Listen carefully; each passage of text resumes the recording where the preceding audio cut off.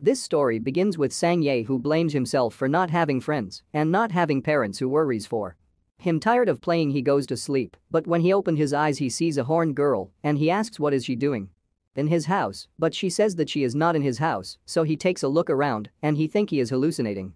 Saying he notices the other people and realizes that he has been set to another world, and the girl asks the priest if he really is the true prophet, and he says that the prophet must be carrying a magical ring just like hers. Sayangi shows his ring and realizes that she also has another one just like his. She can't believe that someone without magic powers could be the prophet, and she also gets mad because he belongs to the human being tribe. Zhangyi says that he doesn't understand anything and he says that he bought that ring in a street store, so she tells the priest that he can't be the prophet since he is so weak, but he says that there was no mistake summoning him, and Zhang, you will be the prophet that will save demon tribe of being extinguished. Xiangyi, not knowing what's going on, asked them to tell him what's going on, so the girl introduces herself as Isabella Osa, the demon queen, and she says that day they were going to sing a peace treaty with human beings, but she didn't expect that her commander Lillian would betray her with the help of other humans, and while being disarmed, she took a big part of her magic powers, but she could stay alive thanks to the sacrifice of her 4 stronger subordinates. Hearing all that and seeing that he is in another world, Zhangyi was planning to become the protagonist of the story. He asks why doesn't she hide on the mountains, but the other girls say that they are escaping from humans, so she summoned the prophet so he could help her, but they were disappointed since he was useless. In that moment Isabella starts to feel bad and she transforms into a girl looking like a human being, and the priest says that this is because her aura has depleted completely, and they blame Zhangyi because she used all her energy she had left to summon him. In that moment some gentlemen say that the humans are already inside the realm and they escort Isabella so she can manage to escape, and the priest would stay to buy them sometime so they can manage to escape. Isabella tell him to escape with them, but the priest is already preparing them to teleport. Isabella crying tries to take him, but he already took them to another place. In that moment the door is destroyed and tall Zangus appears, asking where the demon queen is, but she was already gone and planning to take revenge, so they decide to flee for the moment, but they were attacked on the back by the humans and the girls are planning to sacrifice themselves so she can escape. Zhangyi promises that he would protect Isabella, so he grab her by hand so they could escape, but she wanted to stay and fight and die with them. Zhangyi says that she does that their sacrifice would be in vain, so Isabella crying sees from afar how everyone dies so she could escape. On their way they come across with some human knights and Isabella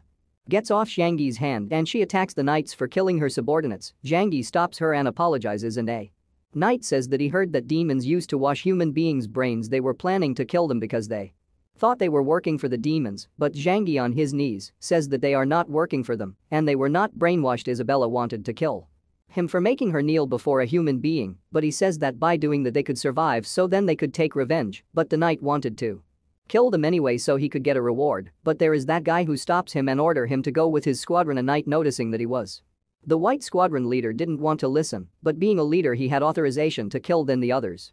Noticing that they decide to escape, he introduces himself as Surfaces, the White Dragon Knight squadron leader, and he asked them when the demons captured them. Before that Zhangyi thanks him for saving them, but sophists order him to answer first, otherwise he would kill them. He says that he was captured when he was 5 or 6 years old, and he introduces Isabella as his wife and says that she was also captured by the demons, and Sophosa ends up believing him and he offers his cape so he could cover himself since he was naked and he would take them to the human being tribe city, but Isabella didn't want to go. Zhangyi convinces her to go, and the next day they arrive to the city where Zhangyi gets surprised by seeing how the humans respect the knights. Isabella changes her name to Yi Bei so she can't be recognized, and on their way they get across with this guy from the royal family called Tallsbury. Whence offices sees him, he ordered his knights to go to the royal palace. Zhangyi asks who he is, in a knight says that he has of a higher rank than sophists by being a regent's son. He says that the current king is very young and the regent supports him making decisions, so he is above every man. Sophists greets him politely, but when Barry notices that he is not the Red Dragon's Knights leader he despises him. But Sophists ask him why the Red Dragon's Knights were ahead of them, that they were supposed to sing the peace treaty with the demons, and he says that the new king's orders were to kill the demon queen. Then Sophus's father, who was the imperial leader, arrives. He is called Gurudita and he says that he heard his son was in town and he decided to show up and say hello. Xianji is amazed by the fact that Sophus's father was someone important in the kingdom. A knight tells that Gyro is close to the king and also he and the regent has very different political points of view. In that moment trumpets can be heard since the Red Dragon's Knight squadron arrival. They were carrying the priest's head impaled in a sword. Watching that, Isabella wanted to kill them all, but Zhangyi calms her down and while watching Angus promises That H will kill him. Angus thought that Gyro came to welcome him, but he says that he was going to see the king and both decide to go together. His son Barry gets close to him, but he threatens him and says that if he keeps on playing he will kill him, and they went without him. Then both decide to get out from the human realm and they take them to their new home. Zhangyi is surprised by the fact that it was so big. In that moment some servants appear. One of them introduces herself as Alina and she was going to feed them, but Isabella asks why Sophices is being so nice with them, even when he barely knows them. On the other hand, these two presents themselves before the king, who was just a boy, and he congratulates Angus for having completed the mission he assigned to him, but Gyro says that what Angus did was a crime because the mission was to sign a peace treaty with the demons, not killing the queen demon. He also says that if the missing demon queen returns to the demon tribe, she will bring war against humans and they will lose a lot of people. Angus says that before they could sign the peace treaty, Lillian told him that she had her people's support to rebel and that if they helped her become the new queen she would make a strong relationship between the two tribes. Then he delivers a letter to the king about what they had agreed with the queen. After reading it, he congratulates him for doing well his job, but Girl says that there's a mistake because he does not believe the demons agreed so easily to accept their new queen. The king says to leave everything in Angus' hands, and being the king he obeys, making Angus happy and Girl's sad. Then we see Zhangyi taking a bath and asking himself how to get back to his world because he doesn't want to be in this world since he saw so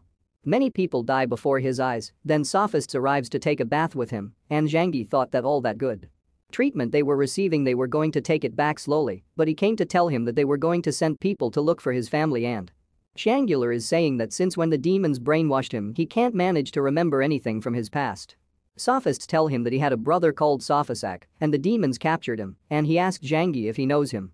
But Zhangyi says no because there were a lot of human slaves in the demons tribe. Sophists get sad, but Zhangyi cheers him up by keep talking, and Sophices says that Lillian became the new demon queen, and then they keep talking about how his father and the region aren't getting along, and when they finish with their bath, Alina takes him to his room and when the door opens he finds Isabella changing her clothes. She was nervous at the beginning, but she closes the door rapidly and she says that he should stop treating her as the demon queen since Selena had been watching, and since he told everyone that they were married they put them both in the same room, so they should behave as a married couple to avoid suspicion. Then they hear someone approaching and it is Alina, so they start making love to make Alina leave, but they were only making sounds to fake it. Zhangyi was taking it too far, so she hits him and makes him go to sleep in the floor, saying he asks her how to get back to his world and she says that she doesn't know, making him sad, but he remembers about the rings and he asks Isabella for hers. He put them together and tries to get back on his own, but all in vain. On the other hand, Alina finds offices and he tells her not to interrupt Isabella, and Zhangyi Alina asks why is he helping them and he says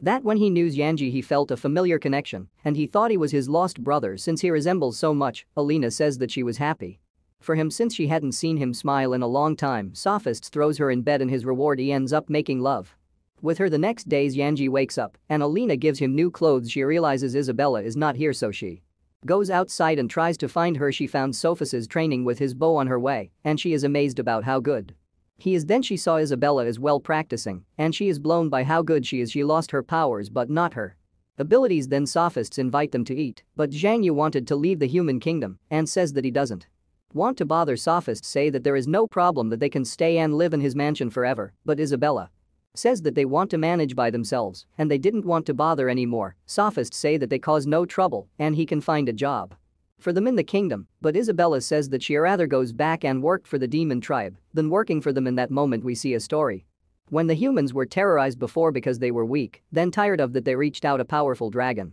to protect them. The dragon accepts helping them with everything as a sign of gratitude. They use the dragon as a deity, creating dragon knight squadrons of different colors. We focus on the white dragon knight squadron, which is the king's personal cavalry, and there are two ways get into the squadron. One is to demonstrate that strong enough and worthy to serve the king, and the other way is by obtaining a diploma from an honor school in the capital. She says that she wants to be an honor student in that school to get stronger, and Zhangyi thinks that was the only way to get out the human kingdom. She says that she wants revenge and Zhangyi scared covers her, saying that they want to save other human beings that are trapped within the demon tribe. Sophosis says no because fights are not as easy as he thinks, but Zhangyi says that he has other purpose by joining the school. He says that after he graduate, they want to help him and his father to lead the human tribe to the top and return them the favor of helping them. Sophices end up believing him and they accept to enrolling them into the school, and he noticed that Isabella had talent for the school, but he suggests Shanji to cook rather than Fighting 2 months after sophists inscribe them and explain the different branches there are in school, he also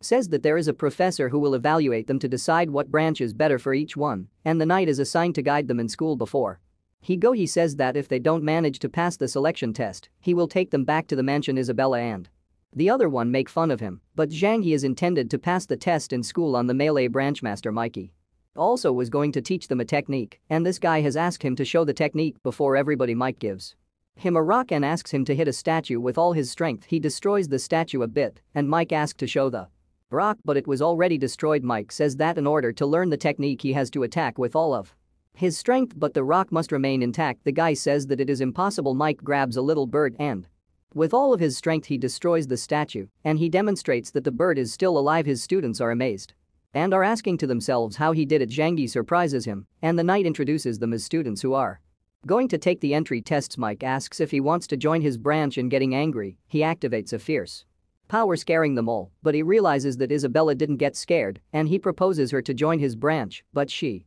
refuses since she wants to join the magic or sword mastery. The knight thought that Zhang Yi was also fine, but after he touched him he ended up fainted because he couldn't hold the mix fierce ability. He wakes up after a few moments and he is told that he failed the test. Zhang Yi was happy about it because he didn't see himself training for that. Every day he introduces himself to this guy to be his friend. The guy introduces his Alex heir and accepts being his friend. He says goodbye because he had a fight class to attend, and the knight agrees to take them to magic and fencing. Then we see a training field where Dorona the fencing teacher and Wadley AC the magic teacher were fighting to decide which branch would use the training field. Both were equal in powers, but they kept fighting and they use a powerful attack but gets deviated and almost killed an old man, but Zhang Yi manages to save him by a hair. And he was terrified because if the attack would have reached him, he would be dead. Dorona points him with the tip of the sword and asks him who he is because she never saw him by the school before, and Zhang Yi says that he helped the old man from dying, but when he turned to see him he was not there anymore. The knight says that he is sophist is his friend Dan. When she heard that name she was desperate to see him, but the knight says that he didn't came, and angrily she asked why they were there in her branch. He explains that they are new students and they came to take the entry test, but before that they are going to measure their strength. AC gives them a sphere to measure his strength, and Shanji, not knowing what to do with the sphere, he asks the knight and he starts explaining. He says that the sphere reveals how much limit power there is inside each person, and that limit power is how strong can a person be with training. If their power limit is low in both magic and fencing, they will be rejected. Isabella grabs the sphere, and when Dorona notices that there is not any shine representing her power, she was going to reject her, but in that moment the sphere starts to shine with a strong light. Everybody is surprised by the fact that she had so much power, and AC asks if she had learned magic before, and Isabella says yes, but for any reason she lost her magic. AC accepts her into the magic branch, but Isabella goes to the sword and she says that she is hesitant between magic and fencing.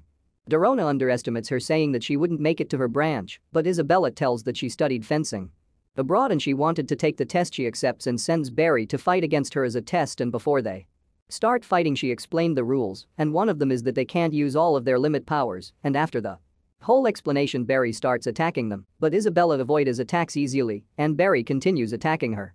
But no attacks manage to return. Isabella gets close with one attack and uses an incredible ability to make him get back and making him angry, so he uses his limit powers and attacks, but this guy called Legend stops the attack, saving her, and Zhang Yi thanks him for saving his wife, surprising everyone there by letting them know that they are married. Dorona gets mad with Barry for using his limit powers, and on the other hand she presents her most powerful apprentice, and he was eager to see him as Isabella fight partner in the future. Dorona asks if her abilities were learned from Makia, and her answer was yes, surprising everybody because Makia was known as the sword god. Dorona sees that she is very strong and accepts her as his student.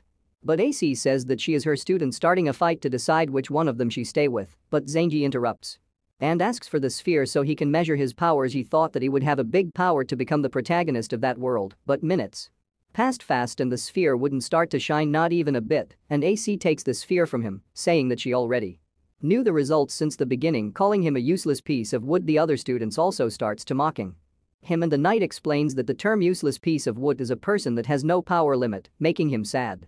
Isabella yells to the other students to shut up, if not they would have to face her. Zanya hears that, recovers and says that even if he has no powers Isabella would always protect him, and before he goes to try another branch he cheers her up and wished her luck in whatever branch she chooses on his way, saying he asks the knight if he could join a branch without having any limit power. He says yes, but for now he can't use a fighting one. After a bit of walking they reach the forging class where he see that they were drawing a sword, but their drawings were terribly bad, saying you thought that in forged classes you would have to be hammering all day to create objects, but Master Ascian Martin says that he doesn't know anything about forging. The knight explains that he was captured by demons and he doesn't know anything about forging, and Martin shows him how the forging is in the human trimeridin, grabs an enormous brush and draws a sword in the floor, and with one word he makes the drawn sword merging out of nowhere. Martin says that this is how humans create things, and if he wanted to forge he had to have a gold alignment crystal. Zhangyi, not knowing what that is, he asks how to use it.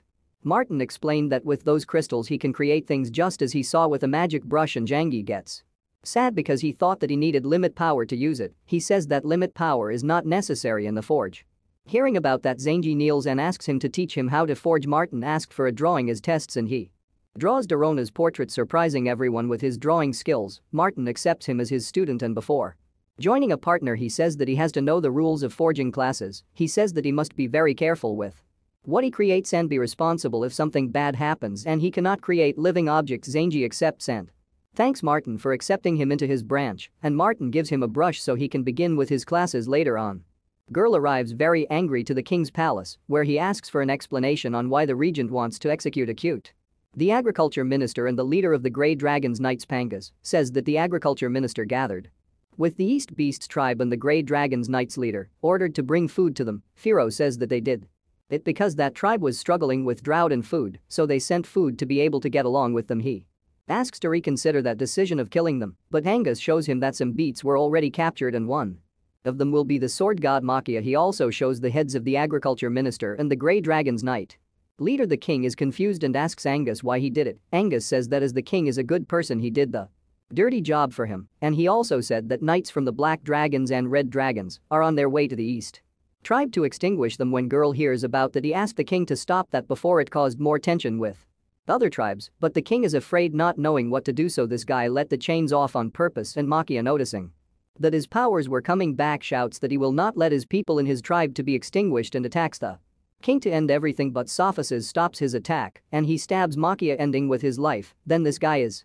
getting near the king to see how he was, and he gives the final blow to Machia. The king gets petrified, scared by that beast, and Guro realizes that everything was planned by Angus, who accepts it with an evil laugh. After that, Zhangyi is walking towards some portals and not knowing where they would take him he asks a knight, and he tell him that those portals takes you from the academy to the residence. He also explains that if he wanted to keep studying in the academy, he would have to live in the campus. Zhangyi asks why he doesn't return to where the knights are, but he gives him a key and says that if he doesn't want to live in the campus they would teleport him back to the mansion, but if he wants to live there the knight would live with him. Zhangyi is a thankful act. He will try to find Sophis's brother when he get back to the demon tribe. On the other hand, we can see Sophises with Hero going to the king to try and make him reconsider some things when making important decisions. When they arrived at night, told them they already knew they were coming, but the king orders were that only him and Gyro could be in the room. Gyro tell him to wait outside getting it alone, and Sophises had a bad feeling about letting him in alone. Hero called the king but he wasn't there, and Angus appears from the shadows and says that he sent the king to practice archery. Gyro knew that this conversation will not end well. Sophists was still waiting for his father, and this guy called Sato appears and talks about the Withered Dragons Knight squadron should be led by the king, but being just a child that power had to be passed to the regents. In that moment Sophises realizes that something wasn't right, and after seeing the knights he was planning to enter the room, but Sato stops him. Sophises with a sword in it asks what will they do to his father. Nothing, says Sato, because Angus is inside and he is making him see the true state of the capital. Sophises asks more questions, but Sato leaves. On the other hand, Zhangyi decided to stay in the North Campus, and when he opens the door he finds Isabella changing clothes again, but she doesn't care since he already saw her before. Isabella talks about how good they are treating them in the academy, but Zhangyi suggests escaping the academy, but she refuses because the academy controls their students very well and they would notice that they are not in the room. She explains that the academy has a magic field surrounding it and say she would not be able to break it, saying he asked her for another plan, and she says that they must wait until she gets stronger. In the academy she also said that the demon tribe only accepts strong people as leaders, not somebody weak, and she gets sad when Zany sees that he promises her that he would take her back to the demon tribe so she can be the queen. Again saying that he chose the forging branch because it is destined to be powerful. Then he asks her what branch did she chose. Isabella says that she chosen both so she could recover her strength quickly, and both teachers Accepted. Zhang Yi takes advantage of the conversation to get into the bed, and they kept talking about how they could become stronger quicker than when she saw him on the bed. She asked him to leave, but Zhang Yi says that he is just pretending to be a married couple, making her blush. They keep talking, but Isabella throws him out, threatening him with a sword, and he goes to the floor where he starts thinking about things he can create with his magic brush. The next day, Isabella wakes up, and when seeing a silhouette in front of her, she grabs her sword asking who is there, but when she sees it, well, she realizes that it is a statue made by Zhang Yi, and after getting out of bed, she sees other objects, asking to herself what could it be. Then she hears some noise in the living room, and she realizes that there are other creations made by Zhang Yi, and she was planning to ask him everything about those creations in the night in forge class. They were waiting for Zhang Yi, but as he didn't arrive, they were about to begin with the class, but in that moment Zhang Yi arrives with a bicycle, and everyone is amazed by Zhang Yi's creation because in that world vehicles boosted by human didn't exist. When Martin sees the bicycle, he gets on the bicycle and Zhang Yi teaches him how to use it. It gets complicated at first, but later he managed to drive it. Then Martin destroys the bicycle for not breaking, leaving everyone disappointed because they all wanted to try, saying he promises that he would create another bicycle, but he couldn't in that moment since he ran out of gold alignment because he spent all night trying things. Zhang Yi realizes that the forge works with thoughts, and he asks to himself what would happen if he built objects from his world, so he built a cell phone as a trial, but it didn't work since he doesn't know how cell phones work, and he kept on building useless technological stuff because in his mind he didn't know how they work.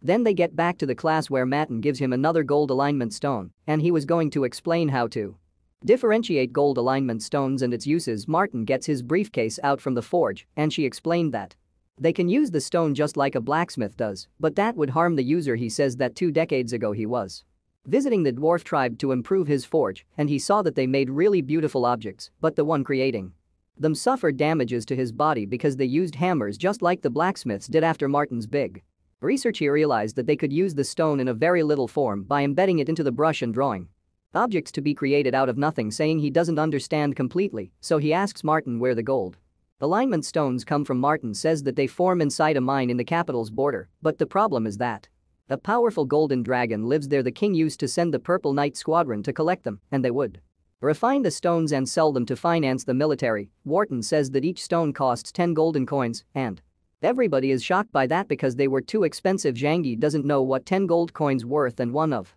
his school partners explains that 500 people can be fed with 10 gold coins for a month, scaring him because he used them deliberately. Then Martin says that that's the lesser ranged stone, and he shows them a range of stones going from the lesser ones up to the better ones, which can reach a price of 50 gold coins. Then he explains that stones differ by color, like the red one which uses fire as base, but they worth up to 500 gold coins. Then he gets his magic brush out, and he explains the limits of his lunar stone and how rare it is. He is the only one who has one in the capital. Then he tell a story about when he was young, studying the forge with the dwarves, but they weren't as sociable, but later on they acknowledged him by realizing how determined he was. The dwarves had 4 lunar stones, and they gave him one of them as a reward for obtaining many achievements with that stone. Martin built the walls protecting the capital and explains that the power of a lunar stone is infinite but has a price, and that is that extracts the user's consciousness. One of the students says that this side effect must have not affected the master because his looks pretty healthy, but another student points towards a photograph where you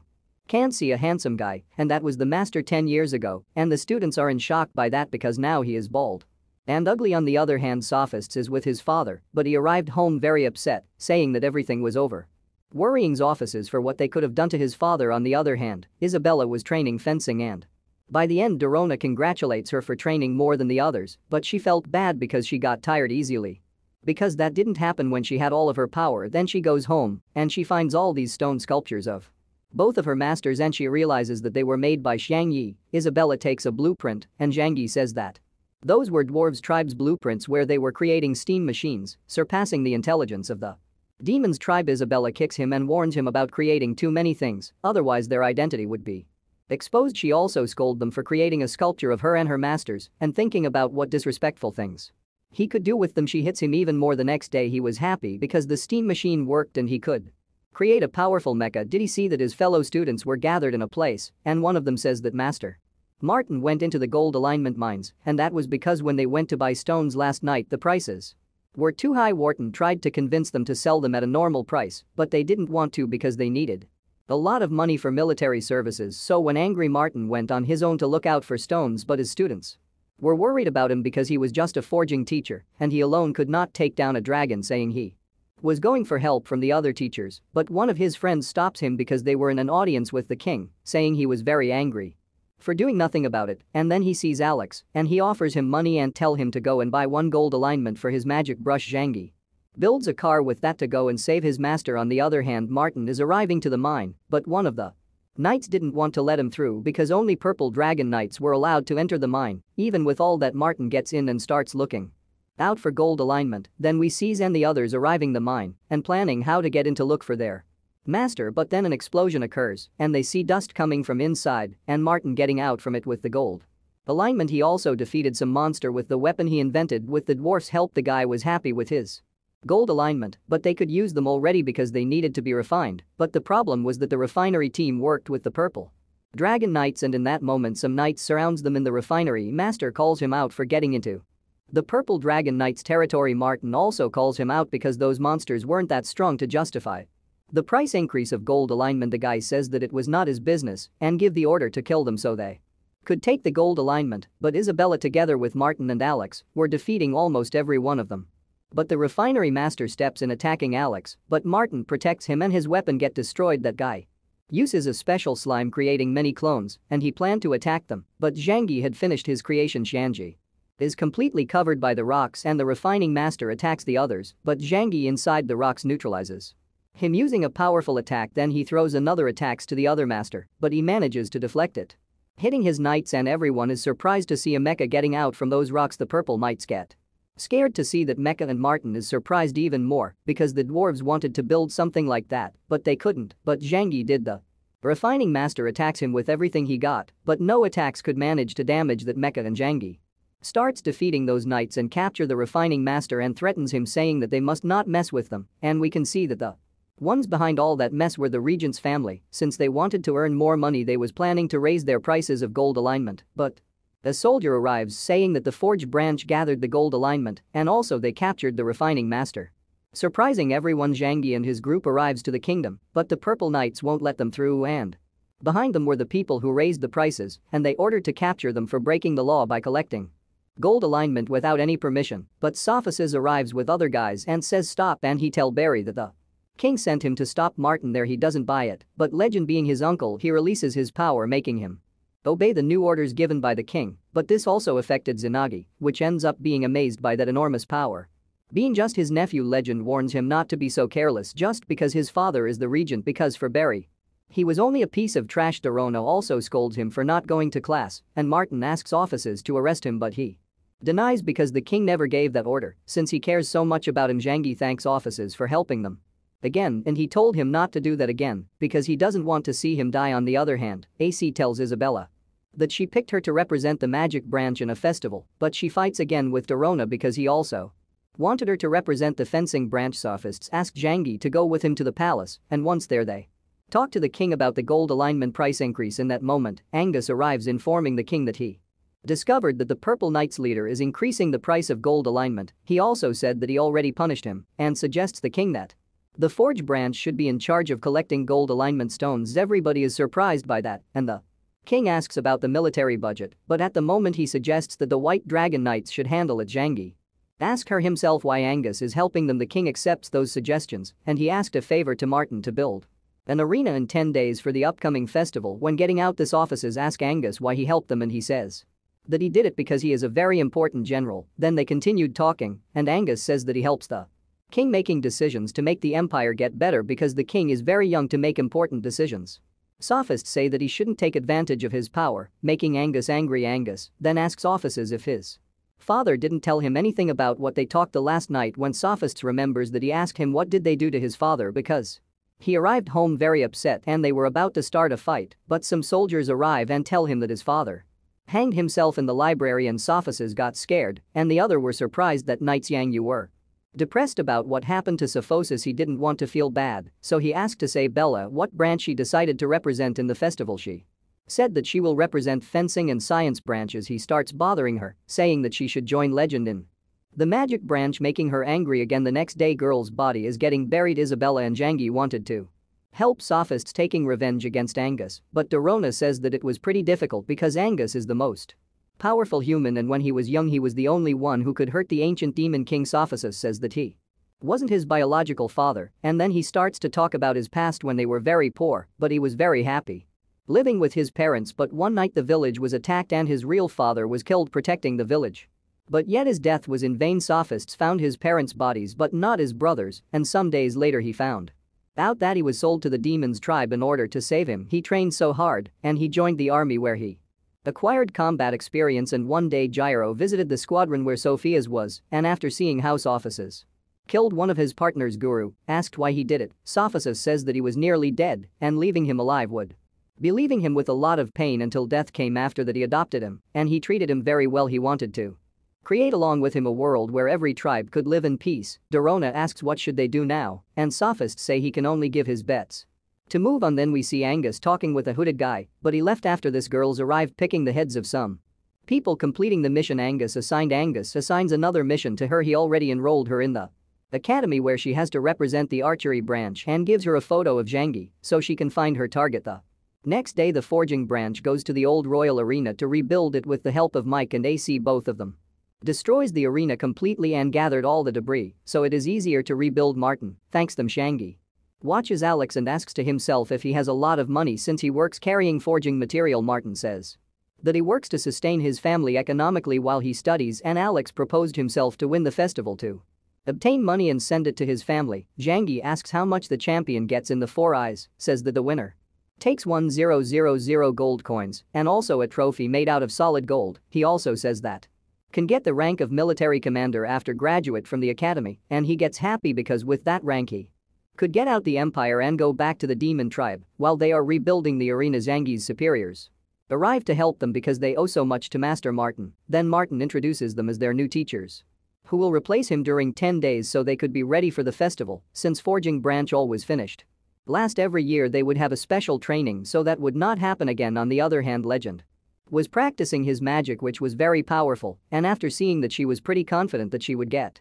first place thanks to him. On the other hand, Isabella was also training, but she has an illusion where she sees her subordinates' bodies who sacrificed for her, and they're the demon queen, presents herself making her remember that everything was her fault by wanting to sing a peace treaty with the humans. She also argues about why she trusted in Lillian. Isabella gets angry, and Dorona notices the enormous power she was about to unleash, so she knocks her out. Dorona is surprised to see all that evil power limit. She was even scared. On the other hand, Sophisis was walking through the capital. He sees an invention he never saw before in the capital, and he is also surprised to see all those citizens using objects he never saw for, and when looking at another store he realizes that all those inventions were Zion's.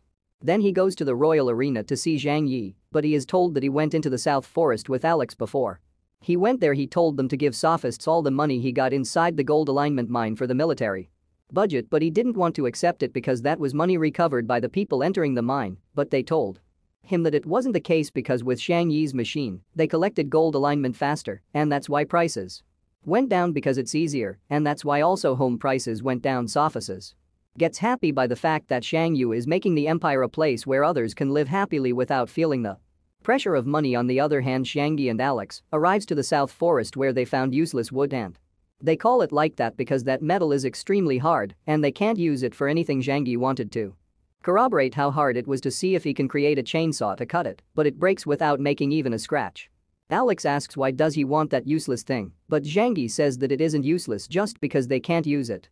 But if they manage to use it useless, what might become the empire's most valuable resource. The next day everyone is preparing for the festival, and with it the king's arrival. Sophisis announces the beginning of the festival and give the order to every branch representatives to step into the royal arena. Each one of the branches steps in, and the festival winners candidates were fencing branch and the magic branch. Saying you is surprised to see only one person in the cooking branch, and they are underestimated when they stepped in because everyone thought that they were there only to make them lose time. Participant called Nine Air was angry, but his master asked him to come to avoid any trouble. After so many branches, the forging branch steps into the arena, but the other are depressed because they always finish last in the festival, and Zhangyi tries to cheer them up, but Martin was depressed too. After every branch is inside the arena's offices explain the competition rules. The festival would last for 5 days, and they would be separated by category, the first one crossing the empire and one day going through the locations to place around the empire, and when they get through portals they will get a coin that has a value of 10 points. There will also be 10 coins hidden through the kingdom in the first 16 contestants, with the higher points will manage to advance to a new category. He also says that there also are dangerous obstacles in every location, and once he ended the explanation, a door appears with a very dangerous location. Everyone starts to get in, and the forging branch was scared. But yet they got in, and that's where Refinery Master Yalu arrives and tell Martin to get their students' tombs ready, because they won't get back alive, saying he goes through the door, and he realizes that there is a lake called the Lake of Sound. This girl explains to him that it is called like that because if a person yells in the edge of the lake, it creates an echo that lasts longer than the average lino, also known as Tall's Renz, gets close to Isabella, asking her if she wants to get through the lake with him, but she goes towards Yangi, saying that she would find a way to get across with her husband. Zany says that he has an idea to get through the lake together, making Renz angry because he says that he doesn't respect married women. All the students start to cross the lake, and while all of them were getting far away, the Forge class awaits for Zhangyi to build something, so they get through the lake. Zhangyi builds this yacht named Mar, and this girl says that why doesn't he teleport objects he already created, and Zhangyi says that when forging he does not need to draw very well what he wants to build, since the forge depends on the forger's thought, so if he has a boat sketch then he could create any type of boat with the same drawing. The girl starts to flirt with Zhangyi, and his partner called Moto says that he shouldn't tell his secrets to his rivals. Zhangyi says that he shouldn't worry, and in that moment he could see that Isabella was angry, and when she notices that he saw her she turned her head so he couldn't see her. Like that, the other girl introduces herself as Oxa and asks him a favor to take her and his partner because his giant cat didn't want to get into the lake because it's fearful of water. Moto was against taking them because they were rivals, but Oxa says that if they help them she would return the favor to everyone in the Forge class. They all agree and they got ready to cross the lake. On the other hand, the spectators were watching the students, and then we see Martin, who was worried about what Yalu said, going back to the festival Zhangji Man images to get across with some students with his yacht, surprising everyone because that boat was fast. The king was also surprised to see what Zhangyi built, praising him because he thinks that he will be a great forger in the future. Sophices is happy to hear those words and to see that they were talking about Zhangyi. Renz, on the other hand, was in first position, but suddenly some tentacle attacks, and I make a note here because this guy's real name is Ellie, not Alex as we thought, so he rushes to save his partner who was captured by those tentacles. Once Lee gets to the surface, asks what that thing was, and in that moment the beast goes up. It was the protector of that lake called the Void King. The monster starts to attack them and everyone they start to attack it back, but none of the attacks worked against that monster. Renz angrily uses his magic and surrounds the beast with water, taking it into the sky so it couldn't interfere with him on his way, surprising everyone, showing how strong he can be. When the king saw that, he asks offices if Renz could become as strong as the regent in the future. Sophosis is very honest and says that Renz is very strong, but he can't compare him with the regent because he is comparing a training field with a battlefield. On the other hand, the lead partners are apologizing for delaying him, but Ali didn't want to continue without them, and in that moment saying he appears, helping them, getting them into his yacht. They continue their way and the Void King fells near to them with the color turned into red for how angry he was. Hixa explains that if the Void King gets red, it might become a Class S monster, so that's why she tries to stop it. Zhangji stops her, and together with the Forge class they activate some devices, giving the yacht a powerful minigun. Zhangji starts to attack the Void King with the minigun, surprising everyone for how powerful that weapon was. While they were attacking, the Void King asked to stop since they are hurting him, and Xiang, he is surprised to know that it can speak human language, so the Void King transforms into a little boy who explains that his master ordered to participate in the festival, and Zhangji thought that he had a coin so he asked him to hand it over. On the other hand, Renz manages to reach the other door where he finds two, and he went his way getting into the other door. Then the other students arrive and they realizes that the first place will get 2 coins and the second will only get 1 coin, and as they thought that they couldn't beat Renz, they settle with the 10. Zany arrives and he is happy for being able to get through the first round where he got 2 coins after taking them from the Void King. Zhang, he gives a coin to Isabella, but she didn't accept it because she wanted to get her own coins. So they all got into the next round where they found themselves into a burning forest. This was perpetrated by the Regent's family, who set fire to the forest to summon the spirit of the forest to kill Zhang Yi by Yalu orders. On the other hand, Xiang, he was on his way, and when he realizes that the fire was set intentionally, he asks himself who might have been. Then they found some twins fighting against spirits of the forest, who blames them for having intervened with the peace of the force. Oxa helps them with her magic, and Lee along with Isabella cut the spirits into pieces, but they could regenerate. Because they have that ability, Zhang Yi tries to talk to them so they don't have to fight, but they didn't want to let them go because they thought they were responsible for the fire. Renz interrogates one of the spirits and he tells that one of the humans started the fire. Renz was angry to know that there were people ahead of him that set the Place on fire on the other hand, the other managed to contain the spirits in this. Isabella senses that there are people hiding, so she asked them to get out of their hideout. They say that they just arrived to the forest and because of Ren's they could not find anybody of their team in that moment till he feels a great amount of limit power getting close, so that's why all of them gets into fighting position. In that moment some roots start to get out from the earth and start to attack them, but Oxa protects them with her magic. Then from where the roots were a monster called the Thorn Queen appears, which was a rank, as she starts attacking them and everyone attacks her back, but no attacks seemed to affect her. She was so powerful. Isabella starts to attack her, managing to distract her and then cutting her in half with her sword with a combination of sword and magic, but the queen appears from the trees attacking her on her back. But in that moment a big ball hits the queen's face, sending her flying far away. It was Nine who helped them. He introduces himself, but the other make fun of him after hearing his voice, which sounded like a woman's, but after that they apologizes. Isabella asked how the queen appeared from the trees, and Oxa explains that the foreign queen relies on the tree's energy to live, so her tail is connected to every root so she could extract her life power. Then the queen appears once again, starting a new fight. Zhang He knew that the other two were from the pastoral branch, so he asked them to heal his friends and he would compensate in exchange. In that fight the queen almost killed Zhang Yi's friends, but the forging branch intervenes with weapons created by Zhang. Zhang Yi had bought some time and he created another weapon even more powerful, and he starts fighting against the Thorn Queen. Then Isabella asked him to stop. She start to release almost all of her limit power, surprising everyone because that limit power were the same as Rance. Isabella starts to get close to the queen, saying that she finally remembered her, and once the Thorn Queen notices her limit power, she remembered the past when she was little and lived with Isabella in the demon tribe, but as she couldn't live in a place with so much magic, this Isabella frees her, promising her to come back in the future when she could turn this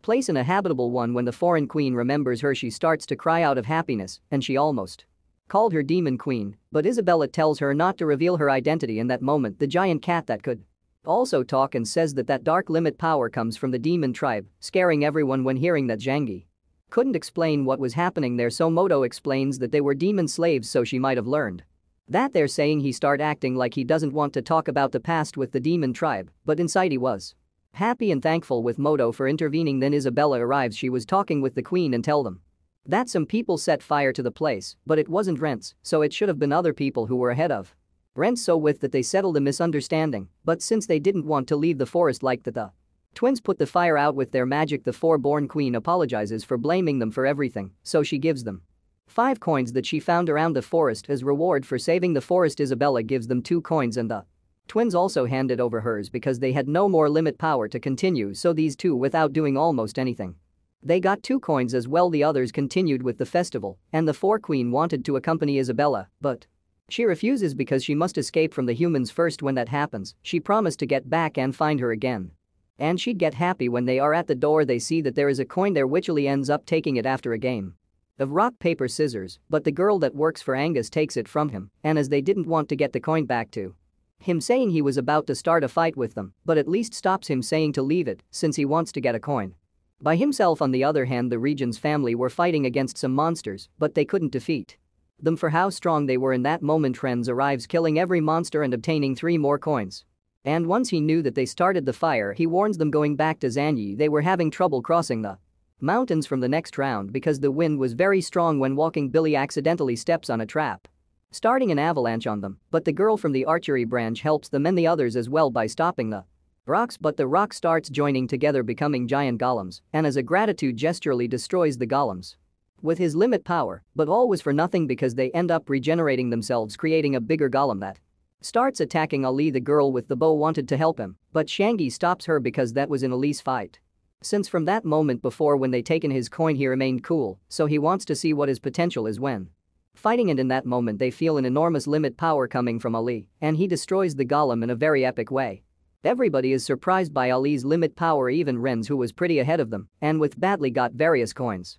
But after using that attack his arm was damaged. Everyone who managed to see his power were surprised for how strong he was, even the ones that took the coins from him. After that they kept going, but some of them couldn't continue because they were too tired, so Nine uses one of his abilities to help them continue. After some time they reach the door, where their Ali's friends decide to surrender and leave everything to him to win the festival. Police says goodbye to his friends, but Shang Yi was worried about Ali when he saw his arms, but Ali tells him to not to worry, that he could keep going. This girl didn't want to see him like that, so she grabs his hands and with her powers she heals them, making Everyone else jealous seeing how she was healing his wounds. On the other hand, Renz was a bit tired because of the big sun as well as the region's family. Suddenly they see some cars getting close in which Zhang Yi with his group were. And they looked pretty fresh because of the ice windows Ascian made. When Barry sees that, he orders them to get him in. Zhang Yi along with the others makes fun of him and they didn't obey, leaving them alone, and one of his relatives throws a sling to the car which bothers them. After getting across the desert they reach the Crest Kingdom, where almost everyone get coins as Yang Yi and everyone in the Forge branch were freezing. Zhang Yi built a helicopter to get across those crests faster, but 99 decides to keep walking because he wanted to test himself once everyone was inside, saying he turns the helicopter on and they find Renz on their way, who was climbing the mountain with bare hands. Everyone asked why wasn't him using his magic to climb faster, and then Oxa realizes that something was wrong. In that moment the royal arena starts to fail. The projections are bothering the spectators since they wanted to keep watching the festival, and one of them explains that the students are in the absolute belt. He explains the being inside that site voids the ability to use limit power, and now they would have to get through that round using only their core abilities. Since they could see the projections they were bored for hours waiting to see who ends up finishing in first place in that category. Then they see someone getting out from the door. It was 99, the one who continued by himself, surprising everyone, realizing that the cooking branch finished that round faster. In that moment his coins gets out from him and they join for a total of 30 points, and second place was Elite, and counting his coins he got a total of 40 points, and the people was surprised and seeing what he did before everybody starts to support him to win the festival. The third place is for Renz, who broke the festival record by getting 100 points, and so everybody else were arriving one by one. Moto was sad and he arrived alone. Zany was getting Martin worried and the others asked where Shang Yi was. Barry says that he probably was dead and Moto blames him. A worried officers gets down to the arena asking Moto what happened to Shang Yi, and he tells everything that happened when they reached the top of the mountain in Zhang Yi's helicopter. Zhang Yi was about to dismantle his helicopter so nobody could copy that in the future, and in that moment the region's family arrived. One of them takes a coin from Zhang Yi with a slime.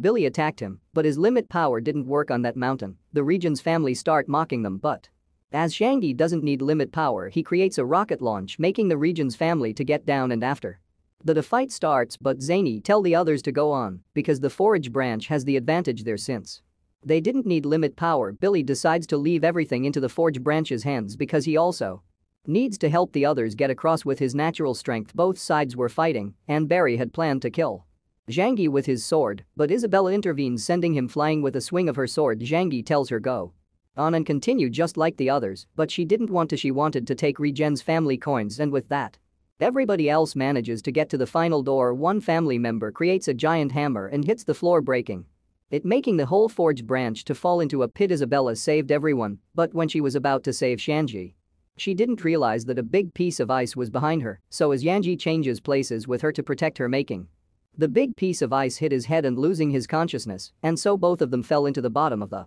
mountain. When Ali heard that he planned to start a fight with Soft, stops him, saying that if he does that he would be disqualified from the tournament, but Ali didn't care. He wanted to hit them, but in that moment Isabella gets through the final door carrying Zhang Yi, and after a bit she fells due. She was very weak. Oxa asks why did she get to the door carrying that useless, but she says that he is not a useless, that he is his husband, and before passing out she asked them to give Zhang Yi one of her coins. After that the festival first category came to an end and all the 16 students that managed to finish the category are named. Zhang Yi wakes up in the infirmary where he is informed that from the forging branch only he and Maud made it out to the next category. Zhang Yi asked how Isabella was and they said that she recovered fast and she is now training fencing with sophists in the garden. When Zhang Yi arrived he told her not to train that much since her wounds haven't healed completely, and when talking about how she helped him, Isabella says that she did it just because she wanted a weak rival for the next category, making Zany angry for how she was treating him. And talking with these two sophists say that he has to get ready since he would face the region's family in the morning. At first he was surprised, but then he decides to finish with them since they almost got him killed in the last round. The next day the second round begins and it was combat. Some of them were surprised because the Forge branch got 2 students into the next category, and note here the battles are long and cover many chapters, so I will sum up the most important parts, otherwise I would have to make a lot of videos for this manual. Moto was scared in a room because he never thought that he would be in the next round, saying he asked him to calm down. Moto asks why is he so confident since he is going to fight against the region's family member, and he answers that he is not afraid since he prepared everything to kick their asses in the arena. Sophists announces the combat presenting Bushi from the swordsman. branch and Shangyi from the forging branch. Once they entered the arena, the battle starts. Sayani pushes him to the edge of the arena, making his creation explode and throwing him out of the arena. Shangyi thought that he already won. But a slime starts choking him because Bushi didn't fell down completely after the explosion. Shangyi uses one firestone, burning his slime since it was its weakness, and he says that he found out what his weakness was in the past category since he used his slime everywhere but in the desert. With that being said, Shangyi creates a special weapon for him which starts surrounding him inside a sphere. Blushi tries to escape, but he couldn't because the top was made from red iron, and before all that, when Bushi attacked him with the debris, he took advantage and he put dynamite inside, so a big explosion occurs inside the sphere, an explosion able to kill anyone. The king was afraid. But sophists say that losing a life inside the festival would not have any repercussion. Although Shangyi won, he asks offices to announce the winner, but in that moment Bushi destroys the sphere by activating his dragon shape when raising his power. In that moment, the king explains that it is an ability passed down the family. When a kid is born, is taken to the Lord of Dragons, who gives the baby dragon blood, obtaining dragon powers and becoming a hybrid dragon human. The king also has dragon blood inside him. In the battle, Bushi says that his slime is a dragon slime which once it consumes the user, it becomes stronger. Shangyi tries to damage him physically, but no weapon seemed to work, so Bushi thought that he was the winner of that fight. Shangyi tells him not to be so sure about that because when destroying the arena, he found the useless wood he had found before, and with that he locks Bushi up, creating a microwave. He tries to get out, but none of his powerful attacks could destroy the useless wood. Shangyi started giving him a speech to everyone who made fun of him for not having limit power. He explains that useless wood is the hardest material in the world and the forging branch is the only one that can use it, making it a branch destined to be powerful. With all that, he uses his brush with an electric stone to activate his giant microwave. Then we can see Shangyi's past. He was very smart. He even received an offer for a position in Harvard being only 14 years old. This is the reason why he can create advanced technological objects, because he is smart and he knows how things work from inside out. Bushi was asking for help inside that microwave because he couldn't hold that heat anymore, and also his slime was devouring him in order to survive. When Yalu notices that, he orders him to get him out. Shangyi refuses because when they participated in the festival they got rid of them and he didn't want to free him because he maybe get out alive and then he would try to kill him. In that moment someone interrupts him. It was the academy director called Basil who saved Bush's life, since he is the one in charge of ensure safety and security of every student. As the fight was pretty exciting, he announces that Shangyi was the winner of that fight, getting everyone excited. He sees Isabella, but she steps out and thinking that maybe she was mad. Basil told him to look for her. On the other hand, Martin confronts Yalu, saying that if he tries to mess up with his students again he would not let him escape, but Basil intervenes, saying that he would not let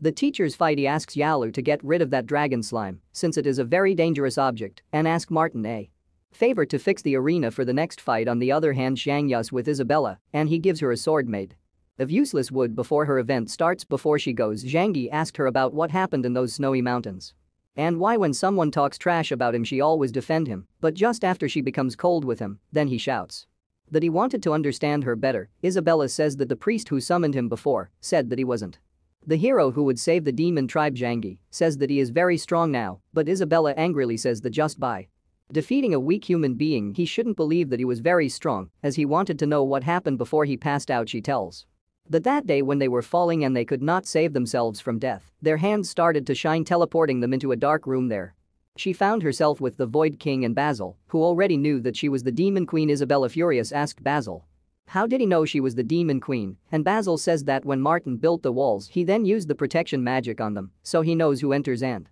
gets out of the kingdom. He told her that he used to visit her house regularly, surprising Isabella by letting her know that he know her father. Basil told her that they stopped talking to each other when a subject merged and they didn't agree with it because they had different points of view. Isabella asks him why did he became friends with his father if he was from another tribe, so he says that he doesn't see differences between tribes since every life was created the same, and she will feel the same when she gets to know the truth, since everything sees and surrounds them belongs to a big entity. Isabella doesn't get it completely, and knowing that she is the Demon Queen she asked him if he would let her continue studying in the academy. Basil says yes because he wanted to see if she can surpass her old self with her current form. Isabella starts to think that Basil might have other identity as well, since he already know her identity.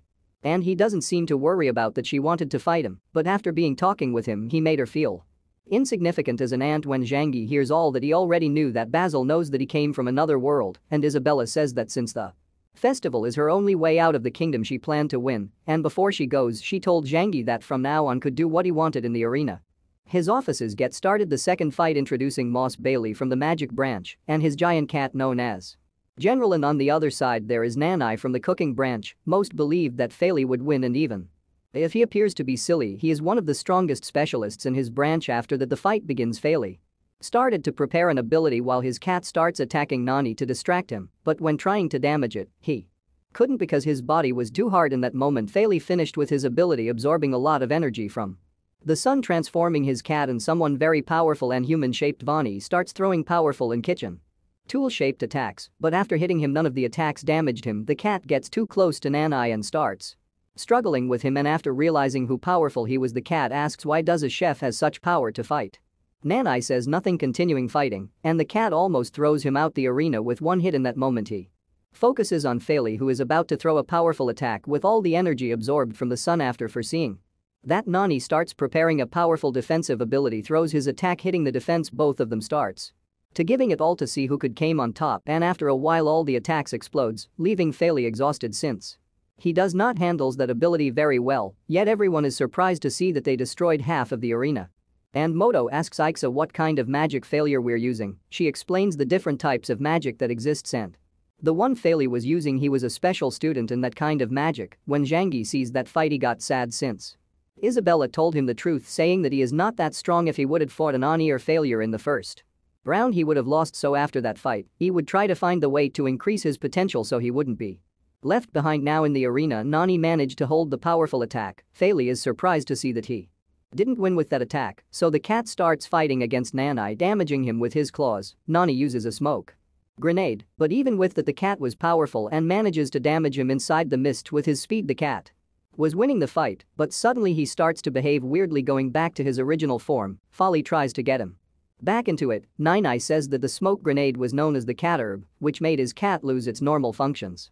But it wasn't dangerous. He asks him if he wanted to keep fighting, but Failey surrenders since not even him could keep fighting, surprising everyone because no one expected Nanai to win. Then another fight begins introducing Barry into Isabella, both from the same branch. When the fight begins Barry tells Isabella to surrender, but she doesn't listen and start to throw powerful attacks one after the other, making very unable to counter-attack. Everybody is surprised to see how much better got in so little time. Dorona was worried because she didn't want her to get out of control like that one time they were training.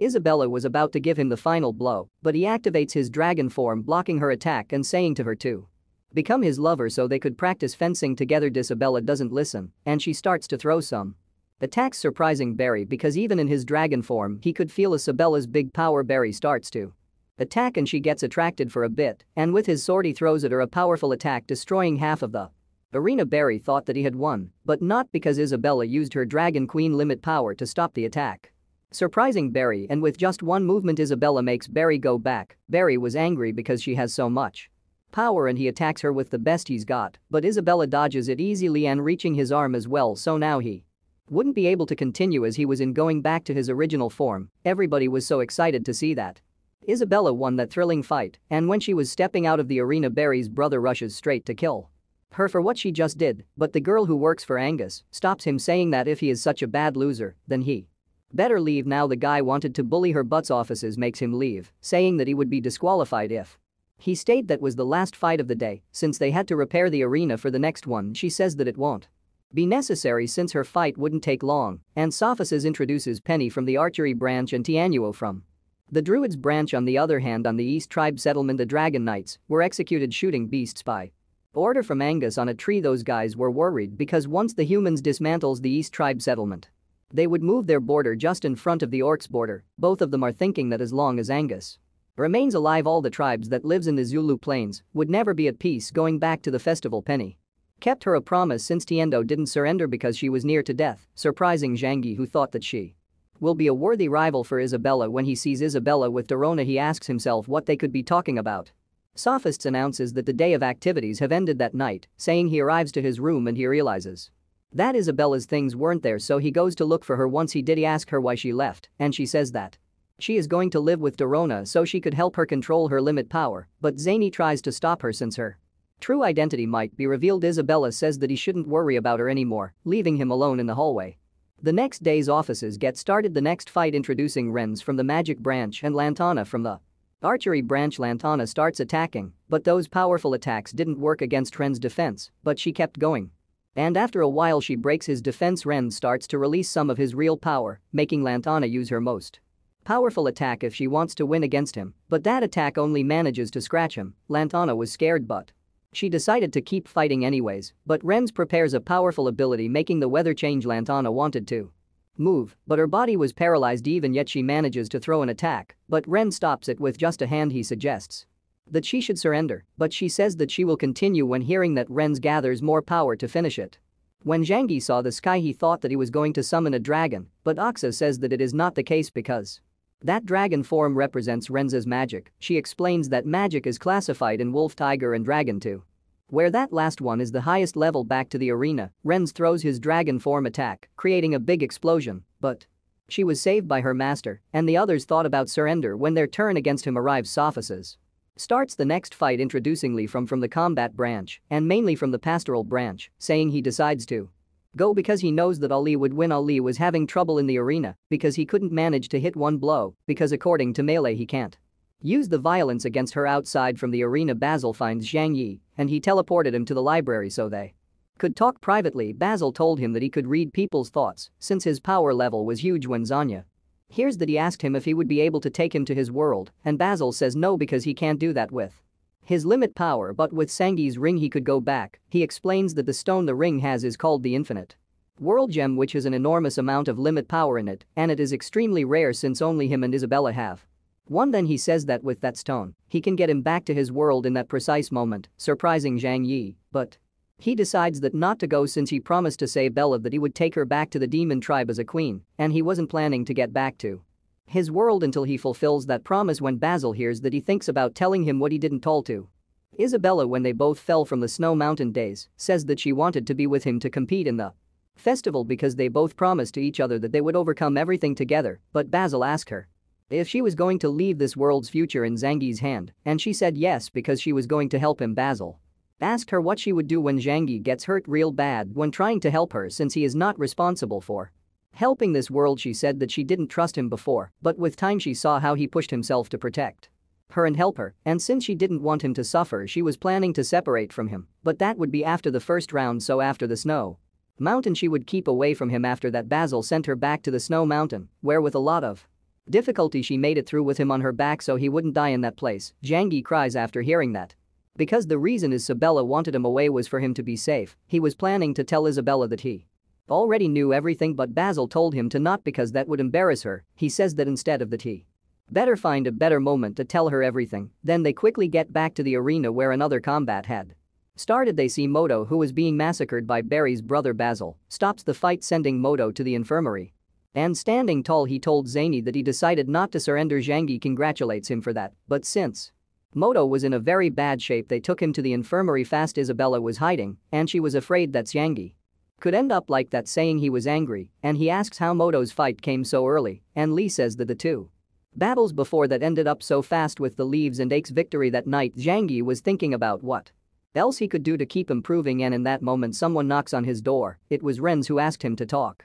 Once outside, Renz says that he already knows that he was a demon slave, and since he had progressed so fast he proposed the king that once he graduated he could join the army, but Zhang Yi didn't want that rank, he wanted the rank of mayor since he could get in and out the kingdom. Ren says that with that rank, he must be prepared to fight in any moment. So a forger would not be useful. Zhang Yi was angry and wanted to go. He didn't want to be underestimated just by being a forger, and also because Renz would be Zhang Yi's final opponent in the festival. Renz was angry too and says that if he goes to the festival tomorrow he would not have mercy when they have to fight, but Zhang Yi laughs and says that he is not afraid to fight with him. He also says that the reason he is afraid because he have never lost and he thinks he is the only one who could defeat him. Renz was furious and he wanted to kill him, but Sophisis appears and stops him, so he would not be disqualified, and before Renz goes Yang, he shouts that he will be the only one who defeats him. Then Sophist takes him to another place and says that nobody in the Forge branch have been able to use useless wood since it cannot be used for building. Martin tells that he tried to use it to forge before, but he couldn't, surprising Zangi because he thought that only him had used it. Sophisis says that there are many legends of Zulio's plains and one of Them talks about the useless wood and says that Zulio's creator used a great amount of power to create all living creatures, but after spending so much power he left the plains the only remains of the ship he used to leave the plains were those pieces of useless wood and then became the useless wood that we know today. Sophists at the end says that the creator was the only one who knew how to use useless wood, surprising Martin who thinks that Zhangyi has a similar power the creator had. Zhangyi says that he only knows the useless wood's properties and he thought that maybe the creator of that world was the same who created the earth. In that moment he remembers that Basil told him that he must not reveal that he is a traveler from another world. Sophists asked Martin if he had heard about the demos using the forge. Martin says no, since the demons have a huge limit power, but they called it magic power and they didn't care about forging. After some talking they came to the conclusion that maybe Zhangyi can defeat Ren since he can use useless wood. The next day the quarterfinal starts and the first fight of the day is Yang Yi against Nainai. Before the fight starts Billy tells Zany to be careful because Nainai was very powerful. Then Ace arrives and she was with Ali, who had been punished for what he did to Melee in the fight. Billy was mad that day for not being able to give her a punch, so with a bit of luck he manages to destroy Melee's illusion which didn't allow him to hit her. She was scared and throws an attack that would keep him chained while she activates her attraction ability to make Ali fell in love. This gets everyone nervous, even the teachers, but Ali was angry and destroys her charm with his limit power and he didn't care about her being a woman, so he sends her flying with a slap. After that everyone gets disappointed with him after hitting a beautiful girl twice without even thinking about it. Billy also calls her out because she also humiliated Billy when they fought. Before we continue with the story, don't forget to subscribe and like since it's the best way to help the channel and also motivates me to keep going with the next chapter of this manual. When the competitor get into the arena they surprised everyone since none of them expected they would get so far. Nana starts attacking Zhang Yi, who managed to block him, but Nanai gets behind him with his quickness to end the fight fast, but Zhangyi activates a magic barrier and he could do that because Basil told him that he could use magic by drawing glyphs and symbols. After the barrier water comes out from it making Nana go back. Everybody was in shock seeing that he could use advanced magic. Being in the forge branch since he has no limit power. Aces, who was in love with Martin, asked him about how Zhangyi can use magic since he is useless. What? And he says that he found out that a forger can use magic by drawing glyphs or symbols, taking advantage of the magic that lies inside the gold alignment. By drawing the glyphs he could use any type of elemental magic, but that would deplete the alignment stones very fast, destroying the glyphs with it and making it usable just once. Aces gets surprised because he would have to be rich to buy alignment stones every time, and Martin says that in fact he has a lot of money because he sold all the objects he created, being Darona's and Ace's figures, the ones that gave him more money. After knowing that they both wanted to kill Zhang Yi because it was because of him that every man of the city looked at them every time in the arena. Nada attacks Zhang Yi again, but he manages to stop it and he activates an electrical magic attack destroying Nani's weapons and also hitting him and making him fly.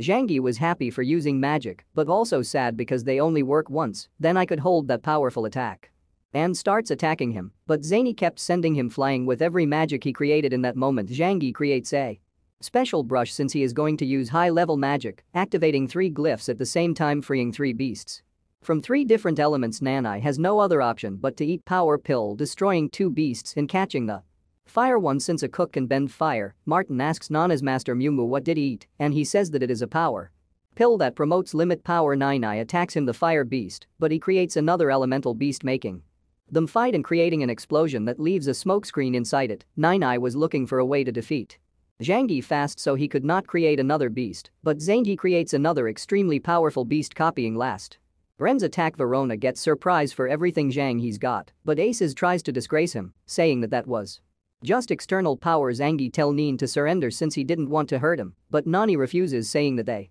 were in a battle and Shanji decided to continue with the battle. He attacks Nanai, creates various barriers to defend himself, but they didn't work because the elemental beast destroys it with an explosion that hits Nanai. He was lying on the floor and surfaces was about to announce the winner, but Mumu stops him because I didn't give up. He was pretty injured, but he gets into his feet to keep fighting, and Mumu tells the story about Nadai. He was abandoned when he was a baby in Mumu's restaurant front door, and 10 years later he was cooking, but he couldn't do it well. He was sad because times passed and he couldn't cook anything well, so one day he ran out the restaurant and Mumu went after him and saw him crying because he was having a bad time, and he also had a woman-like voice, so people didn't like his food.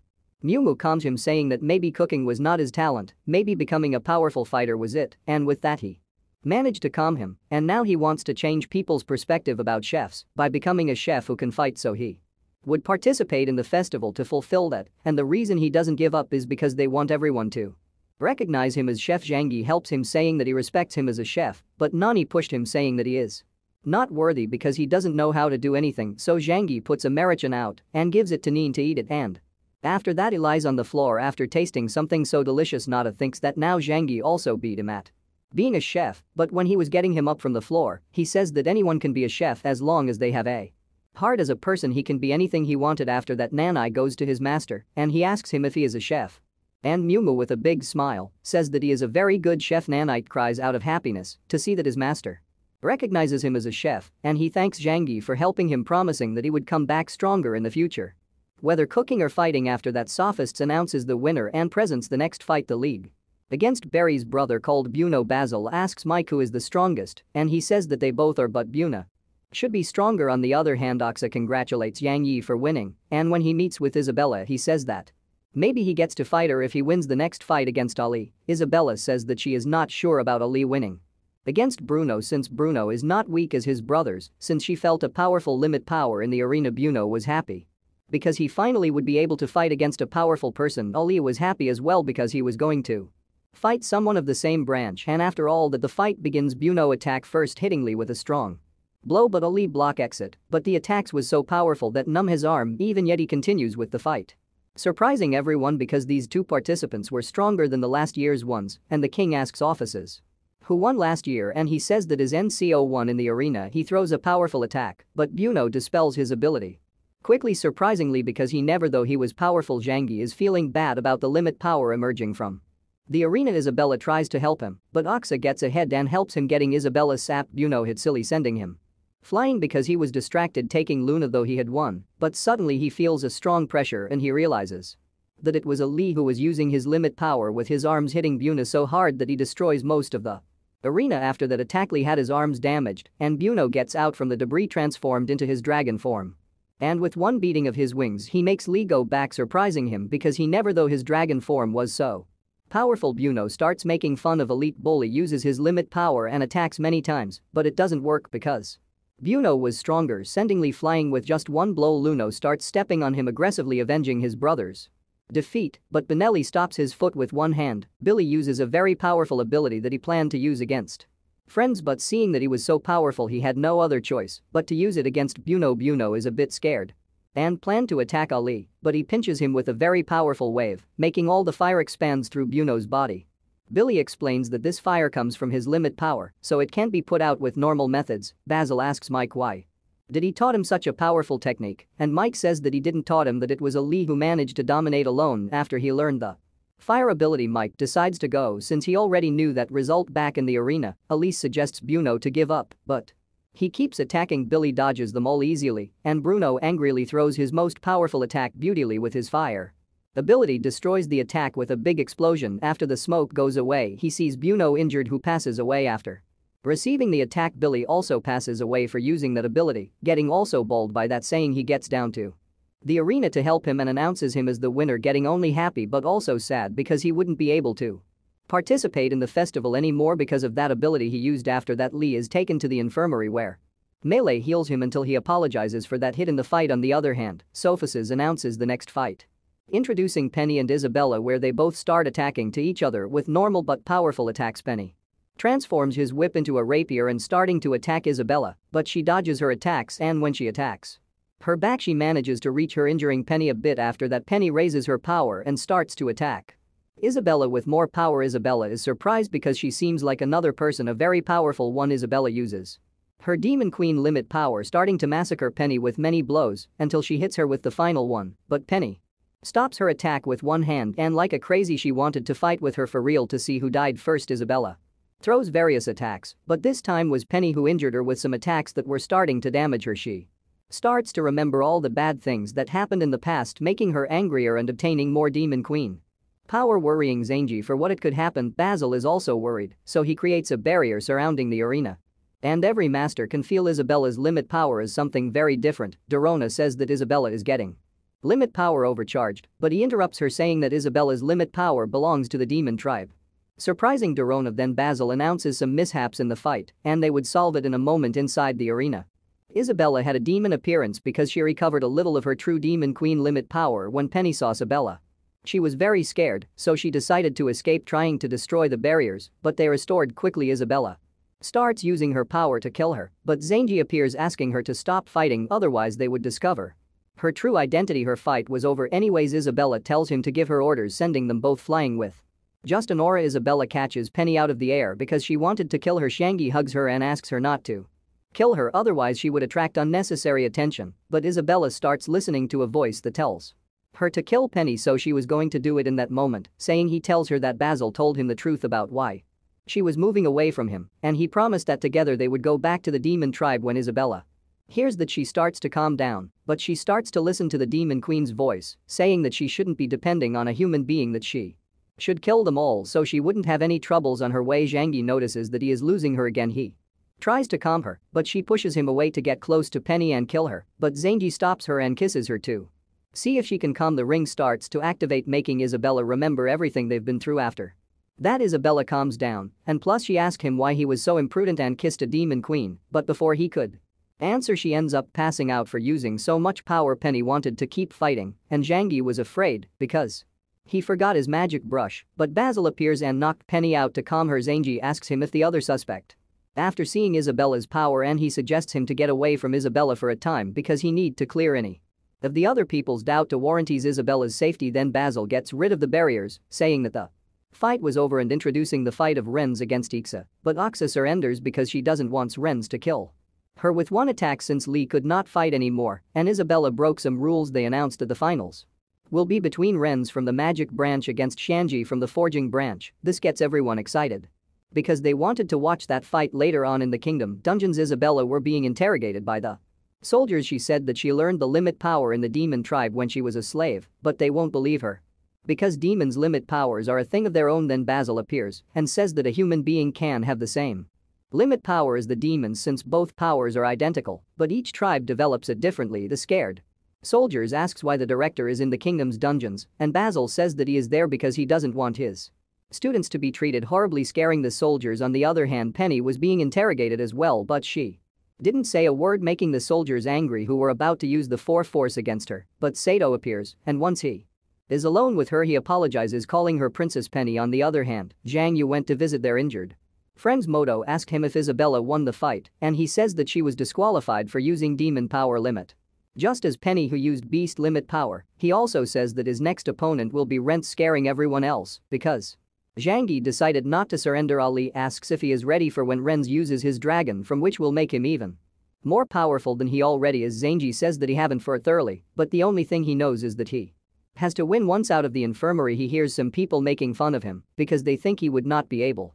to beat Rems. Before we continue with the video, don't forget to like, comment and subscribe. That's the best way to help the channel keep growing and bringing you guys the next part of this manhwa. Then he goes to pay a visit to Martin, and he asked him if he would be able to beat Renz, and Martin, with a smile on his face, says that not in the past but the current, saying he could definitely beat him. The next day the fight begins. Sophasis announces the winner's rewards, which will be 1,000 gold coins in the rank of commander. Before the fight begins, Renz suggests the king that the fight should end once one of them end up dead, the king, except since Basil also wanted to see that, so the order is that nobody must intervene in that fight until one of them dies. When the fight begins, Renz tells Angie 3 reasons why he want to kill him, and the last one was because Shangi didn't deserve to be married with Isabella because he considered him trash. But in that moment, saying you take out the lunar stone Martin gave him, and when seeing that Renz was in love with Isabella, he told him that she was her woman. Renz was angry and locked him inside some rocks and setting the surrounding on fire, but Zangi gets out of it, creating a mecha. Renz throws another attack, but Zyangi reflects it since his armor is made out of useless wood. That he approaches faster, runs to hit him, but Renz dodges it very easily. Zhangi keeps attacking him, but Renz protects himself with a barrier, but suddenly behind him some little bombs appear which end up exploding. Renz was injured, and Zhangi takes the opportunity to cut him in half. But it was just a water clone which gets bigger, catching the mecha. Renz plans to crush him, but since the mecha was made out of useless wood he couldn't, so he rather opt to drown him, getting the water inside the mecha with no other option. Zhangi gets out of the mecha and being vulnerable for Ren's attacks, but Zanji stops him using Axe's ice magic, but We see Zhangji with an armor called Magic Knight which he easily created because with the lunar stone everything that he thinks about just appears before him when Renz notices that he wanted to beat him with magic tries to lock him out. Again, but Zhangji manages to escape and to get close to Ren's body since he thinks that mages are weak in melee close combat, but Renz hit him with a blow and sends him flying. Zhangji rushes towards him to hit him, but Renz protects himself and start making fun of him, but this time he strikes with more strength than Zhangji hit him in the face that made Renz angry, sending Zhangji flying with his high-level magic, and he creates a water sword which he starts hitting him with, but it was just a distraction because some kind of hand starts to appear from the ground grabbing Zhangji, who tries to escape making them explode, but they regenerate so fast. Runs creates an elemental explosion which was a super level magic and he starts attacking him with it, making it very difficult for Zhang Yi and start throwing many water swords, surprising everyone because any normal person should be dead by now. Shanji was having a very bad time inside the mecha because the attacks were pretty strong, but with all that he manages to gather data so he could make his next move. Renz feels that the temperature is elevating, so he creates a barrier and says that elemental magic is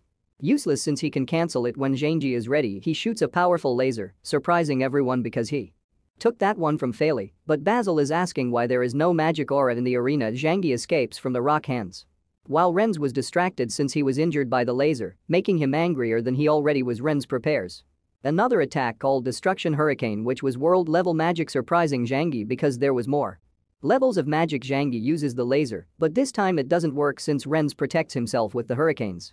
Renz prepares an attack to kill him with precision. The rock hand starts to appear once more, making Zhangji escape because if they catch him again he would be done for. The hands end up grabbing him since they were faster, then Renz throws the hurricanes making them impact Zhangji's armor who is having a bad time inside it. Renz starts taking a crazy personality, making fun of Zhangji for not being able to stand up. In that moment, we can see Ren's past who had a powerful right eye named Magic Iris. This eye could absorb any kind of magic. Not being able to control it, friends had to get away from his family. There were only a few people who had that eye because of its power, so those people were considered a threat to the lineage of the royal family. One day the general ordered to kill everyone with that eye, but Ren saved because they had compassion. Although being from the royal family his life was miserable and full of hatred, but then these two arrived. Ace's master who is Basil tell her to take her of Rems. She gets close to him, but Ren says that she should step away because his eye could absorb her magic, but Aces doesn't care because she has a lot of magic power and helps him to calm his eye down, promising him that he wasn't alone anymore. Going back to the arena, Zhangji tries to stop the hurricanes with magic dragon, but they don't work because Ren's absorbed them with his eye, but he couldn't control it. That eye very well, yet being able to activate it only for 15 minutes. Once he activates that right eye, the capabilities increases to the infinite. On the other hand, Zhangji was going to fight with him face to face using his laser's maximum power, but his condenser starts to fail because they overcharged, making Ren's laugh harder and increasing his magic powers to the hurricanes. Zhangji couldn't keep up anymore because his body was at the limit in that moment.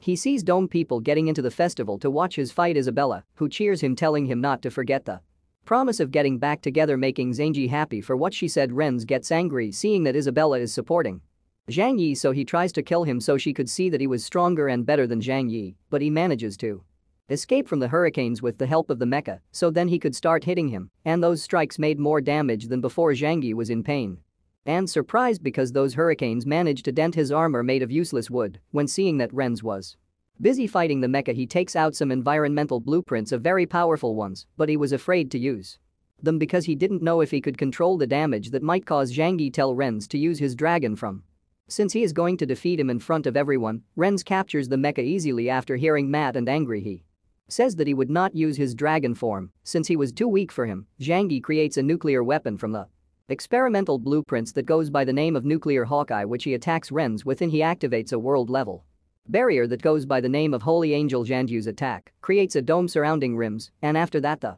attack ends up exploding inside the dome. This created a strong wave of light that even Lee and Moto could feel. Being so far away from the arena and inside the arena, everybody else was saved because of Basil's magic. The public gets scared when noticing that the whole arena was destroyed by an enormous fireball that was floating over, surprising even the Master's Sophices is very happy to see Zhang Yi's big progress because if he joins the White Dragon Knights they would be so much stronger in the arena. We can see Zhang Yi who had to cover from his own attack, but he got damaged anyways, and after seeing the ball of fire he was happy because before that he created a barrier surrounding the fire, so its energy couldn't escape. After that the fireball is absorbed by Renz, making the barrier smaller. Where we can see Lava coming from it, everybody is in shock, and they see a devilish spirit of fire, and after eating a big part of the fireball he goes in from the lava, Renz comes out, who activated his dragon form to protect himself. Faces is surprised to see that the terrestrial dragon form had evolved when being in danger. With no time to lose, Renz uses the lava to attack Zhang Yi, who manages to dodge it, but his armor was starting to fail, and Renz took advantage of it and sends him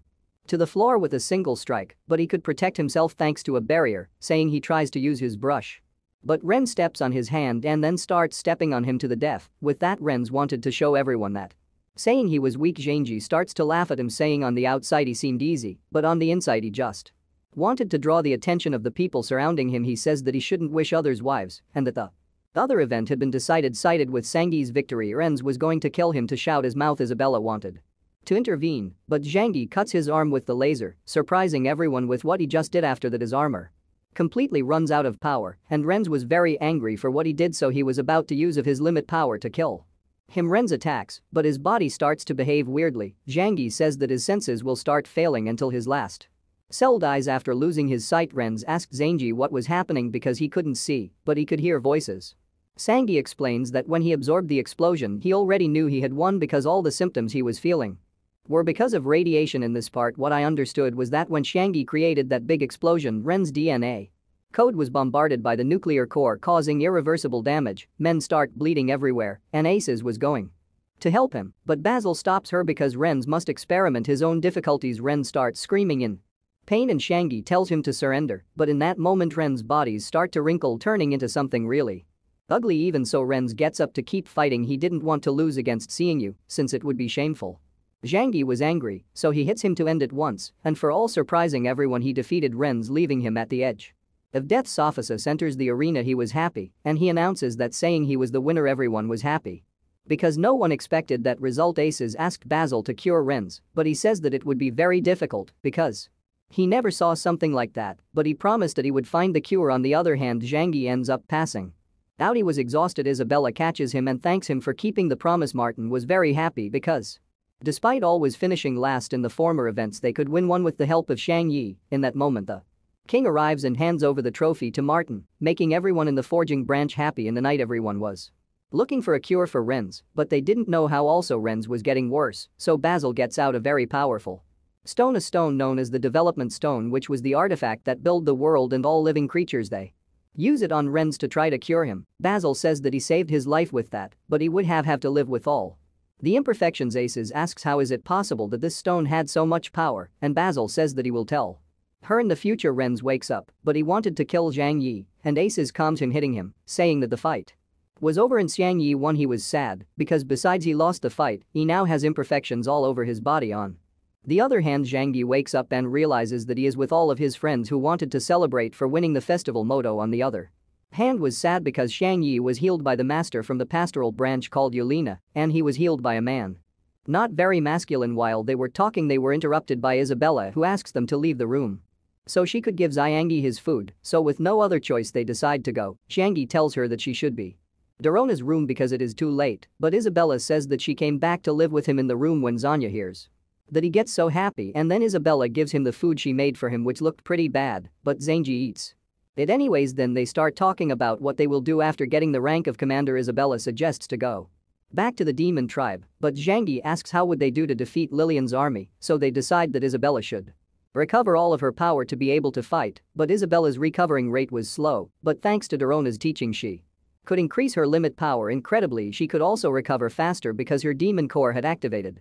Again, Zhang Yi asks her what that was, and she explains everything since the beginning. She explains that everyone who has a limit power have something known as source, and that the core that shapes the limit power, but the demon core was a separated entity and the demon queen was the only one who has it, since she is the demon's leader. Then she tells the legend that says that the god of creation's blood flows through the veins of the demon's rulers, and the demon's tribe was established by Isabella's ancestors who conquered other tribes. Zhang Yi gets surprised because that's the reason why demons are stronger than humans. Isabella tells that there is a problem, and that is when her demon core activated, she felt someone else inside, and that other personality was the evil demon queen. And once in the house, he talks with Isabella about the demon queen's personality. Zhang Yi asks her if she changed her personal reality and other opportunities, but Isabella says no, since this started happening after Lillian stole her powers. Zhang Yi asks her why did she stole her powers since it could lead them to a way for her to get her Demon Queen's limit power back completely. Isabella didn't know exactly what that was, but she remembered some features so Zhang Yi could draw it, but when drawing it he realized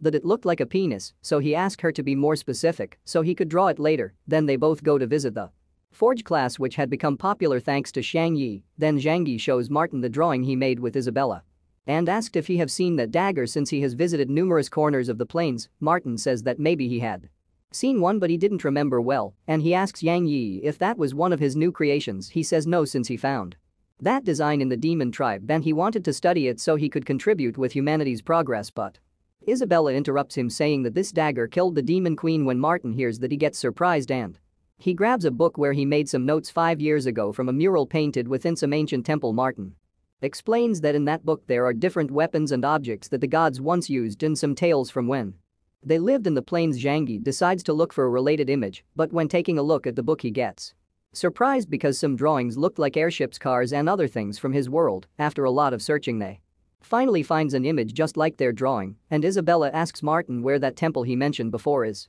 Martin says that it's located within a forest keeper in the mountains in the Eli mountain range. Martin says that 5 years ago they received a help call coming from that place since some lizard was destroying the city, and in order to protect his brothers Lily decided to fight against the lizard which started to attack him, but luckily Mike arrived and defeated the lizard. After that Ali asked Mike to be his master and he accepted since he noted that Ali had potential. Then after the helping mission was fulfilled, the locals showed the temple remains to Martin. One of the locals explained that those remains had been there for thousands of years, so they thought that the gods had built it.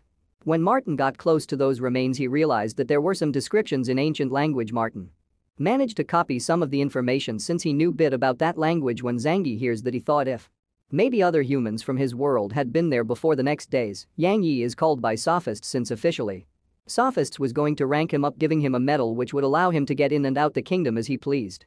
Saying he says goodbye to offices since he along with his friends will go to the ancient temple. Remains to start an investigation. Wharton asked him to take the lunar stone with him, but Zhang He refuses because that stone was very important for the kingdom, although he really wanted to take it. After that Zhang Yi builds a car and he started his journey, and in that moment a knight arrives saying that the regent had returned to the kingdom after annihilating the whole East tribe. He also says that he is in a meeting with the king and the king ordered sophists to go to the palace. Once offices is arriving the palace he found himself with the regent who was releasing his power. While walking sophists ask him why did his father commit suicide. After talking with him, Angus says that he just told him the truth about the world and he was planning to tell him as well, but it was very soon for him to comprehend. After feeling some of Angus' powers, Sofa offices starts to bleed a bit. After that he swears that he would kill Angus with his own hands to avenge his father. On the other hand, Zhang Yi built a helicopter in which they arrived the mountain range faster, but they were all dizzy because of the altitude. Billy reunites with some of his child friends who were surprised by the helicopters Yang He built since it was a divine object for them. Then they took them to the village and they were surprised to see that people living there were very strong compared to the people in the capital. Then by afternoon this guy tells Zhang Yi that his helicopter looked a lot like the drawing inside the ancient temple. Zhang Yi explains that this was the main reason why they were there to investigate about those drawings, and that guy said that he would tell everything about that in the morning since they must be tired for the long trip. Everybody says goodbye and they go to sleep, and when Zhang Yi sees that Isabella is separating the blankets he says that he brought his to sleep on the floor. Isabella says that for that one night he could sleep on the bed since he wasn't totally recovered from his wounds. Zhang Yi was pretty excited since he thought he had a chance with Isabella. But sadly he quickly realized that Isabella decided to sleep on the floor. The next day they go to see the remains. And one of the guys told them that his ancestors said that that's where the gods used to live and currently they used it for New Year's celebrations. After a long searching process they finally found the dagger they'd drawn and their ring started to shine as well as some writings in the mural. After that a secret door opens where the mural was surprisingly because he never heard about that mural having a secret door before going in. Zhang Yi creates some sensorial spiders with cameras and he sent them to investigate if they could find something dangerous inside since they don't really know what to expect inside. After a little while he confirms that nothing dangerous is inside, so they decide to go in and suddenly all the torches surrounding them lighten up themselves. On his way Zhang Yi asks himself if their rings maybe broke the seal of that mural and also if he could find some clues about how and why he arrived to that world. Then Moto and Elise starts to feel a power increasing. Isabella says that they are feeling it because there is a big amount of limit power inside. In that moment Zhang Yi receives a signal coming from his spider saying that they found Something he sees that it was about a mural in which some tall guy was carrying the dagger they draw the continue walking, and they found the mural. It was surprising because it was huge, but it was written in ancient language, so they would have to decipher it. Just by the drawings they noticed that the mural had several tribes, and above them there were the gods carrying the dagger they draw, saying he, after analyzing it, says that maybe the mural was made to inform that the gods were the ones who created all the tribes, but they would leave that just as a theory. Then, when taking a look at what the spiders were watching, he realizes that there is more to it, so they decide to go forward. The team goes 10 floors down, but they find nothing. There were not murals anymore, but Zangi receives a signal from one of his spiders. They had detected a life form up ahead. In that moment, some kind of slime falls into Zangi's hand, burning him. Realizing that the whole ceiling was full of that slime, making it dangerous, the slimes start to fall one by one, but the team manages to avoid them. Billy throws a powerful attack to destroy them, but more slime appear, and they were more powerful, so they decided to get on more floor down, and Shangi seals the door so they could not get through. In that moment he receives a signal. One of his spiders were destroyed. Those other rank D crimson spiders were the guilty ones, but behind those spiders a dragon appears and start to destroy the spiders. Isabella says that it is not a dragon since it doesn't emit the same energy as a real dragon does, and in that moment this dragon start talking to them, saying that they shouldn't be in there. Zhangyi says that they're looking for an object, but the dragon didn't like humans, so he starts attacking them, saying he defends from the attack, forging a powerful wall, and Isabella together with Elise start attacking the dragon, but the dragon sends them flying with his huge strength. Isabella decides to use her Demon Queen limit power, using an ability called Magic Sword Aura. The dragon manages to dodge it by a hair, then scared about that he starts destroying the place to kill them with it. The floor crumbles and Zhangyi forges an armor helping Isabella, but when he was about to help Moto, one big rock gets in front of him, but just in time he manages to create a tome to save himself. They both are amazed because they descended so many floors. Zhangyi sees the reports collected by his spiders. With all that information they generated a map, and the place was huge.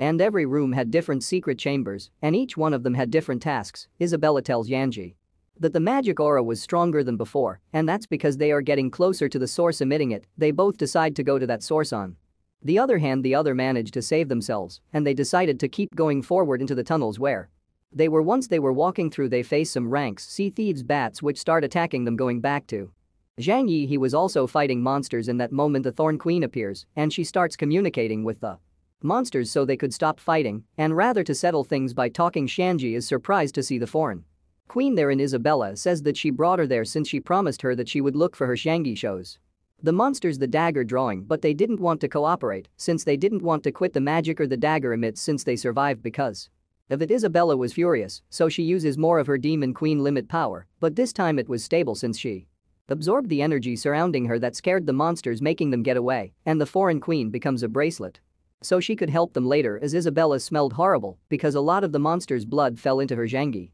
offered her a change of clothes, but she couldn't find a place where to change. On the other hand, the other two managed to beat the bats and decided to go to the end of that tunnel, where they got surprised to find a huge door. Lily decided to open it, but he couldn't. He didn't want to quit trying since Mike taught him that he must overcome every obstacle. Billy uses his limit power to open the door, but it was so difficult. Eventually he managed to do it by using a 200% of his power. Then they both decide to get through. Billy didn't realize that when he entered he activated a thing, and almost everything surrounding them started to shine, surprising them because they had found another mural not far from them. Going back to Zhang Yi, he found a hidden room where a water fountain was, and then he gets surprised to see that everything there was big. Isabella found a bathtub, so she started taking a bath, and Zhang Yi manages to see her thanks to an opening in the door, but like a total gentleman he decides to go because that was wrong. Once he was alone he started thinking about maybe an ancient tribe lived there. That tribe was more powerful than the humans in the demon tribe together, so that's why he asked to himself if those were the ones who created the world, but he also was asking to himself why did they disappeared.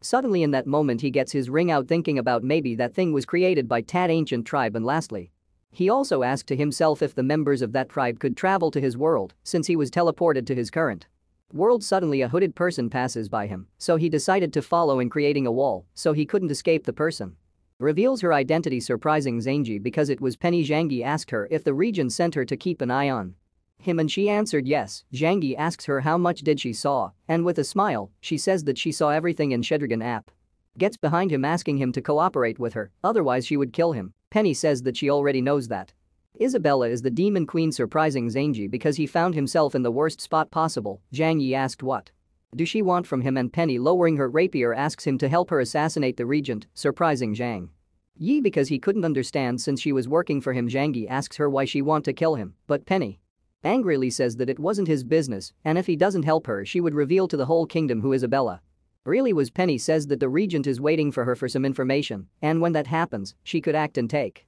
the opportunity to kill him with his help, so she would contact them later for help, and she explains that the regent is waiting for a signal to act, and when that happens the planes will explode in a war. After saying all that, she goes, leaving Zhang Yi doubting about what signal was the regent waiting to act. On the other hand, Moda was escaping from a golem which ends up catching him anyway, but in that moment till he arrives helping him by making the golem collapse.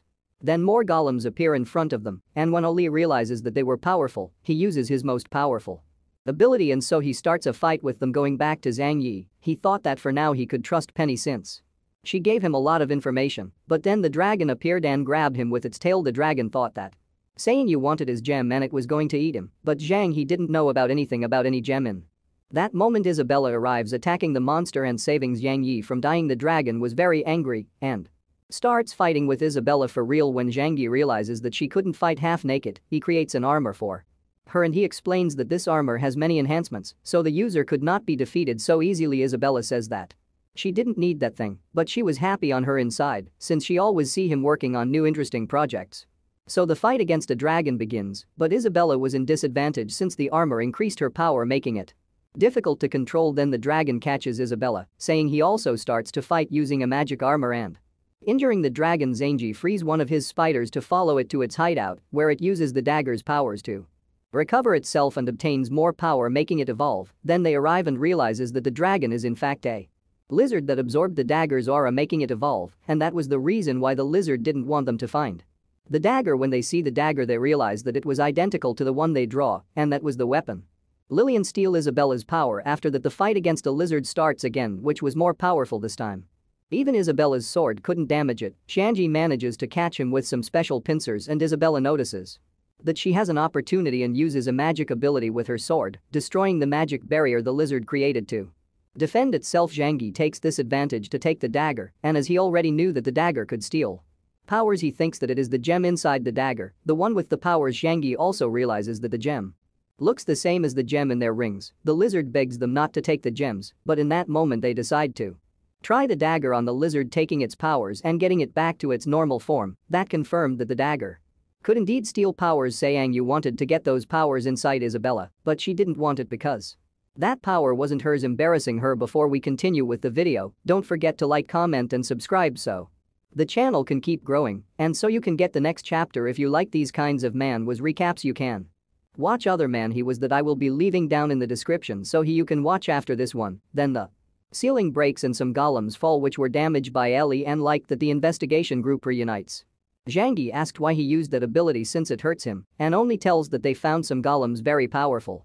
Before in that battle Eli was using his most powerful abilities, but the golems always counter them, but Ali was not going to give up, so he used his most powerful attack going down several floors. On the other hand the golems stand up again, surprising everyone because despite Lee used his most powerful attack the golems could keep fighting, so now they decide to escape since the only thing the golems wanted was the gem, and when they see the dagger they speed up to block the exit, destroying it. The other golems started to attack them on their backs, but they managed to avoid them, and then they split so that each one fights with one. Everybody start fighting the golems, throwing them powerful attacks, but didn't work because the golems managed to counter them all. Everybody gathered, and Zhang Yi says that he noticed that those golems weren't monsters but machines created by humans. Isabella says that she also noticed it, but there was something weird about them since she could feel an aura of life in them, but they didn't seem to be alive. Surprising Zhang Yi with that the golems prepared again to attack, but after being thinking a lot, Zhang Yi came up with a plan to escape and asked the others to buy him some time. Zhang Yi forges some mice and then a dragon ball like radar with which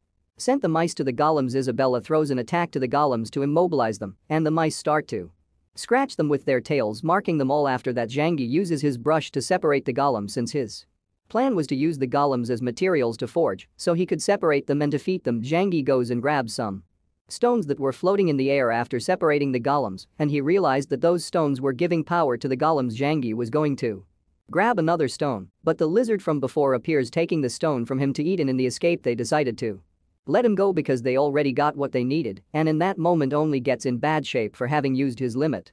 Power without resting. Zhang Yi told him not to worry since he was going to use those stones to heal him, and so he puts the stone into the dagger, healing upperly. Zhang Yi got happy because it was really easy to use it, and he compares it with the lunar stone, but that stone was different since it represented life. So when he gets back to the kingdom he will ask Basil for a good explanation about the origin of that powerful stone. Then he asked himself if he would be able to create life if he combined those powerful stones with his brush. On the other hand, Isabella sees Zhang Yi and she was more and more convinced that indeed Zhang Yi would be the one who saved her tribe since he is always there when she needs him, saying he was uneasy just by thinking he could create life, but he decides to leave that for later and calls Isabella so they could get back to the village. In that moment we see that Isabella is starting to fall in love with Zhang Yi. The next day Zhang Yi creates a school in the village. He did that because he promised to leave that if he came with him he would build a school and an orphanage in the village, making everyone happy because now they could live a better life. As a gratitude gesture Elise brothers give him a bouquet of roses made of paper and this little girl tell him to give it to Isabella. Zhang Yi took notice and gave the flowers to her, but she was not like other girls and says that they are useless, but she accepts them, saying he was sad hearing those words, and when Isabella noticed it she didn't know why he was like that. By night, saying he realizes that Isabella wasn't there, so he decided to look for her and he found her looking at the stars. Isabella says that when she takes her throne back she will help him go back to his world. Zhang Yi says that he misses some things about his world, and Isabella asked him if he will miss the people from this other world when he gets back home. Zhang Yi says that he will miss his friends, but when he was about to say that he will miss her the most, Ali arrives, ruining that romantic moment. Zhang Yi angry starts yelling at him for ruining that moment, and just like that Zhang Yi's first confession falls into pieces. On the other hand, inside the ancient temple those guys were killing monsters, and one of them sees the lizard killing it and obtaining the stone. They say that they were there because of Penny's report, and the others say to their master that they already searched everywhere but they didn't find what they were looking for. One of them said that Penny could have stole it, but the master says that she wouldn't dare, and they decide to go since his ruler was waiting for them and for good news. Then we found ourselves in the kingdom where the regent's family were thinking about taking revenge for the humiliation back in the festival, but they are interrupted by a bunch of people that were welcoming them, making the regent's family get into a good mood. But it happens that they weren't there for them but for Zhang Yi's team because they were arriving from their investigation in the ancient temple. The regent's family members were angry and Moto notices that they were on their way, so he gets out some robotic arms from the truck and send them flying so they could not bother them. The Union Commerce Kingdom made a bronze statue of Zhang Yi in gratitude since thanks to his help they had new ways to earn money. One of them take them to a meeting where they were going to talk about how to improve the ways to earn more benefits. So Isabella goes to not interrupt them. She starts thinking about how Zhang Yi changed a lot. Before he was a person who could just talk but do anything. She asked herself if maybe Zhang Yi was getting better just because he was sad. On the other hand, back in the meeting everybody start talking about how well their business are, but one of them wasn't as good as the others since his product wasn't selling well, so Zhang Yi gives him a new idea to advertise his products, surprising everyone since they didn't know about that technique. After a long conversation Zhang Yi shows his new project which will be called electric power, which if it becomes successful it may extend to other tribes, but there was a problem. There were not enough forgers to fulfill that demand. Zhang Yi shows his new invention, a machine that when connected to an electric source it starts to forge automatically without needing a forger. Some of them are happy about that since it solves the production issue, but others were worried because that invention may leave them unemployed. One of them asks Zhang Yi how that machine could forge since it doesn't have thoughts, since Zhang Yi says that it does it by using magic glyphs. In conclusion, they draw a magic glyph of some object, and with an alignment stone inside the machine they made it forge on its own, but the machine required an electric alignment stone, but the others didn't see that sustainable since that stone's worth more than the objects the forge can make. That one Zhang Yi presents his new invention, an electric generator. That invention can replace the alignment stones. The electric stones works for the operation of many things that they are doing, but these are limited, so they have to become independent of them if they wanted to grow as a society. And in order to achieve that, Zhang Yi and his friends look for many ways to create electricity. After a lot of searching, they managed to create a power generation station where they could keep energy in a box easy to transport with that they could use the forging machine along with other inventions, impressing everyone since with all that the production would increase in each of their independent jobs without spending a lot of money in electric alignment stones. Zhang Yi says that he has a bigger plan, which is to provide electricity to all homes inside the kingdom to finally destroy the region's family tyranny, since they are the ones raising the prices of alignment stones, saying he wants to provide energy to all houses in the kingdom so they can enjoy the benefits of having electricity, so that's why he was looking for everyone's help. But everyone stood still, and that was because Basil took Zhang Yi to his temporal line where only both of them could talk. Once they were talking, Zhang Yi told him everything that happened in the ancient temple. When Basil knew that he had the redstone and the dagger, he asked him to show them to him. When showing the objects, he says to Basil that maybe he could create life if he uses the stone. Well, Basil, very upset, told him not to do that since it was forbidden, and he starts pressuring him and asking him if he didn't value life since he wanted to create new lives. Zhang Yi, very scared, was thinking about why Basil was behaving like that, plus he wasn't planning on creating life, he was just curious. Basil calms down after reading his mind and realizing that indeed he was only curious, and apologizes because he used a lot of strength to get out his true intentions before he goes. Zhang Yi asked why he got angry just like that and why it is forbidden to create life since Zhang Yi comes from another world. He planned to tell him everything only to him, so using his magic, he takes him to an illusion where he shows the origins of that red stone which is capable of create life. In that illusion he can see the ancient temple where they recently made an investigation. That illusion was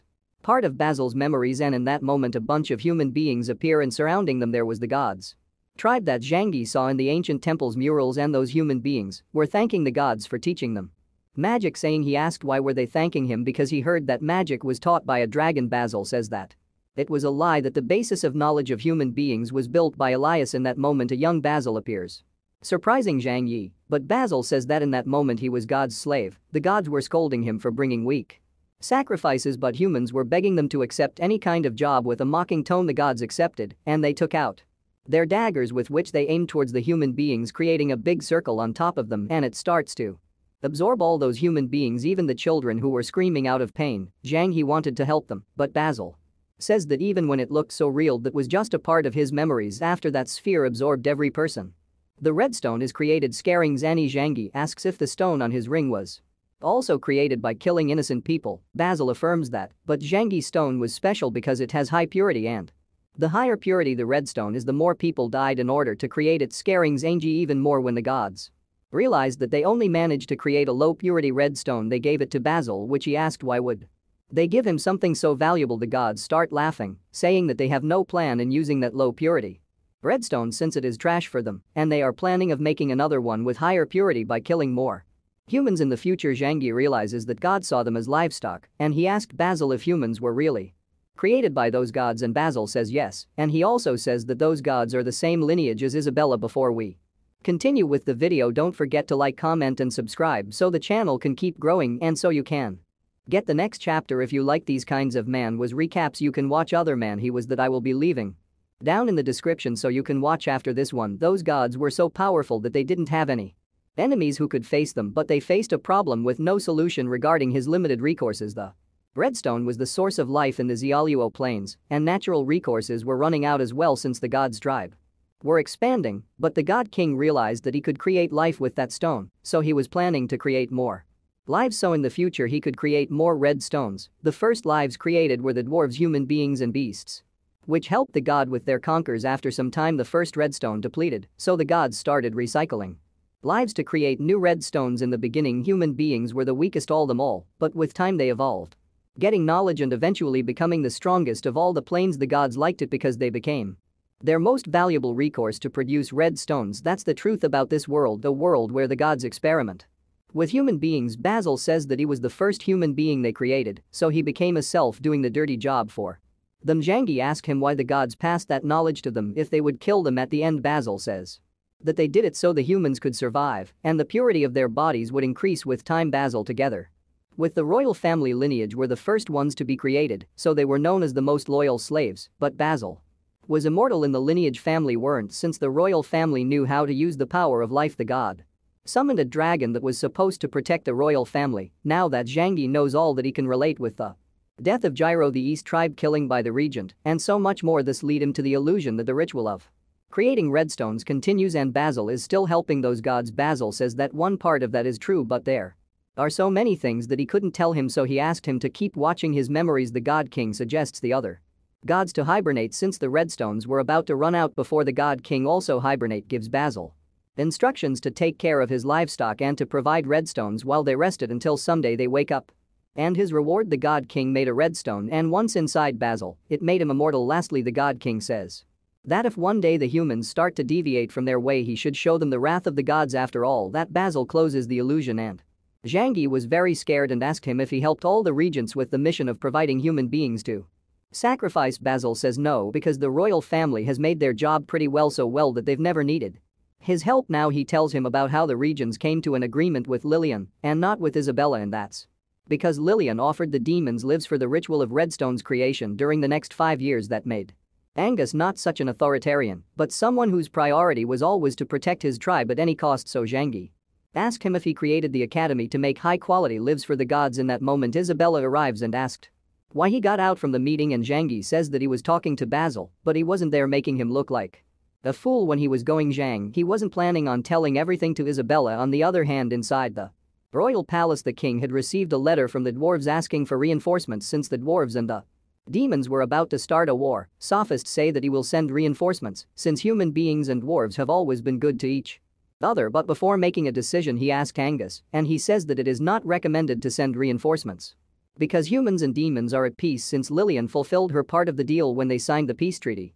It means that Lillian is indeed sending demon life forms for the Redstone's creation. The other important lords from the kingdom agreed with the region since they wouldn't get anything by getting involved in that war. The only thing they would get would be troubles with the demon tribe. The king, noticing that everyone greedy, decided not to send reinforcements to the dwarves' tribe. Later in the Forge class, Martin was angry and wanted to help the dwarfs. Sophists tell him not to do that, otherwise he would be disobeying the king's orders, but Martin wanted to go even if he died because the dwarves always helped him with his investigations, saying he decides to go with Martin and Isabella as well. And before anyone told her anything, she already had all set up to go. Zhang Yi tells her to stop being so proactive since they would discover her identity. Isabella says that she wanted to see what Lillian had planned since the demon tribe never had issues with the dwarf's tribe. Martin tells Sanji that he doesn't need them to go with him since he didn't want them to get into trouble, but Zany says that he is going to protect him because their friendship is not less thing than he had with the dwarves. Martin was so happy and accepts Zhang Yi's company, but Sophists intervene saying that they should not disobey the king's orders, that if they do he would punish them himself. Later that day Zhang Yi wanted to get out from the kingdom, but he came across with some white dragon knights at the exit, so he asked them how could they get out. Isabella tells him that offices treats him like a brother because he thinks that Zhang Yi is his lost brother, so he wouldn't let him go to dangerous places. While they were passing by they saw Rims, who was being beaten by the regent's family, which were taking revenge because Ren's always used to intimidate them with his powers. Busey was about to cut off one of his hands, but Zhang Yi intervenes, protecting him because he asked why he did that to if he tried to kill him before, saying he says that he can't stand seeing how they abuse the weak, and they decide to go because Aces was about to arrive. Zhang Yi asks Ren's if he is okay, but Ren's told him not to bother him, that just like the others he just wanted to humiliate him. Zhang Yi wasn't expecting a thank you. In that moment Aces arrives and scolds him for letting Zhang Yi help him, and that he should thank Zhang Yi for not killing him since he was the one who proposed the battle to death of Sad Rince. Thanks Zany for not killing him in the festival, and then he just ran since he had anything else to say. On the other hand, Aces apologizes with Shanji for always underestimate him and for what he did for Rents, but now he would have to overcome his obstacles by himself. Changing subjects, Aces was very angry with Sanmi because he used to sell dolls about her, but she let it go since she realized that he was a good kid by night. This group gathered to the go and helps the dwarves tribe. They also invited Nanai because his was strong. Sophists arrived, but he wasn't going to arrest them. On the contrary, he brought reinforcements to help the dwarves. Zhang Yi asked him why he was helping them instead of arresting them. Sophist said that before he was worried about the situation, so he went to speak to the king alone. The king allowed to secretly send help to the dwarves tribes, so he arranged some things with other masters to protect the king while he was away. On the other hand, Dorona gives Isabella a suppression seal, so when she loses control of her limit powers, the seal could help her control it. After that, everyone that was going to the dwarves tribe arrives, and after some talking Zhang Yi forges a helicopter to go to their destiny. Before they go, Zhang Yi gives Aces a letter, so she delivers it to someone and says that he will find a way to cure Rents. When they were leaving, Dorona notices that Penny was behind the helicopter following Zhang Yi and his group. Inside the helicopter they introduce the head of servants Selena, who is also going with them. Sophists say that she is also going because her magic is useful since she can change the size of things, making their investigation easier. Zanji prepares everything, loading a map into the helicopter so it can be autopiloted and he could rest. On the other hand, near the dwarf's kingdom, Prince Marvin along with other dwarves were escaping from the demons and they were about to catch them. So Marvin was going to buy his friends sometime so they could escape. The others were very sad, leaving him to go and find reinforcement and help him. On the other hand, the others were talking in the helicopter about how to face the demons, but they were attacked by some flying stingrays. The demons were about to attack them once more, but saying he attacks them with the Hela's weapons which were damaging the stingrays. Even protected by magic, the demons decided to go, surprising everyone that helicopter was really powerful and saying he was happy about that, but sophists tell everyone to prepare themselves since a huge wave of demons were approaching. They took out the helicopter's weapons, so they couldn't use them anymore. The damage was done by the king stingray, who was also using a pillar of the demon army called Papate. Sophists gets out from the helicopter to talk to Papate. He asked him not to attack them since the demon tribe and humans are ally and they had a peace treaty. Papate says that he would not attack them, but Lillian had ordered them to defeat the dwarves tribe in 3 days so the human tribe could trade with the demons. Tape told his men to escort them back to their kingdom, but Sophists says that it won't happen since they were ordered to go to the dwarves tribe to talk about commerce. When Pape realizes that Sophists was going to be in the middle of his mission, he planned to start a battle with him. Sophists, except since they had no other option, so a fight between these two starts. A fight where the helicopter were being damaged, so Zhang Yi decides to retire back in the fight. Sophists were making real damage to Papate, who was very impressed about Sophists' powers. On the other hand, the other demons start to attack the helicopter, leaving it in a very critical condition. As Zhang Yi decides to land to avoid an accident, Sophists was worried about Zhang Yi, so he decides to finish off Pape quickly with the powerful attack to go and help them. Pappy was trying hold the attack, but it didn't work since it landed on his body, receiving a lot of damage. After that, Sophists decides to go and help Zhang Yi, who in a blink of an eye was beating almost every demon on his way. Sophists orders him to step aside, but Papate destroys their helicopter. Sophists was very angry and started attacking him. He was worried about his friends, but they managed to save themselves thanks to their abilities. Zhang Yi, on the other hand, only had one low-quality alignment stone, so he couldn't do anything, and he had a stingray above him. The stingray gets one of its tentacles out, worrying Zhang, who thinks that he is about to get killed, but he was saved above that stingray. There was Isabella, who had no other option but to kill it. In that moment, the stingrays gets out of control since they had no demon to control them. Wharton wanted to help them, but they were assaulted from behind by other demons, making it difficult to get to them, but Penny appears, saving them by killing the demons that surrounded them. She told them to land because it was going to be very difficult to fight against those demons in the air, so with no other choice they decide to land. On the other hand, Zhang Yi and Isabella manages to save themselves. Isabella noticed that something wrong was happening, saying he sees a monster crushed, and he asked himself if maybe it was crushed by the dwarf's kingdom, since Martin told him that the dwarves' kingdom was a moving city that were moving to the southwest because of the season. While they were walking, someone attacked them out of nothing. These were little demons which were shooting missiles and then hide in the sand to reload their weapons. Zhang Yi discovers their pattern and plans to use his low-quality stone to attack them, so he asked Isabella to distract them. Meanwhile, the demons realizes that Zhang used the weakest, so they decide to attack him first, but Zhang Yi finishes his plan. He created some trampoline with which they managed to put them all together, and Isabella defeats them, saying you was happy about that, but Isabella told him not to be since some pillar demons could arrive. She tells him that there are 12 pillars which are more powerful than Ren's, and given his current condition, it would be very difficult to kill just one. While they were talking, the ground starts trembling in Billion. The third rank of the pillars appears. Isabella gets her when trying to escape. Valiant, since Balian was a fool demon, he was wondering why he was there, and when seeing below his feet his dead friends were there, so he blamed Zhang Yi and Isabella. For that, Zhang Yi was angry and told him that he was the one who killed his own friends, so Balian got sad and started to cry, saying you wanted to take advantage of that moment to escape, but Balian was already mad and wanted to kill them, since if it wasn't for them, Balian would have never killed his friends. In that moment, Balian starts to attack them. Isabella receives the attack, and since she had an injured arm, she decided to use her Demon Queen aura, but it neutralizes out of nothing Valium, taking advantage of her being distracted. Balian punches her, sending her flying, but Zhang saves her using his brush and starts taunting Balian to see if he fights him, but he ignores him since he was weak, so he goes straight for Isabella, but Zhang forges a sand ramp so she could go flying while she was running. Isabella was impressed about how Zhang could forge that ramp being far away. When close to her, Zhang asked Isabella if she was okay, but as Isabella argues with him because he didn't escape since Balian wasn't even using all of his power. In that moment, Balian gets behind her quickly. She was expecting that, so she takes her sword out to counterattack, but Balian can feel that she might cut his arm off, so he stops, creating a wind wave which sends our protagonists flying. As Isabella was injured bad, she asked Zhang to escape, but he tells her to leave it all in his hands. Isabella says that he could not do anything since he only has an ordinary brush, but Zhang says that it would be enough. On the other hand, Balian was very angry and starts attacking Zhang at a high speed. Zhang forges several walls to protect himself, making Balian even angrier since he was just using tricks When Balian reaches him at last, it was just a rock statue, since saying he was escaping with a rock, making it move with the sand. When Balian saw that, he started attacking them again, but Zanji avoided every attack. Balian was angry and was telling him to fight like a man while destroying every of Zhangji's barriers, and Zhangji told him that he shouldn't be one of the pillars because he was too slow. Balian was really angry and he was going to kill him, but once Zhangji had him facing him, activated the sand trap he forged. As Balian's body were too heavy, he starts to be swallowed by the sand, and Zhangji takes advantage of that moment to escape, but in that moment Zhangji starts to sink into the sand.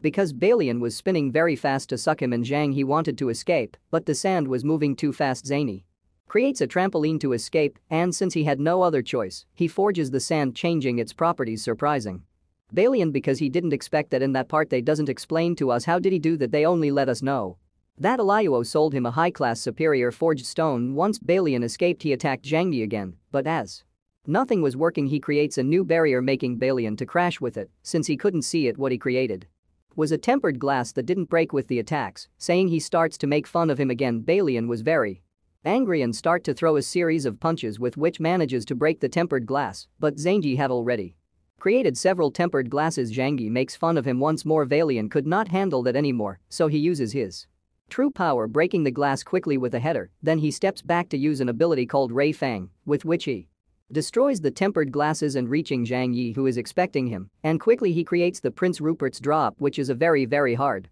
material. Balian ended up injured after crashing with it, and Isabella uses her great velocity to cut his head off once he couldn't move anymore, and before he died he realized that Isabella was the demon queen. Isabella couldn't keep up anymore, she was pretty injured, and she was asking to herself why she couldn't use her limit power before, but Zhangji decides to look for a safer place to heal her. He found a cave, and once he was taking care of her, he worries because he didn't have anything to heal her wounds. Also, his alignment stone was about to get dry, and in that moment the foreign queen told him to remove her suppression seal that was in Isabella's sword that Dorona gave to her, and it was because of that Isabella couldn't use her limit power after knowing that Zhangji breaks the suppression seal with Isabella's sword. In that moment Isabella wakes up behind him, making Zhangji happy, but out of nothing she grabs him by his neck. Zhang Yu, worried, asked her if she didn't remember him. Isabella, remembering the kiss with a smile, stops shocking him.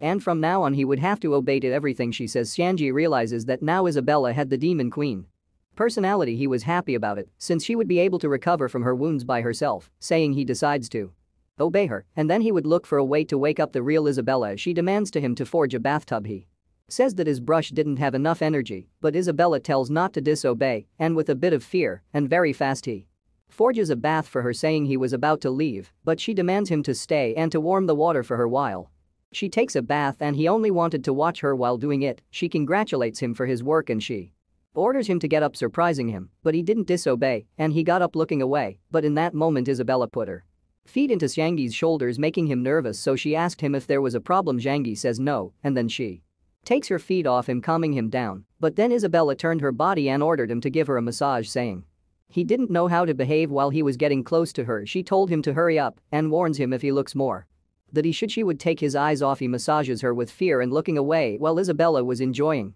all that. The next day he forges a tricycle, but he was suffering to move it since he had a weak body. Then they hear strong sound in front of them, and it was Prince Marvin, who was still running away from demons. A lot of demons attacks him in that moment, but Marvin forges a hand from where a disc came from and killed all demons following him. He couldn't go on anymore because he used a lot of mental power by forging things, but he decides to go on since he had an important message to deliver to his father. But behind him other demons appeared and started to attack him again. Marvin forges a cannon with which defeats a lot of them, but he was over his limits. Now he was starting to lose consciousness. In that moment some black feathers start to fall from the sky. Marvin was scared because he knew what that meant. He receives the attack by not having enough strength to avoid it. The first ranked pillar called Darkula was the one responsible of this. From far away Zhang Yu wanted to help Marvin since he had a lunar stone on his hammer. He asked Isabella a favor to save him because if they could save him, they could get that lunar stone and find their group of friends, but Isabella didn't want to because she hadn't recovered all of her power, and also Darkula was the former demon king, and her father's disciple Zhang Yi begs her to go and get that lunar stone, but Isabella says that if he wanted that stone so much that he should go alone. Darkula was getting close to Marvin and he was going to kill him, but Zhang Yi creates a sand screen to save Marvin and also to gather all his things and then escape from that place, but in that moment his brush energy runs out. Zhangyi gets scared, and after a moment Dark Hilo stands on top of him and starts attacking him with his scythe, destroying half of the wood, but Zhangyi manages to survive because Isabella managed to parry the attack, and back with Sang Yi, he asked her to destroy the hammer to use the lunar stone. Isabella notices that Zhang Yi was hurt, so she got mad, starting a fight with Dark Hilo. The others noticed that Zhang Yi was alone and wanted to kill him, but Isabella hears that and furious she lands an attack towards them, defeating them all, and after that she decides to end and that fight quick to avoid Zhang Yi to be harmed. Dark Holo uses his special technique to protect himself from Isabella, and once the attacks collided killed most of the demons. Zhang Yi was also in danger, but Isabella manages to save him, and when Dark Hilo sees High Scythe, he noticed that it was being damaged because of the fight against Isabella. Dark Hilo already knew that she was the demon queen, and he says that she has improved since the last time he saw her using her powers. Isabella tells him that she is surprised to see that he follows Lillian now, and the other demons now that knew that she was the demon queen didn't know who to serve. The demon captain says that Lillian is their queen now, and demons only follows the stronger ones, and Isabella now was considered a traitor. Then he says that Lillian would grant them any wish to whoever captured Isabella alive. Once they heard that they prepare to capture her, and Isabella asked Zhang Yi to hold tight on her since Dark Hilo was about to use a very powerful ability. Once Dark Hilo is using it, everything goes dark, but instead of attacking Isabella, he killed all the other demons who wanted to capture her. He left none of them alive before Dark Killer believes. He tells Isabella that he would be waiting for her in the demon tribe, surprising Isabella, wondering if Dark Holo was her enemy or ally. Then Zhangyi gets the lunar stone. He was happy since with that they would be able to reunite with their group faster. Isabella then covers her horns to keep her identity hidden. Then we found ourselves in a war between the demon army against the dwarves' kingdom. The dwarves were losing that war because all of their weapons were being destroyed, and also the demons had a rank 4 pillar called Chirons who takes out of his body an egg, which once it explodes, it creates a cloud of flies that exploded once they got close to the kingdom. One of the dwarves noticed it and asked to change the castle route, but they answer that they cannot do that since something was keeping the kingdom to change routes, and it was about some slimes that were covering the wheels. The guilty of all that was the 9th ranked pillar called Sumix, who was in company of the 6th ranked pillar called Sukyuo. When these 3 pillars are together, the demon strength increases, and those demons were already entering the kingdom, killing everyone who stood before him. One of the dwarves goes to inform the demons are now going through their defenses, panicking everyone, but the dwarves' king Khan orders them to calm down. His son Roland realized that his father was about to activate something powerful and told him that his body wouldn't resist that, but he wants to do it to save his kingdom with his scepter. He activates the kingdom force, which allows him to control his moving kingdom.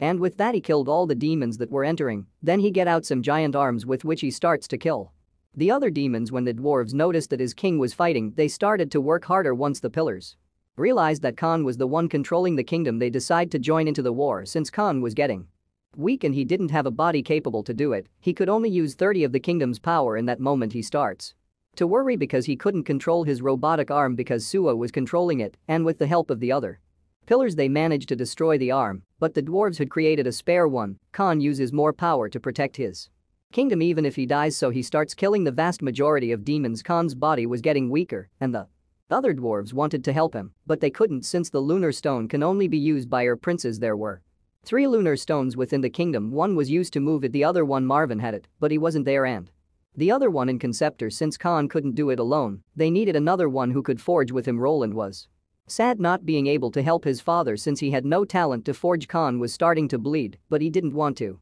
give up and kept fighting. Sumik starts attacking the kingdom, leaving Khan really injured. When the demons realized that Khan couldn't keep fighting, they all decided to attack at the same time, but suddenly a healing magic starts to heal all the dwarves, and one demon informs that reinforcements had arrived, and behind them some missiles start to fall, killing a lot of demons. The dwarves were wondering if Marvin had arrived, but it wasn't him, it was Zangi's team lead by Martin. Khan recognizes Martin and gives the order to not attack them by accident. Wharton gets into the kingdom to help Khan while the others are fighting demons, where Cielo starts to attack first, but Penny destroys Cecito's threads very easy, and she starts to make fun of the pillars. The pillars were very surprised since they didn't expect the human kingdom to help the dwarfs. They wanted to kill them, but they were wondering if that would affect the relationship between the human tribe and the demon tribe. Suicide says that they better kill them because they intervened in the war, but in that moment a person gets above them and throws Papade's head in front of the pillars. This person was Sophosis, which says that if any of them would dare to put a finger on his friends they would pay. Chirons was happy about his brother's death, since now he could rank up. The other demons were feeling confident and They were about to fight that group of people since they now had an army and the pillars were also with them sophists. Uses an ability and Alina with her magic increases the size of that ability, making it defeat a lot of demons gyrants. Manages to protect himself just by a hair, but his shield was about to break that scared the other pillars because now they had to fight carefully against surfaces. Gyrans gets mad and uses his maximum power to kill sophists, but in that moment the corpse pillar ordered them to retire. Gyrans wanted to fight against the humans, but the corpse pillar says not to disobey orders, and with no other option all the demons start to flee. Lena was happy about it since she could only use her magnification power once a day. With the help of Martin they were repairing the kingdom. Khan was very tired and thanks Martin for his help, but he says that he haven't done anything yet because when using kingdom forges he gets tired very quick. Then Martin congratulates him because he was fighting like that for months, but Khan says that he was fighting with Marvin because he was the one who could take advantage of the kingdom's full power. When Martin remembers Marvin he asked where he was, but Roland says that he was killed by the demon tribe. He explains that they didn't fear the demon tribe before, but Khan couldn't stand seeing his people die, so he accepted a peace treaty with the demon tribe. But when they were talking about putting an end to the war the demons attacked Marvin in the middle of the conversation and nobody from his group had arrived yet. When Martin hears that he says that he will help the dwarves and sophists asks Khan if any other human arrived to the kingdom before they did. Khan says no, since they were the only ones from the human tribe. After that he starts bleeding worrying everyone and Fiona wanted to examine him to see if she could help him. Roland told her not to touch his father, but Martin convinced him they would treat his father the next day. That night when Roland was alone he went to speak to the corpse pillar and we find out that it was him who sent Marvin out of the kingdom. He also drained Khan's power to destroy the kingdom and the pillar told him to be patient since very soon he would be the dwarf's king. Roland was very angry since he always said that, so he asked for an exact date and this pillar said that in a few days he would send troops to finish off the kingdom for real. That said they leave thou in the demons Queen Castle. The corpse pillar Raymond was thinking about absorbing many corpses when the war starts again. That would make him really strong, so much that even Darkula would be on his side, even though Lillian would be pissed for what he was going to do. He wasn't stopping. The next day when Fiona finished diagnosing Khan she says that it was very weird since his body wasn't injured. Roland asked if that could be because he forged too much, but it wasn't. That since Martin also forged a lot, but he wasn't as bad as Khan. When Fiona gathers everything she knows she mentions that Khan might be poisoned, surprising Roland because the venom he used was almost impossible to detect. Fiona says that even medicine won't work since that venom was unknown and the only way to save him was to find Shang Yi. In that moment some dwarves say that Roland was the best pharmacologist in the kingdom, but as he didn't want to save him he says that his knowledge isn't enough. The others say that he should try at least, but pretending to be said he kneels before Khan and the others left him alone so Roland could clear his mind and be happy because everything was going according to his plan. On the other hand Shang Yi and Isabella arrives to the place the dwarves had fought against the demons. Zhang Yi was surprised because there were no bodies despite the blood, and Isabella says that Raymond the corpse pillar might have absorbed those bodies. He could also use them as puppets, an ability useful in long battles. Zhang Yi asks if she could beat him even if he absorbs a lot of corpses, and Isabella says that the last demon gave her that ability and since she has a demon queen limit power she could crush him. Zhang Yi asks if he had a weak point, but Isabella didn't have that information. Once they were going back to the ship, Isabella wonders why did she talk that much then.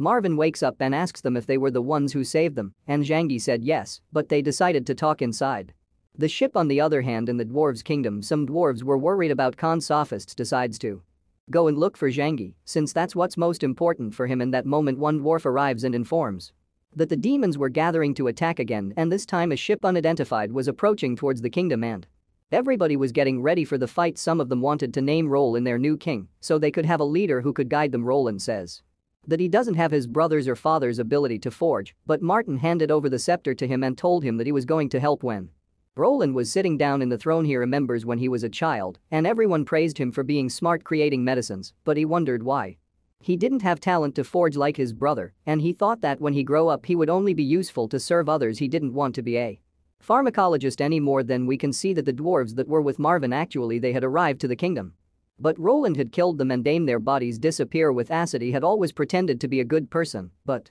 now alas he could become king, and as his first order he ordered all the dwarves to surrender before the demons. Everyone is surprised about that and asks him why is he giving that order, and Roland says that the demons will leave them alone as long as they give 100 lives monthly. Now everybody sees Roland true face. Roland knew that they weren't sent by the human tribe and he ordered to capture them. Everyone was wondering what should they do, but in that moment in destroying part Of the castles, Yang He arrives with Isabella and Marvin. When Sophist sees Yang, he quickly asked if he was okay. Isabella was a bit jealous for that. Roland, on the other hand, when he sees his brother, he says that he would tell everything to him once he fully recovered. When Bart sees Roland, he punches him hard, sending him flying.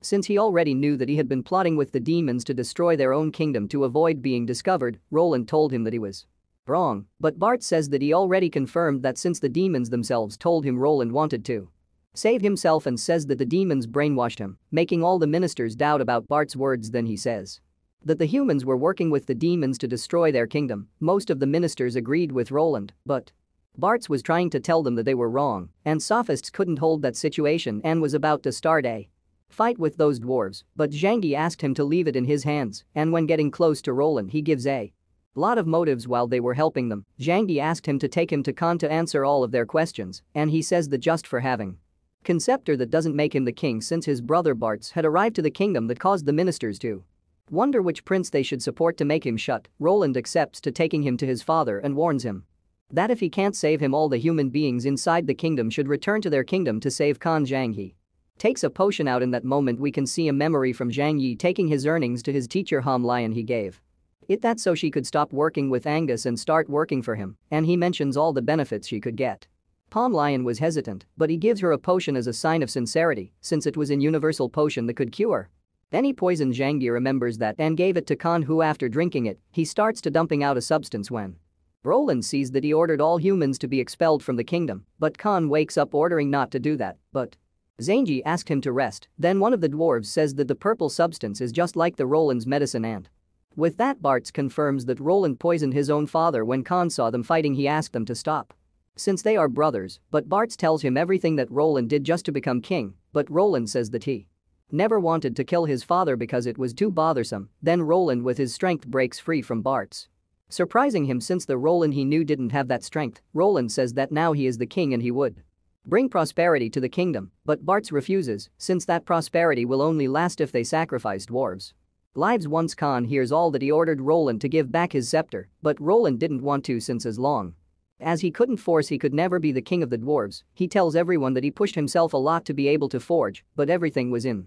vain since he hadn't that talent, which angered him since the only important thing within the dwarf's kingdom is forging, and even though he was good in other areas it would never compensate that defect. In that moment we see a Roland's memory where everybody was congratulating him for being good in other area, but they always told him that he should help Bart's in the future, making him angry because everybody saw him as Bart's shadow. Roland shouts saying that the throne must be for him, but Bart says that it is impossible because a king must be a forger to be able to move the kingdom and fight just like Khan did before, knowing that he was going to say that Roland activates the scepter, surprising everyone because everyone thought that he could forge. Bart's told him to stop since he would not be able to hold the mental energy the lunar stone consumes, but Roland says that he has made an effort that goes beyond his imagination to be able to forge, and in that moment he activates the kingdom forge and escaping the room. In that moment a guy stands up before them releasing a venom that covers the whole room. Moto managed to suck up all the venom with his Zhang Yi's invention, but Roland forges weapons inside the room and started to attack them. Martin stopped the attack by also activating the kingdom forge, but he couldn't stop it for long because Roland's mental power, he was growing stronger. Martin is thrown directly to the weapons, but Zhang Yi saves him by activating the forging field, surprising Roland since with that he damaged his metal power. Martin was also surprised and asked him how could he use the forging field, but Zhang Yi didn't know what he was talking about. Khan was also surprised, and Zhang Yi asked them what the forging field was, but Sophists told them to explain that later since they have to get out of there first, saying she told him that he should address her as queen, worrying Zhang Yi, who told her that she should leave that stuff for when they were alone, but Isabella ordered him to do it, surprising everyone since their relationship was getting deeper. Once outside, Roland was bleeding because Zhang Yi's mental power was crashing against his. He also couldn't forge. Once outside the room it was like an autonomous field. Zhang Yi starts to forge again, and this causes another impact in Roland's mental power, making him get angrier, so he decided to use the mental power of 400 people. He could do that because he took an forbidden drug to increase his mental power. Then Zhang Yi told him that he was just an amateur forger, making Roland go mad and attacking with robotic pieces, saying you could stop the attack by making those robotic things stop working, but he starts to feel bad. Roland gets happy because he might have used all his mental power reaching his limit, but Zhang Yi was only felt bad because of his back since he massaged Isabella a lot. Roland was surprised and asked him if he took the forbidden drug just like him, but Zhang Yi says no, since he has a lot of talent to forge to prove it. He created a giant robot arm with which he attacks him and says that forging goes beyond creativity and knowledge. Roland, dodging his attack, says that it doesn't surprise him, and since now he saw him as a good forger, he would show him the results from a secret investigation that took him several years. In that moment he raises his power to 600 and he forges a steam giant, surprising Zany for its nice shape. Roland starts attacking him by shooting a projectile which destroys a part of the castle, making him think that Zhangji was dead, but then from inside the castle a giant robot starts to appear.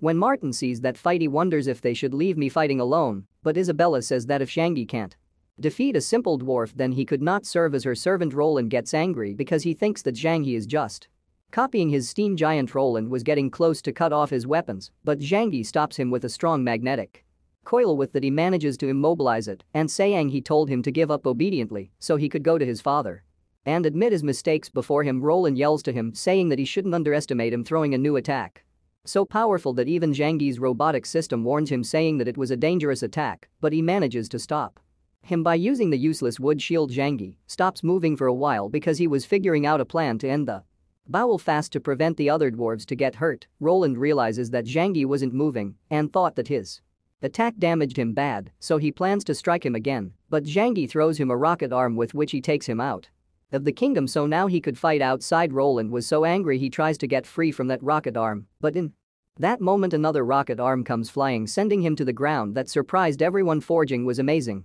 But the most surprised one is Sophus's, because if there are more robots like that one they could match Angus's power. On the other hand, Roland was very injured after that strike and he was asking to himself if maybe he should escape since his secret weapon was about to be destroyed, but in that moment Shanji arrives and he gives him one last chance to surrender, but Roland starts to attack again. This time he uses a special meat, a very strong one from the corpses. But Zhang Yi was very angry about that and he cuts that meat easily but regenerates and gets tangled into his robot. Roland said that that meat was going to regenerate forever until it kills him. Then he starts to attack Zhang Yi by shooting some projectiles, but that didn't affect Zhang Yi, who now uses a laser that destroys Roland's steam giant. Then he breaks free from the regenerating meat by releasing a great amount of heat to burn it. He also was worried because he thought that he might kill the prince, but Roland was alive and he was going to take him to the kingdom to get arrested, but Roland told him that it wasn't over yet because the demon tribe are going to kill them all, and after saying that a thing comes out from the arm which envelopes Roland in until making him disappear, surprising Zhang Yi because he could escape with that. Once back in the kingdom, everybody was surprised about Zhang Yi's robot, and Sophus on the other hand praises him, making Isabella jealous again. Then Khan arrives thanking him for everything he did for the kingdom and asked him if he captured Roland, but Zhang Yi told him that he couldn't since he escaped using a magic related to the corpse pillar that made Khan sad, but Martin cheers him up and they decided to talk about how to deal with the demons. Khan told everyone that they should not be afraid of the demons anymore because with Sang Yi, Martin and Bart's they could use the kingdom's true powers, but Isabella intervenes, saying that they are idiots since they doesn't even knows the position they are in, scaring Zany, who changes the subject to keep her identity hidden. They start to talk about they must finish with this war fast because the more corpses the more the corpse pillar grows stronger. Sophists agreed since he fought with that pillar before and he didn't die even when cutting off his head. Zhang Yi says that there are more enemies since all the corpses that weren't absorbed are now zombies, so he suggests the kingdom should raise its firepower to destroy them all. Moto says that it would be difficult since they are facing more than 100,000 enemies, but Zhang Yi takes out a blueprint of some weapons that would be very useful. On the other hand, the demons were preparing for war and the corpse pillar Raymond shouts that the day has come, the day they would conquer the dwarves' kingdom. The three pillars were wondering where Balian was, but Raymond says that he was killed just like Pepe. The pillars are surprised to know about Balian. Death Creons decides that he would be cautious when fighting to not end up getting killed, but Sumix was happy because he knew that he was going to rank up. Raymond asks his soldiers if they wanted to be stronger and all of them shout yes. Raymond told them that he would fulfill their wishes, so he activates an ability called Corpse's Call, and with that ability, corporation starts to appear from the ground and they start to attack the demons. When bitten pal the demons turned into zombies. Chirons and Sumix complained since he also turned their soldiers into zombies. Raymond says that they must accept his decision since Lillian allowed him to make some decisions and if they didn't agree they could just go and fight themselves. Cheyenne's, knowing that he can't win, decides to listen, and then Raymond revives both pillars. They're killed, making Chirons angry because he absorbed them. Going back to Zhang Yi, he proposed a plan which was going to a big mountain to hide the kingdom, so they should only Be worried about the front. Once they arrived the mountain they got amazed because it was huge, but Bart's was worried because that plan was dangerous. Khan told him to trust in his friends from the human kingdom, and in that moment Shangi asked him to call all of his forgers in the kingdom since they wanted to make a big-scale forge to defend the mountain. On the other hand, the pillars were looking for the kingdom everywhere so they could have their war, but Chiron say that he looked everywhere but haven't found them. Raymond asked him to keep looking since his zombie army never gets tired. Chironese asks if anybody have seen Roland, but in that moment he appears behind them since that thing that saved him was Raymond's, which makes fun of him because he had to escape from some humans. Roland yells that if it wasn't for him, they wouldn't achieve anything, but Raymond releasing his limit power puts an enormous pressure on him. Raymond told him not to be so arrogant since he's not a prince anymore, so Roland apologizes since he couldn't hold that pressure anymore. Once on the floor, Roland realizes that since he is not a prince anymore he is being treated as garbage, so he decides that he will take revenge. In the future, Raymond says that he has not forgotten his deal about making him the dwarf's king, but he had to be obedient, and seeing the lunar stone he asked him if he could still use it. Roland says that he ran out of his metal reserves and asks him for Zami's brains so he could recover that energy with the forbidden drug. Raymond accepts since he wants to absorb Roland in the future so he could use the forge. On the other hand, Shanji was showing Isabella how the demon's army was, so she gets mad with Raymond because he turned the dead into zombies, saying he told her to calm down because she could release her demon queen limit power. After noticing how fast they were going, they were supposed to find the dwarves' kingdom in about 2 hours. Then Martin arrives, who congratulates Yangi for everything he has done so far, and he tell him that they wouldn't be able to help him with the blueprints he gave them because they don't understand the final product, but Zhangi told him not to worry since he has a lunar stone. Martin told him to be careful because that stone absorbs a lot of mental power, and one example of that was Moto, who forged a mini robot with the lunar stone and he almost passes out, saying he tells him that he has never felt tired when forging, making Martin remember that Zhangi has used the lunar stone before, but he has never seen him being tired. He says that he should hold back a bit when using the stone because he might end up being bald just like Martin. Isabella imagines bald and she gets a bit disgusted, but then Bart's arrives asking Shanji that he couldn't understand one thing. Then we see the kingdom hidden inside the mountain and Bart's ask if they just are going to defend themselves because now the kingdom was like a trapped beast that couldn't use its powers, saying he asked him to calm down if an emergency presence he had shield machines which would evacuate the kingdom very fast. Then he mentions that he trusts him because when he has to defend he gets the most out of the forge. On the other hand, the demons were heading to the mountains to find the kingdom. They were wondering why they would hide in a place where they couldn't escape, so they start to theorize about their plan. Raymond and creates a zombie and send it to investigate the mountain, but it gets destroyed by a minigun, and besides them there were more. The dwarves, using a special stone, they create a hologram where Khan tell the demons to retire, otherwise they would have to take the path of war. The pillars start to laugh and Raymond mentioned that if they give sacrifices and honor Lillian they would have his word that nobody would be harmed, but he tells officers that he is a dab knight since Angus never sent reinforcements to the dwarves, but Sophist says that he only cares about the human kingdom and not what Angus thinks. Khan doesn't accept that deal since they had to sacrifice his people, and he finalizes saying that his people was ready to start the war. Roland intervenes, saying that they should join the demons because they work with Angus, who is the true king of the humans, but Zany start to make fun of them, saying that if they want to talk they should come inside, making Raymond angry. Roland tries to convince his father to surrender, but Khan firmly says that he regrets loving him, and after all that conversation the war starts. The demon starts attacking first, and Martin uses the kingdom forge to activate the miniguns and protect the kingdom. These weapons defeat a lot of demons one after another, but some of them uses magic to obtain a metallic skins, and the miniguns can't damage them that much. Moto says that they could not get through those metallic zombies, but Zangi was expecting that, so he modifies the miniguns, making them more powerful, and with a single shot those weapons manages to kill many zombies, surprising Chirons, who doesn't plan to attack yet since is very dangerous. Then with those weapons a massacre starts, killing a lot of zombies.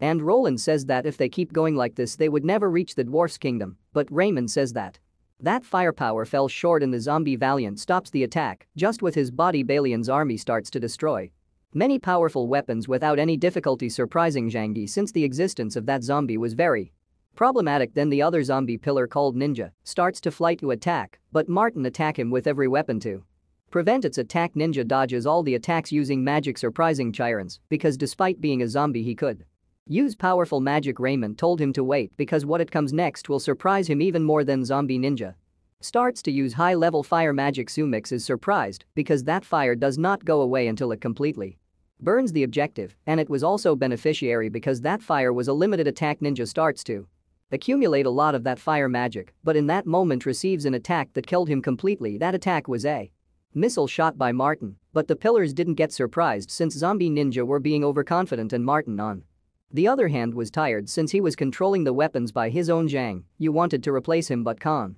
offers himself to forge since they were going to need Xiangyi's powers, and later together with Martin they start to forge. Together when they are both forging, the weapon's power gets drastically better, making most of the zombies get paralyzed. But when they were attacking zombie Balian, they could not harm him because of his powerful body. Balian starts to attack with a weapon which I do not know its name, and with just one blow zombie Balian gets cut in half. Raymond doesn't get scared, but he is surprised by the power of those weapons, just like Bart's, who is surprised by Zhang, who's for. Isabella tells them not to be so happy yet since the pillars haven't fought yet. Then Sukiyo starts to repair the bodies with her threats, saying he sees that and is planning to destroy them all so they could not be repaired, so he asked Martin and Khan to be ready for the next forge. Zombie Balian starts to attack them again, destroying a big part of the turrets, but in that moment they forged 3 frozen fortresses. Zombie Balian was going to destroy those fortresses, but they turned zombie Balian into ice and then destroying his body completely. Then they shoot a lot of missiles to the zombies, but Sumix managed to avoid those missiles from destroying the zombies with his sticky parts. In that moment they receive a warning saying that the first defensive line has been destroyed, and Moto asks if they should be worried about that since they destroyed one defensive line. Zhangyi says that since they already destroyed a lot of zombies it would be much more difficult for the demons to go through the second defensive line. Then they start to attack all the zombies with all of their weapons, making them seem like they already won the battle, but in that moment a giant corpse appear. It was made out of 50.00.00 corpses. This giant carries a huge rock to throw it right into the kingdom, but it's taken down quickly by Zhangyi's missiles. The other pillars realized that Raymond wasn't as powerful as they thought, so they didn't help him. Sukiyo was Raymond's lover and she asked him what he would do now. Raymond, very confident, said that he would use his true power, and he makes the giant absorb the rest of the corpses to make him get on his feet. Now the even more powerful giant throws a powerful attack to the kingdom, but Martin and Khan tries to stop it by attacking them with the frozen fortresses, but it doesn't work since the giant is absorbing more corpses, getting stronger, and he even destroys all 3 fortresses. After that Martin and Khan starts bleeding because of that power, surprising the pillars because they didn't know that the giant was so powerful inside the kingdom. Martin and Khan couldn't keep fighting because those weapons consumes a lot of energy, and Xiangyi was ready to substitute them. In that moment Moto intervenes, and he says that he now will help since he practiced a lot, but just after touching the lunar stone he could not continue. After that interruption Xiangyi starts to forge and fight with the demons. And when Isabella saw him acting like that, she said that now he deserves to be called a husband, saying he defeats the giant at the end with only weapons that I don't know its name. Sasido destroys those weapons after since they became a problem. Chiron starts helping by destroying those weapons with his insects since he is the insects pillar. But luck wasn't on his side because Xiangyi had created a mobile weapon and he put it in the middle of the zombies, killing them all with its laser. Then after using a lot of energy the mobile weapon stops working. Raymond noticed it and he sends the zombies along with the pillars to attack every demon got in front of the kingdom since there were no more defensive weapons and even more giants appear. Faili asks Zhangyi why he stopped forging, but he says that his current forger has been destroyed, so he is redesigning it. Everyone inside the kingdom was worried because the demons were getting closer, and Martin asks saying you what he was doing, but he told him to wait a minute. When Sophists realizes how close the demons were, he says that they shouldn't allow them to get any closer, but Zany told them to trust him because he has a plan. When Isabella saw being so confident she told them to stop doubting, and she was starting to accept how strong he really is. The demons are getting closer and closer to the kingdom, and once Sanji notices that he uses his instant forge, starting covering all the demons with an energy sphere. The pillars reacted fast, and they could escape once Xiangyi had them trapped. He forged a neutron bomb and then threw it directly to the demons, and once get inside the energy sphere, detonates, creating a big explosion that even the dwarves inside the kingdom could see, surprising everyone for its enormous power. Sophists noticed that Xiangyi had got better since he won the festival, and Penny was happy to be in Zhangyi's side. If you don't remember, she wants to kill Angus. Zhangyi sees that Isabella wanted to fight and he wanted to stop her, but she told him not to worry because she won't reveal her identity. On the other hand, despite not being inside the sphere, the pillars got injured, and Raymond appears and starts to fight since he thinks they have no more weapons, saying his team gets out of the kingdom to fight in the front. Raymond starts to absorb corpses left by the explosion. Everybody was ready to fight, even who would forge an armor, and this is how the fight where everyone Supports each other. Starts in the fight. Sophist sends flying Kyans with just one hit from his sword and being in the air. Chirons uses his explosive flies, creating an explosion in front of surfaces who was able to resist and then attacking him again, sending him flying again and chasing him in the air. No losing time since they wanted to deal with Chirons first. On the other hand, Sumax was throwing sticky attacks. Twilly, who uses his fire to burn them, but it was useless, but then AC helps him by freezing the slime. Soily and Nane, I could fight Sumax without troubles.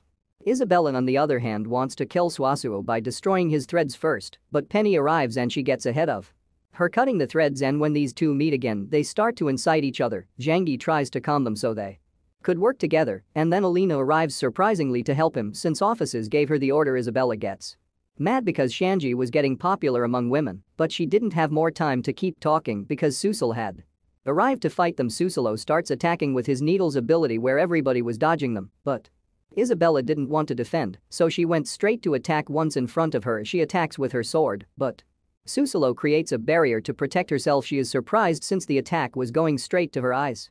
Since her eyes were her weak spot, Isabella was surprised too because Lillian shared her limit power to each one of the pillars, making them stronger. Once getting back, her group helps by attacking Suul, but those attacks didn't work because she protected herself with her threats. Isabella gets angry with them because she wanted to kill her by her own, but Alina didn't obey and threw a rock to Sukiyo, who didn't pay attention to that attack, but Alina uses her magic, increasing the size of that rock and making it land onto the pillar. In the other fight, Ali's team was frustrated because Sumax was just flying around. Beautily jumps using a fire kick to take him down, but it didn't work because his foot stuck into Sumax's body. Once Sumax had him in front, he tries to punch him, but AC managed to freeze his belly. Soli could escape, then Neen throws him flour. Soli with his fire could create an explosion, but it didn't work since fire doesn't affect his body. The Sumax uses his slime ability to attack the whole team. Everybody managed to protect themselves using their abilities, but Sumax surprised AC on her back, capturing her. Billy wanted a fair fight, so he started calling him a coward. Sumax told him the same since they were three and he was alone. He also says they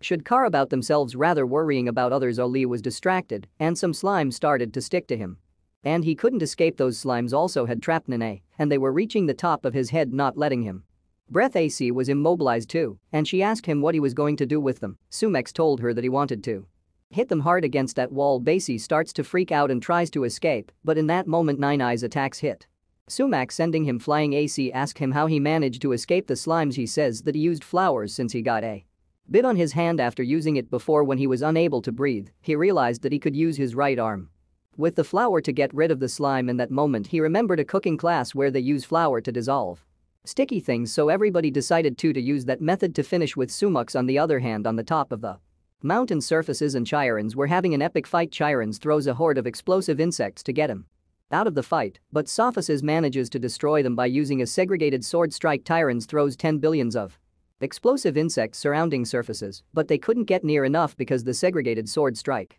prevented them to get close. The Surfaces uses an ability with his sword that pumps the air, making all the insects explode, making Chirons angry. In that moment, when trying to give an order to his insects, Chirons couldn't speak.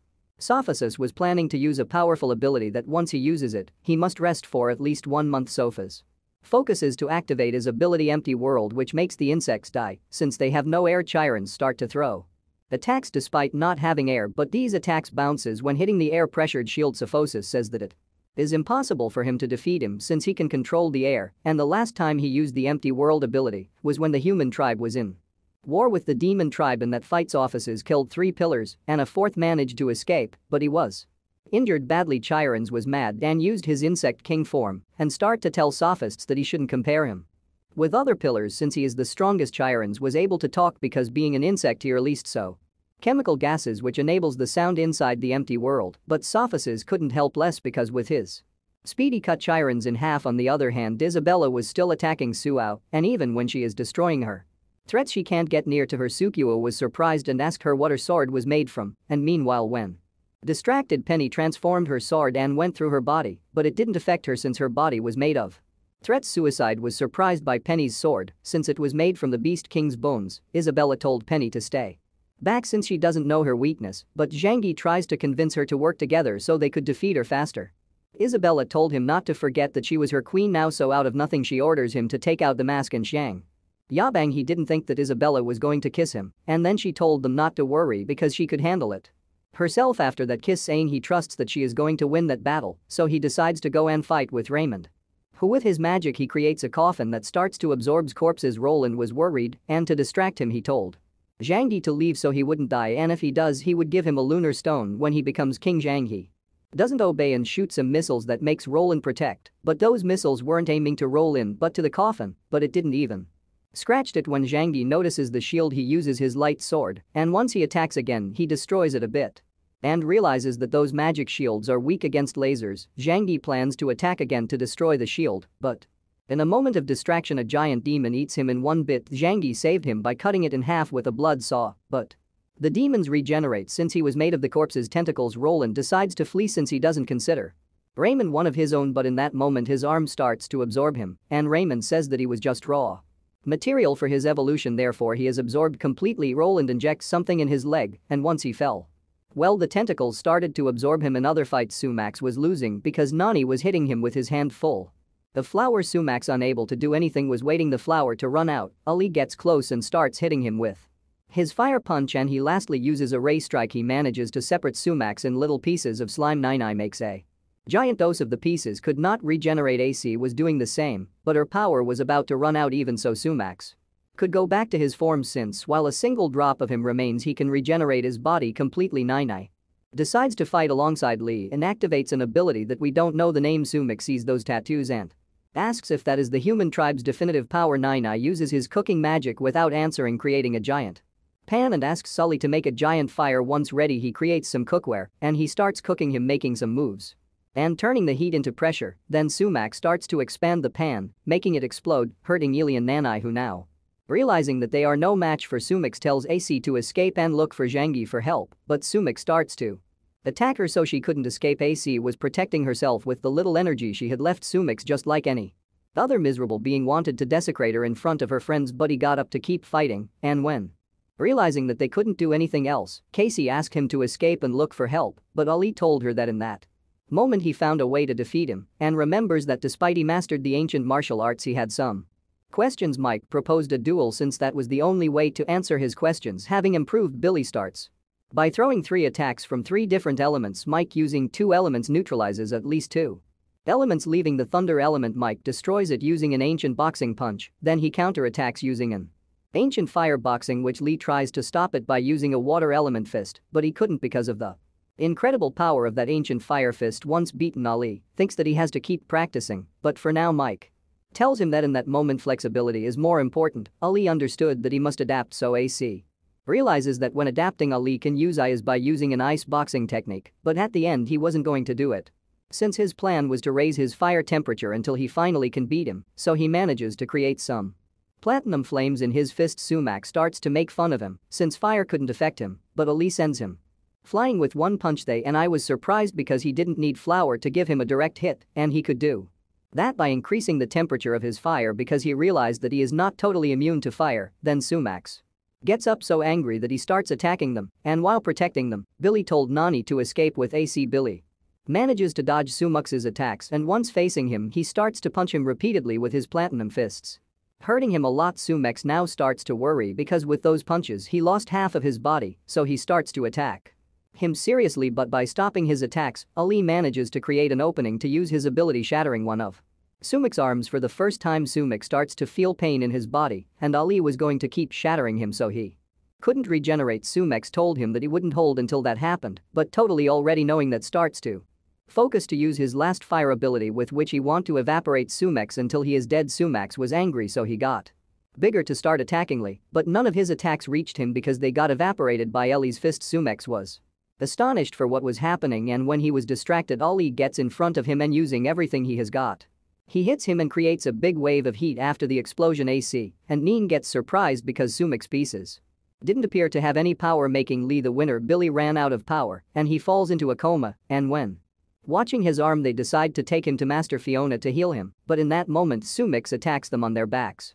With a little Rymanese of his body, Daisy manages to stop him using ice, getting her unable to keep going, so they decide to go and look for help. In the other fight Isabella and Penny were fighting, and by working together they were reaching the Sukuo's weak point. Penny was helping since she wanted to if the orcs were living in the demons Tried but Isabella didn't answer, but since she was helping anyway she was considering answering her. Susuo was angry for losing time with them, so she was going to fight for real, but when seeing Alina she gets big and kicks her.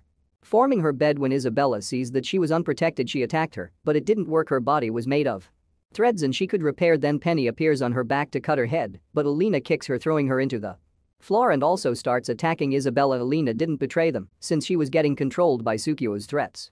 Who managed to do it because when Alina kicked her she implanted her threat into her. Alina starts to throw so many hits, but they manages to avoid them, and Penny starts to crawl her arm to attack and destroy the threads, but those attacks didn't work because they were injuring Alina, and Susuo starts to make fun of them for not being capable to kill her friend. Then Isabella starts to attack her from behind, but Susuo stops her and creates a threads field, capturing Isabella inside. But instead of being worried, Suicide was disappointed because despite having a bit of the Demon Queen powers she wasn't as strong as she thought. That's because Isabella, with just one movement of her sword, she managed to cut her threads, and Sukiyo is surprised because she knows about that, so in order to kill her, she grabs her body with her strings. Isabella wasn't worried about that, and Sukiyo thought she was pretending, so she starts to tighten her threads, but Isabella still showed no fear and she used her Demon Queen limit power to cut the threads, which surprised Suko because she didn't have anything to destroy her threats. She starts to fear Isabella and starts wondering why there is a human so strong, but in that moment Isabella uses her speed and destroys Sasuno's eyes. That allowed Alina to be controlled no more, but by having used her magic for so long she couldn't keep any more, and Susuo, on the other hand, was suffering because of her eyes. Isabella, while getting closer, told her that she has the same face she had when she betrayed her, and Sukiyo, when she finally could see her well, she realized that she was the demon queen. Isabella scolds her because of her treason because she saved her when she was a slave, and Susul thanks her for saving her, yet she says that she have found something more important in her life, and she starts attacking again. When Isabella sees her true face she called her ugly. Susuo accepts the fact that she is ugly, but since Raymond is the only one who loves her she is going to leave all behind for him. Isabella told her that she wasn't ugly because of her looks but her character, because she is very easy to be fooled, but Sasuno says that Raymond's love for her is real, but in that moment she loses contact with Raymond. She thinks that he is in danger, so she goes to help him. Isabella tries to stop her, but she couldn't. Zany, on the other hand, sees how Sumax is being defeated by his friends and he prepares his light sword again to cut Raymond's coffin, but Susulo puts her body in front to protect the coffin and sends Yang Yi flying with a hit, who landed with Isabella, who wasn't worried about Suko anymore because her regenerative power had reached its limits. Isabella throws a powerful attack since she was not going to be merciful with a traitor. But Susul, besides not being able to regenerate anymore, she kept protecting Raymond. The other also attacks Yusuo, leaving her in a very bad shape, and Isabella tells her to leave him since she was just an expendable pawn for him.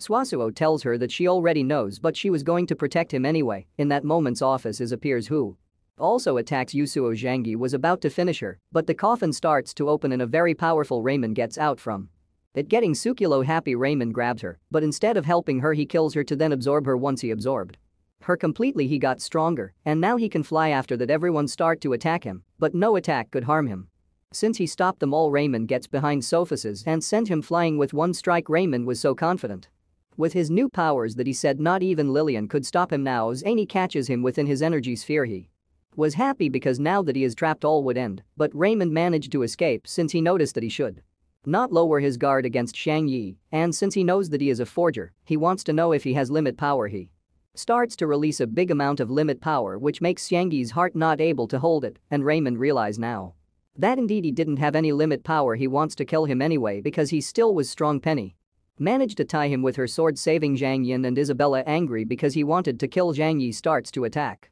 him, and we can see that Zhang Yi could hold Raymond's limit power pressure because Isabella gave him a bit of limit power when she kissed him while Raymond was getting free. He says that they would never be able to defeat him because he is invincible, and Penny was in shock because she used a very strong type, but that was nothing for him. Raymond using his weapon catches Penny to absorb her, but she modifies her weapon to be a rapier. Raymond uses Susuro's threads abilities to absorb her, but Penny gives a blood drink to his sword to grow stronger, and to attack him she starts to get crazy, just like the time when she fought Isabella, but it didn't work, and he catches her and says that he would use her to threat the region since she is Angus's daughter. Penny was very angry and got free, so she used her beast form and started to attack Raymond, but like I already told you, Raymond is very strong, but worried about Penny growing any stronger, he sent her flying with a kick, leaving her out of combat, and then he gets near to Xiangyi to kill him because he got in his way. Now Raymond gets out The Scepteran started to forge, surprising everyone in the kingdom, and Khan sadly realizes that he absorbed.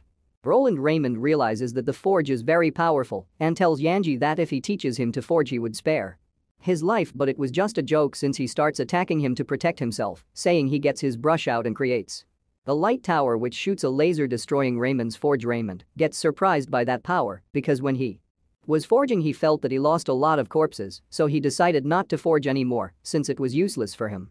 Zhangyi says that forging is not as easy as he thought, but Raymond told him that forging wasn't important for him. Zhangyi tells Isabella not to fight to keep her identity hidden, since now everyone in the kingdom could see her fighting also.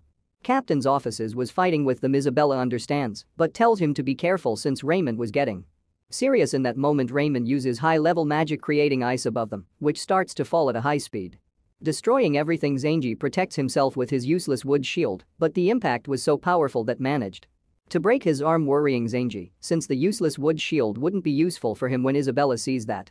She was planning to fight even if her identity would be revealed field, and although she only had a 20% of her original power it would work to punish Raymond. Raymond praises him to hold his attack, but then Sophices appear and traps him with his air prison magic.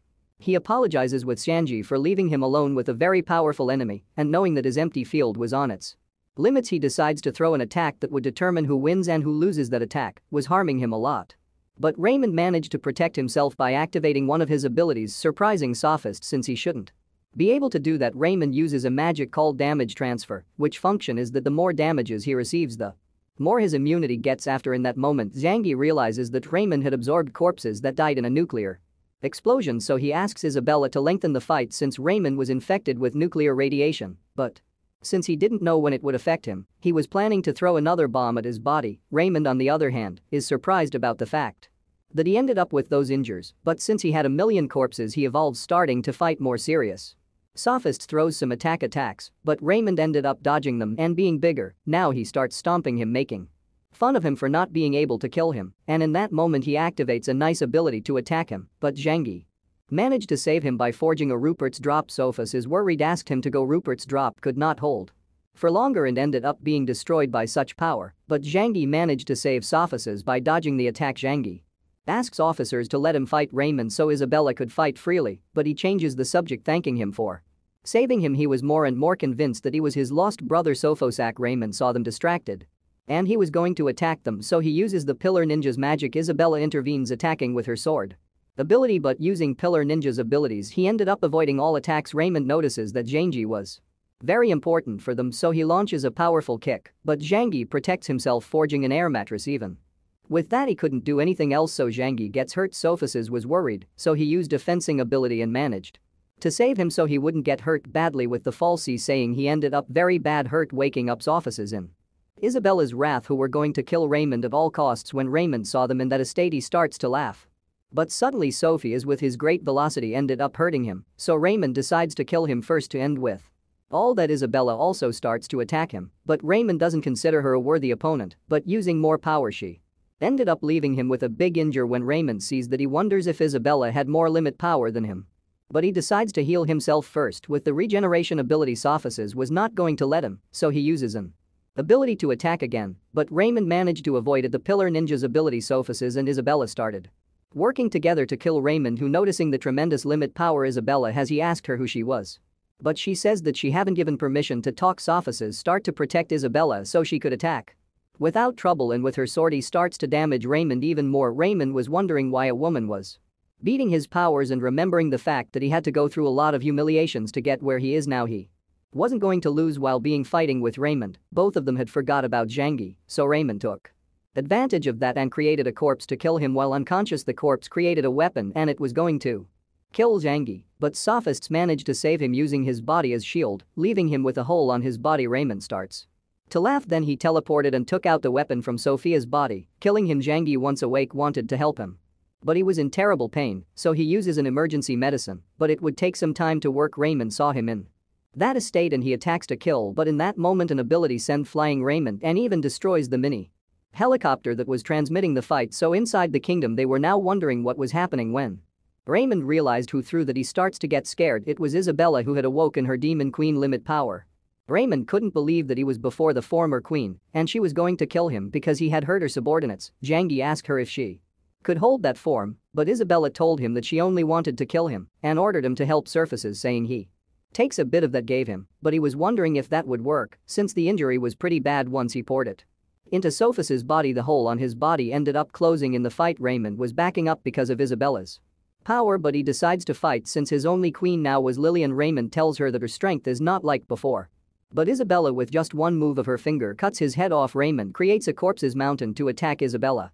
But with just one look she makes them disappear. While Raymond was regenerating himself, he tells Isabella that she is not as strong as before because if she wanted to kill him, she would have done it already, but in that moment Isabella gets behind him and goes through his body, taking one of his demon powers. Once in the floor, Isabella stomps the head till destroying the demon power, recovering a bit of his demon queen powers that were taken from her in the inner world of the corpse pillar. Raymond was scared because even though Isabella didn't have her whole strength, she was very strong. Since Isabella broke Valiant demon power, he wouldn't be able to use it anymore. Isabella, knowing that he is pretending to be dead, she was going to take him out from his inner world, and to do that she starts to use demon electrocution magic, which was starting to damage Raymond in his inner world. Raymond creates a corpse and starts to throw some attacks, but none of them manage to damage Isabella, and she says that she would make him feel absolute pain before killing him. Using an ability, she takes out from him Pillar Ninja's demon power, so he decides to escape to inform Lillian about the situation. Raymond starts to come back to his original form after losing the demon's powers, and since he only had Sasito's powers left, he transformed into an animal to escape. Flying Zhangji manages to reach by hitting him with his armor since he doesn't want Isabella's identity to be revealed, but since the hit wasn't strong enough, Raymond starts attacking him, saying he manages to get free from those attacks by using his lasers, so he starts to chase him again. Zhangji knows that he lost some abilities, so he was convinced that he was going to catch him, but Raymond manages to avoid him, and since he wasn't afraid of him, he uses his abilities to absorb him, surprising Zany because despite losing powers he was still strong to be able to escape, saying he forges various giant objects. Raymond was mocking him since he had anything else to offer in that moment when distracted Zhangji gets behind him and kicks him down to the floor and starts bombarding him non-stop. Raymond creates some corpses which starts to attack Zhangji, so he starts cutting each one of them, but they regenerated. The corpses were pursuing him and eventually they caught him. He was worried about getting absorbed, so he releases some parts of his armor, and since it was now incomplete it would be very difficult to fight, but he decides to fight for Isabella no matter what. Raymond now had a new plan and told him that he would capture him to use him as a token of exchange with Isabella. Then Raymond starts to feel a terrible and violent pain when Zany sees him, like that he got happy because the effects of radiation were starting to appear.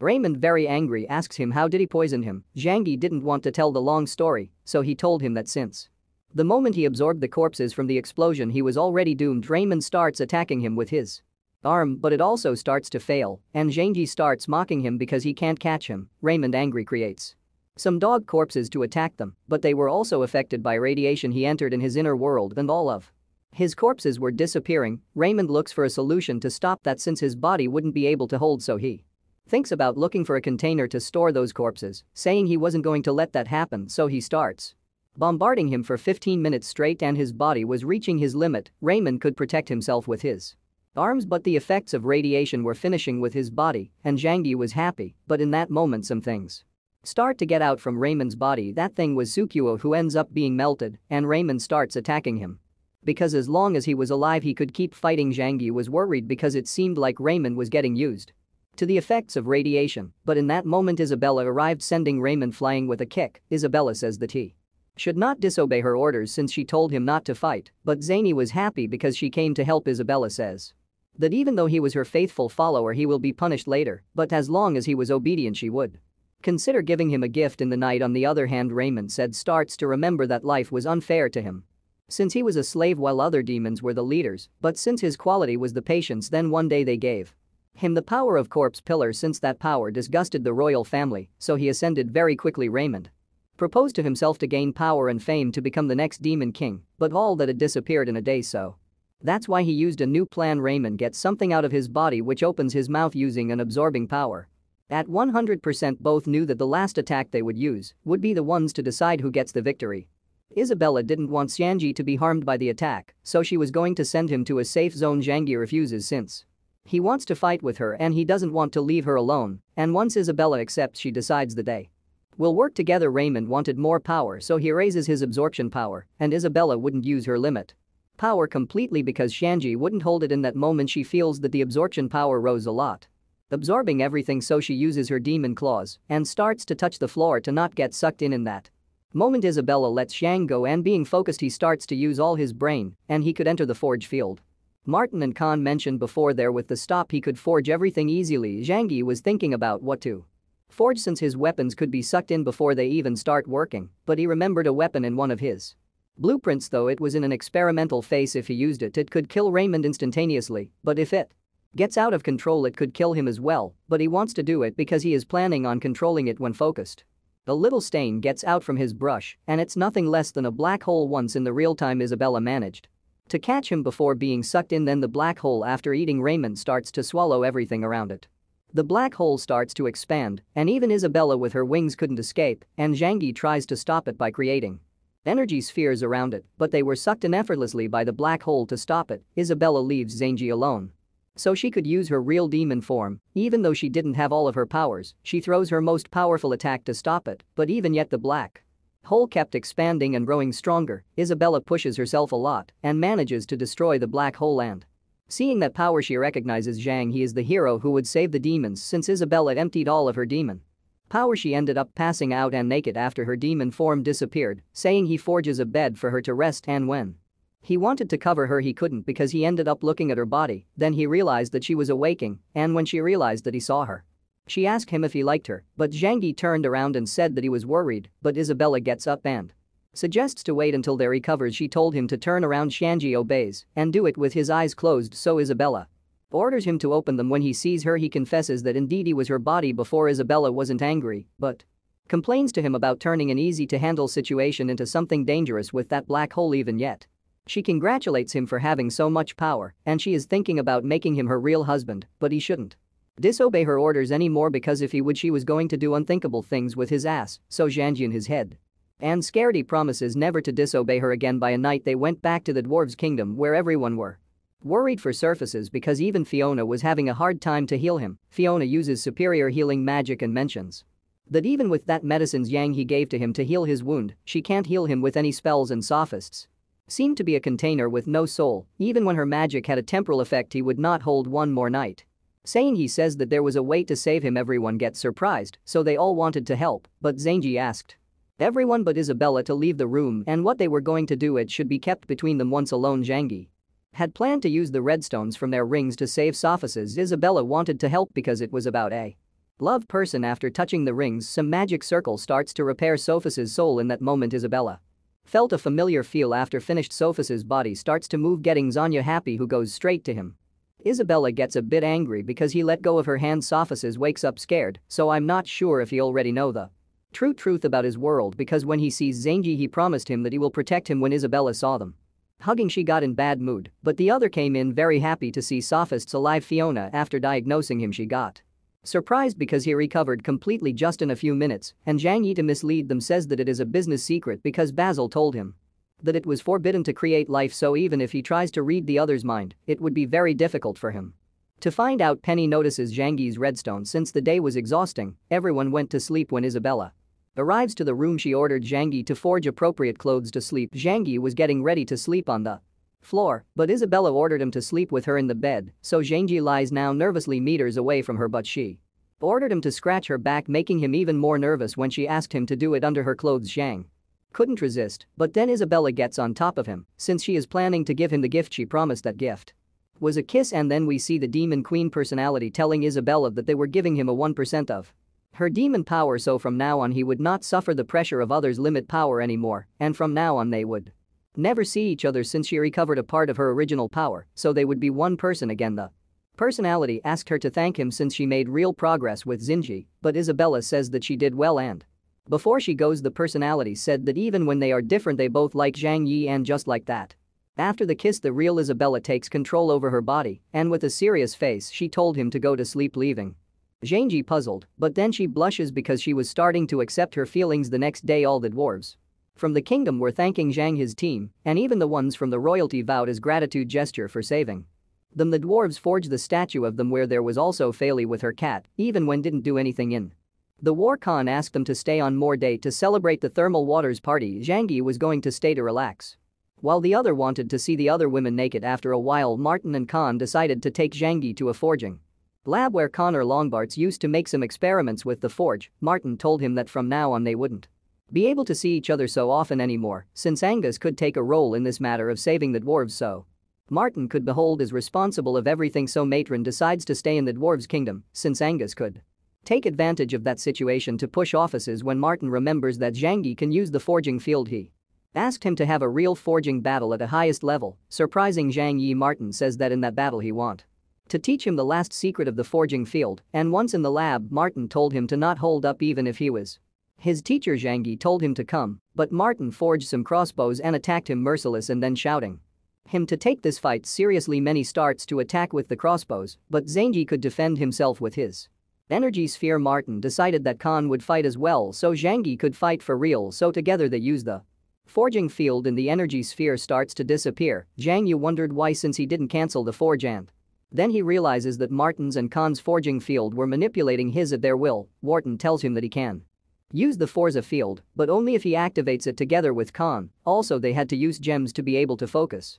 the mental power, but Zhang Yi was different since he was never seen tired while forging. His mental power were tireless and he learned the forging field by himself. Zhang Yi was a genius since he dominated all this easily, so he could force with no limits without using a brush or alignment stone. Bear Zhang Yi to use the forge field, but Zhang Yi didn't remember what he felt when he activated it. Martin, knowing that in a calm situation he could not activate it, he starts to attack him, but he protects himself with his useless wood shield. Both of them makes the shield disappear, starting to attack him again, and Martin shouts him to remember what he felt when he activated it, so Zhang Yi concentrates to remember what he felt. Then he realizes that every time he activated the forge was because he wanted to be stronger to help Isabella with all that. Remembered Zhang Yi activates his forging field, and with just one hand he could vanish Khan's and Martin's forge. Once he realized how strong he was, he said that it was like having the power of God. Both of them couldn't keep fighting, so they told him that they made him learn the forging field so he could activate it, not just when in danger. They also told him that he is the only one who can forge with useless wood so easily. Even them can only forge with useless wood.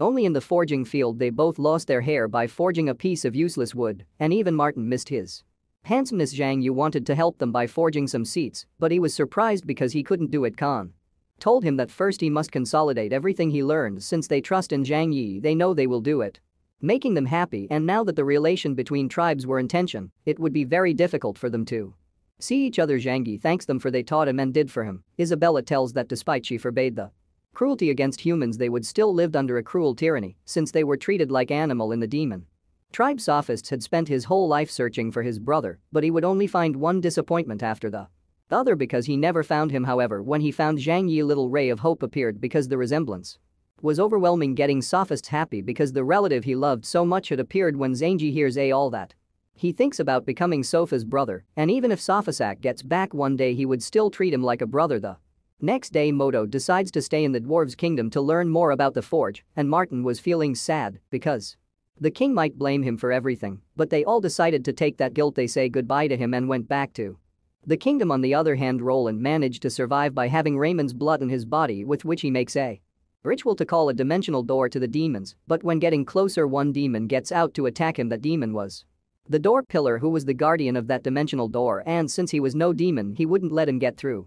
So he said that he was sent by Raymond, but he couldn't come because he was murdered by Zhang Yi. However, the pillar starts to attack him, but now because he wanted to take Raymond's blood out of him, but in that moment Lillian ordered the demon to let him through since they had a deal once. Tyro Roland already knew Liberty, the magic pillar, bio with the disgrace pillar, and Matoso, the sword pillar. Once Lillian KW and he about Raymond's death, she asked Roland who did it. Roland told her it was Yang Yi and one girl with a demon or a call to say Bella. When they hear that name they start looking into Roland's memories and ended up confirming that it was about the former demon queen Isabella. So Lillian gets happy because she was as beautiful as always. She turns Roland into a pillar for showed her those memories and she thinks about giving him demon powers. So in that moment some demons start to appear from her hands and they go in through Roland's mouth. Once all those demons are inside his body, Roland starts to feel a tremendous power, so he was so happy that he wanted to become Lillian's right hand, who ordered him to send soldiers to the borders of the human kingdom because she wanted to say hello to Isabella as soon as possible and she wants Zhang to be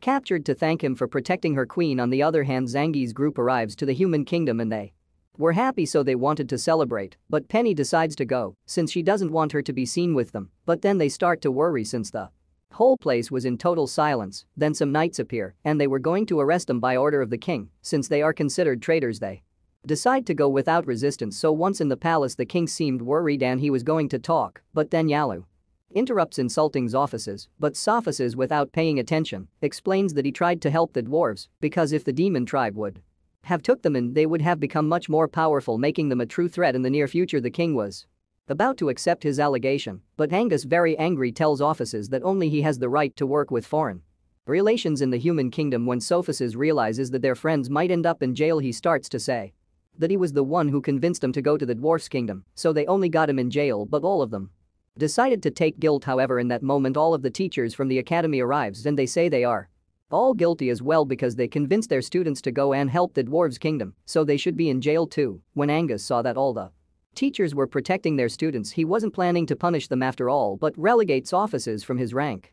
As Captain Sophists didn't even care, so he does not object. However, Angus wanted to close Zhangyi's business skilled because he doesn't want some foreigner to control commerce since he knows he is being manipulated for someone from the demon tribe, saying he worries because it seems that Angus knows the truth about Isabella, saying he makes everything possible to change the subject, but Angus wasn't playing around and he tell everyone that Isabella is the former queen of the demon tribe, surprising everyone there, but at the same time nobody believed it. But at the same time they started to remember that sometimes Isabella showed an aura similar to the demon's one, just like that time when she lost control in her training, so they confirmed that Isabella was indeed the former demon queen. So every dragon knight starts to surround her to capture her. Zhangyi wonders how did they find out and Surfaces, very shocked, asked Zhangyi if that was true, and he said yes. Once knowing that it was impossible to keep hiding it, Isabella decides to start fighting with her demon form, depressing everyone because they feel betrayed. Isabella didn't want to fight her friends, so she says that her only target was Angus, and Sophasis grabbed his sword and got in front of Zhangyi, who protects himself from being attacked, but Sophasis doesn't attack him, he was just protecting him and telling everyone that if they touched him he would kill them. Sato ordered the White Dragon Knights to attack, but Sophasis knocked them all out with one of his abilities, so the rest were planning to attack. However, some teachers started to help Isabella escape, so Isabella listened to them and she escapes, but Sato starts chasing them. Billy and Emery also followed her, but to help her, and the others remembered that she wasn't bad, so they wanted to help too, but AC stops them because if they keep helping Sophasis she would have to bear the responsibility. However, she was helping them a bit on their way. Isabella tells that she wants to go back to the demon tribe and take her throne back. She also apologizes with Sophasis because of her he had to betray his kingdom. Sophists told her not to worry since they were family for him, but in that moment some chains catches Isabella and Zhangyi and then they get pulled. It was Sato who did that to provoke Sophists to fight with him, but Benelli appears who knocks him with one of his abilities. Then some knights appear but Nani defeats them. Mumu tells Zhangyi that all of his responsibilities were now in the hand of the regent and his workers were cancelled. Zhang feels guilty, but Mumu cheers him up, saying that Angus would do it eventually since a lot of knights were behind them. Nanai and his master stayed to distract them, and once they were in the exit, Sophas is thought about staying in the kingdom because he promised his adoptive father to protect the little king, and since both of them had someone to take care of, Zany accepts his decision so he could keep taking care of Isabella. Alina was going to stay with Sophists, but after a kiss he convinced her to leave with them. Then Sato arrives with his sword for his long-awaited fight. Sophosis prepares to fight, but in that moment Zhang he calls him big brother and promises him to go back to have a new life, and he says goodbye. Sophisis was very happy about that. Then he decides to give up since his objective was a success, making Sato angry because he wanted to fight him. On the other hand, Zhangyi and his group wasn't having a good time because they got across with some demons and two pillars who wasn't going to let them see Lillian. Everybody was surprised about Liberty and Isabella resemblance, but she explained that Lillian could give her a part of the powers she stole from her, making them look like sisters. After the demon starts to attack the ship, Zhangyi was very upset, so he throws a lot of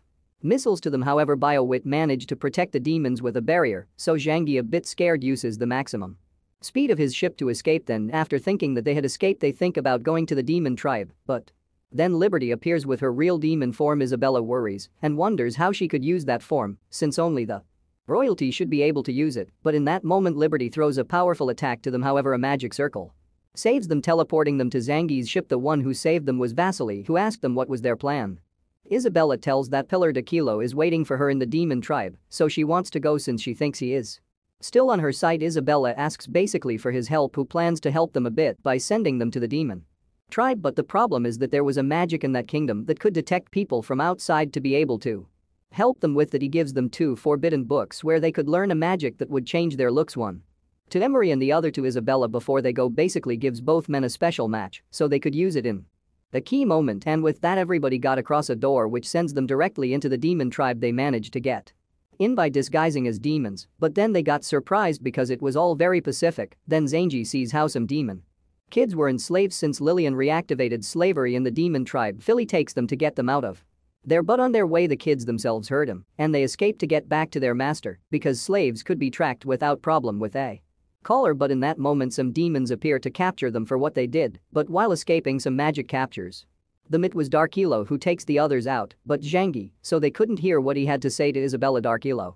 explains that he is taking no sides, but he is planning to join the one who is winning, since the only thing he cares about is that his raven breed don't die, because if for any reason Isabella ends up losing, Lillian could use the crow breed as sacrifice to create redstone for the gods. Zhangyi, angry, tells him that other breeds and races can be uses as well, but Isabella, not knowing anything about it, asked them if they were hiding something from her, saying he had no their choice, so he tells her the truth about the world, scaring Isabella, since everyone in the Hilo plains were like food for the gods. Then Darkilo tells that the royal demon family has the gods' blood, making them the only ones who weren't controlled by the gods in the Hilo plains. Then he explains that the war between humans and demons started because humans were the ones that created the most redstones for the gods' revival, so to avoid that the king demon started a war, making a lot of people die and lowering the reproduction rate and making it harder to create red stones. That shocks Isabella since she wanted to stop the war without knowing that, but Zhangyi cheers her up, saying that she did the right thing by not letting people die. Darkilo said that he will help if she promises that the raven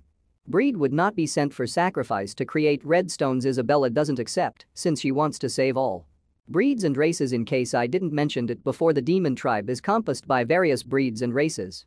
Darkilo warns her about the gods, they are terrifying, and if she wants to oppose the demon royal family lineage will disappear with her, but even so she was going to cry. Even if she died, if she gets killed, her descendants will keep fighting against the gods because she was planning to have children with Zhangyi. Darkilo wasn't satisfied with that answer, so he calls her naive by wanting to defy the gods, and he goes once back. They decide to go straight to the demon's queen palace. On the other hand, in the palace, Lillian was punishing Liberty for attacking Isabella, but since Livy was a masochistic, she was enjoying the punishment since she doesn't want to save Bella to be with Lillian. Lillian decides to forgive her because she was enjoying the punishment and she wanted to find Isabella to protect her, otherwise others would kill her. The reason why she betrayed her was to make her weak, since for some time she was always behind her. However, since she was so strong, she decided to make her weak so she could protect her. Lillian had used Lady as Isabella's substitute because of her resemblance, which makes Liberty hate more Isabella for taking her love from her. On the other hand, Zhang Yi and his group were going to the castle flying, since with that invisibility magic Emery learned with the book basically gave to her, it was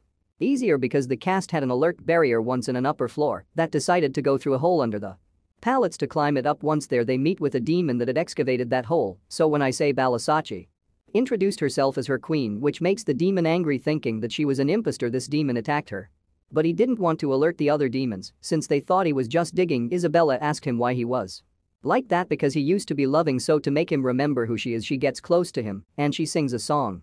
With that, the demon get very happy. He recognized Isabella because she sang that song to sleep, so he helps them get into the palace and he introduces himself as Zeocom. Then he goes so he doesn't attract any attention because of his size, and Isabella uses a magic that learned from Vasely's book to share memories about how the palace is from inside. Then they use the invisibility magic to separate in groups to look out for the dagger Lillian used to take Isabella's power. Zhangyi and Alina enters Isabella's father warehouse, in which among other things Zhangyi use a parchment to take all. Then they decide to regroup with the others since the invisibility the effect was about to wear out, but in that moment a demon attacks them, hurting Alina bad. This demon was Pillar Matoso, who could sense their smell humans despite hiding their aura. On the other hand, Roland had caught Emery. Roland was furious because they got in the middle of his way to become king, but Ali was going to fight for real to finish with him once and for all. Isabella, on the other hand, reaches her old room, and when she sees her parents' photo, she asked them for forgiveness for having lost her place as queen. Then when she was going out, an aura surrounds her, showing where the dagger with her powers were going. Back to Zhang Yi, he was protecting Alina by getting her into a capsule. Matoso, knowing that he was Sophus's brother, he starts to attack him since Offices killed his brother sword god Moxia. Zhang Yi knew that he was going To use his speed, so he forges a very thick crystal where Matoso crashes with and leaves him almost unconscious, and since he didn't want to fight, he decides to escape and later tell the whole truth about Moxia's death. On the other hand, Ali was kicking Roland's ass. Roland was very angry and he throws many demons to kill him, but Eli burns all those demons. In gets close to Roland and with a lethal fire punch he leave him injured. Bad Memory is surprised by Ali's power.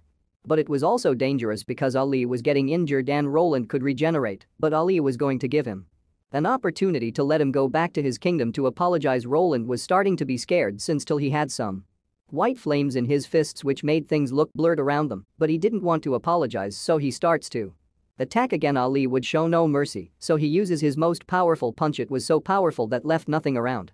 Xiangyi arrives and he uses his drones to start coolingly, so his wounds wouldn't end up being that bad, but he ended up passing out after using all of his powers. Emery was healing Eli and Alina, and then they would go and look for Isabella, but in that moment Lillian appears behind them with two pillars. She angrily asked Xiangyi about his relationship with Isabella and he fearless answered that she is his wife, getting Lillian so much angrier. She gets close to him and starts saying that Isabella was hers, but when he tried to escape he couldn't because Lillian was very strong. Then BioWit discovers Isabella's location, so Alien was going to welcome her, but Xiangyi tries to stop her. However, Liberty blows him away with a kick. With BioWit's help they caught Xiangyi, and Liberty wanted to kill him out of resentment because if they haven't returned, Lillian would only think about her and not Isabella. Xiangyi asks Emery to escape, but he wouldn't do it because two of her friends were injured and would fight to protect them. Then she takes out a staff, showing us that in truth she was a cleric, so at most she could summon an ancient beast. Xiangyi on the other hand was going to fight with Liberty. He uses his new lasers and shoots them from his arms, and Liberty was so confident that they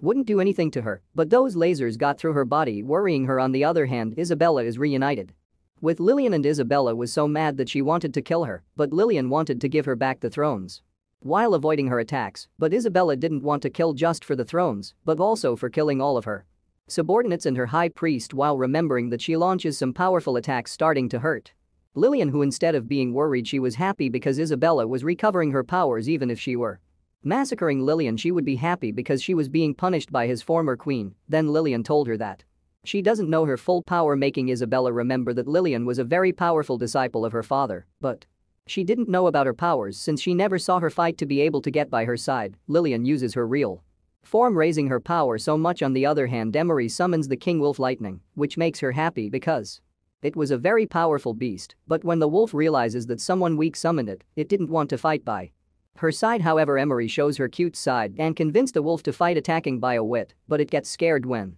realizing that was going to fight with his former master. The wolf tells Emery that BioWit's real name is Russell, better known as the best cleric from Hilo Plane, surprising Emery with that. On the other hand, after receiving the attack, Liberty asks Zany how he could injure her since that attack didn't have any magic in it. Xiangyi straightly says that it was the power of science and he wanted to show more, so he forges two drones with the same kind of lasers he used before. At first she could avoid them, but when a bit distract damaged her, leaving some injuries, and then he makes fun of her because even when she looks like Isabella, she wasn't as strong as her. That made her angry because he compared her with Isabella, so using her real form she caught Xiangyi's armor, but he was expecting that he was already out of his armor, which starts melting and catching Liberty since that armor was an animecha. Xiangyi gets happy for capturing her, so he wants to kill her with one blow with his weapons before she raised her powers. On the other hand, the wolf betrays Emery, going to BioWit's side. She tells that when she was known as Russell, she was a cleric who collected 12 beasts in Hilo Plains, and one of those beasts was the lightning wolf that destroyed Emery's confidence, and she was prepared to fight, but BioWit was going to let her go since she was like a master for her for being a cleric, but she must leave her friends behind, so Emery doesn't accept that, so she decided to fight and uses an ability to disturb BioWit's limbs. However, it doesn't do anything to her because BioWit quit to her human body and makes Emery be affected by her own attack. Emery surrenders, so she asked her to take her as well. BioWit realizes that she was a smart person and she offered her to be her disciple, but Emery refuses. If she accepts, she would teach her every magic she knows and also to summon a beast's equivalent to a dragon, which is the divine ancient beast, the golden daughter. That surprises Emery because the golden daughter is an ancient beast that lived with the gods, and it was a quiet beast that could cure every disease and could turn every enemy into a rock. Emery wonders how someone that evil could subdue the golden daughter, and BioWit accepts that she is evil, but that's how she is now. Then with the power of the golden daughter she turns into rock all three of Xiangyi's friends and captured them. On the other hand, Xiangyi throws a nuclear bomb to Library, which surprises Lillian because despite not having magic powers he was powerful, and Isabella attacking her told her that she was right, the man she liked was that strong, making her a little angry, and she starts to remember when she betrayed her love, and she tells that Isabella's father knew he had little time and he was worried about his lineage because all of his children born deaf, but one day her most beautiful wife was a few days away from giving birth, so he ordered Lillian to take care of her. When William touched her belly she got excited because the baby seemed to like it, and then after some time Isabella was born alive and the Demon King was very happy and named her his successor. However, her mother was about to die after giving birth, so before that she asked Lillian to take care of the little princess. Isabella leaves her with a beautiful wife who is the Demon Queen. After discovering Isabella's identity, they decide to escape to the demon tribe. Whereas Isabella, meeting William, begins to tell her why she broke her heart before after the death of Isabella's parents she became the Demon Queen. Isabella was very kind when dealing with her subordinates, surprising Lillian since she was different from her father because he was very serious, making his subordinates respect him since no one approached Isabella because of her position as a Demon Queen. She was happy to have Lillian as her only friend. Then there was an incident where the pillar of the door called Betty had killed a human despite Isabella having forbidden that, making her angry since she killed them in a horrible way, this because she ripped out the hearts of humans to increase her demon power, so she decides to execute him for having disobeyed her orders. After that, Isabella goes to see the documents to make peace with the human tribe, but the problem was that the conditions for humans to make peace were too harsh. At first he gets angry about it, but she thinks to find a way to make peace since Isabella does not want her precious civilians to die in the war. Lillian, upon hearing that, gets angry because she wanted to receive all the love from Isabella, so to take out her fury, she went to punish Liberty. In that moment, Biowit arrives and tells her that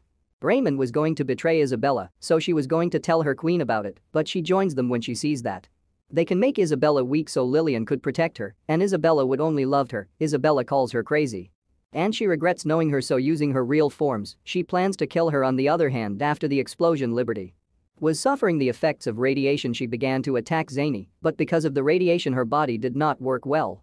So Zhangji, taking advantage of that, improved his mecha. Then he planned to kill her with one blow, but Bio-id intervenes, attacking him but does nothing to him since Yanji returns the attack and Liberty shows her true form.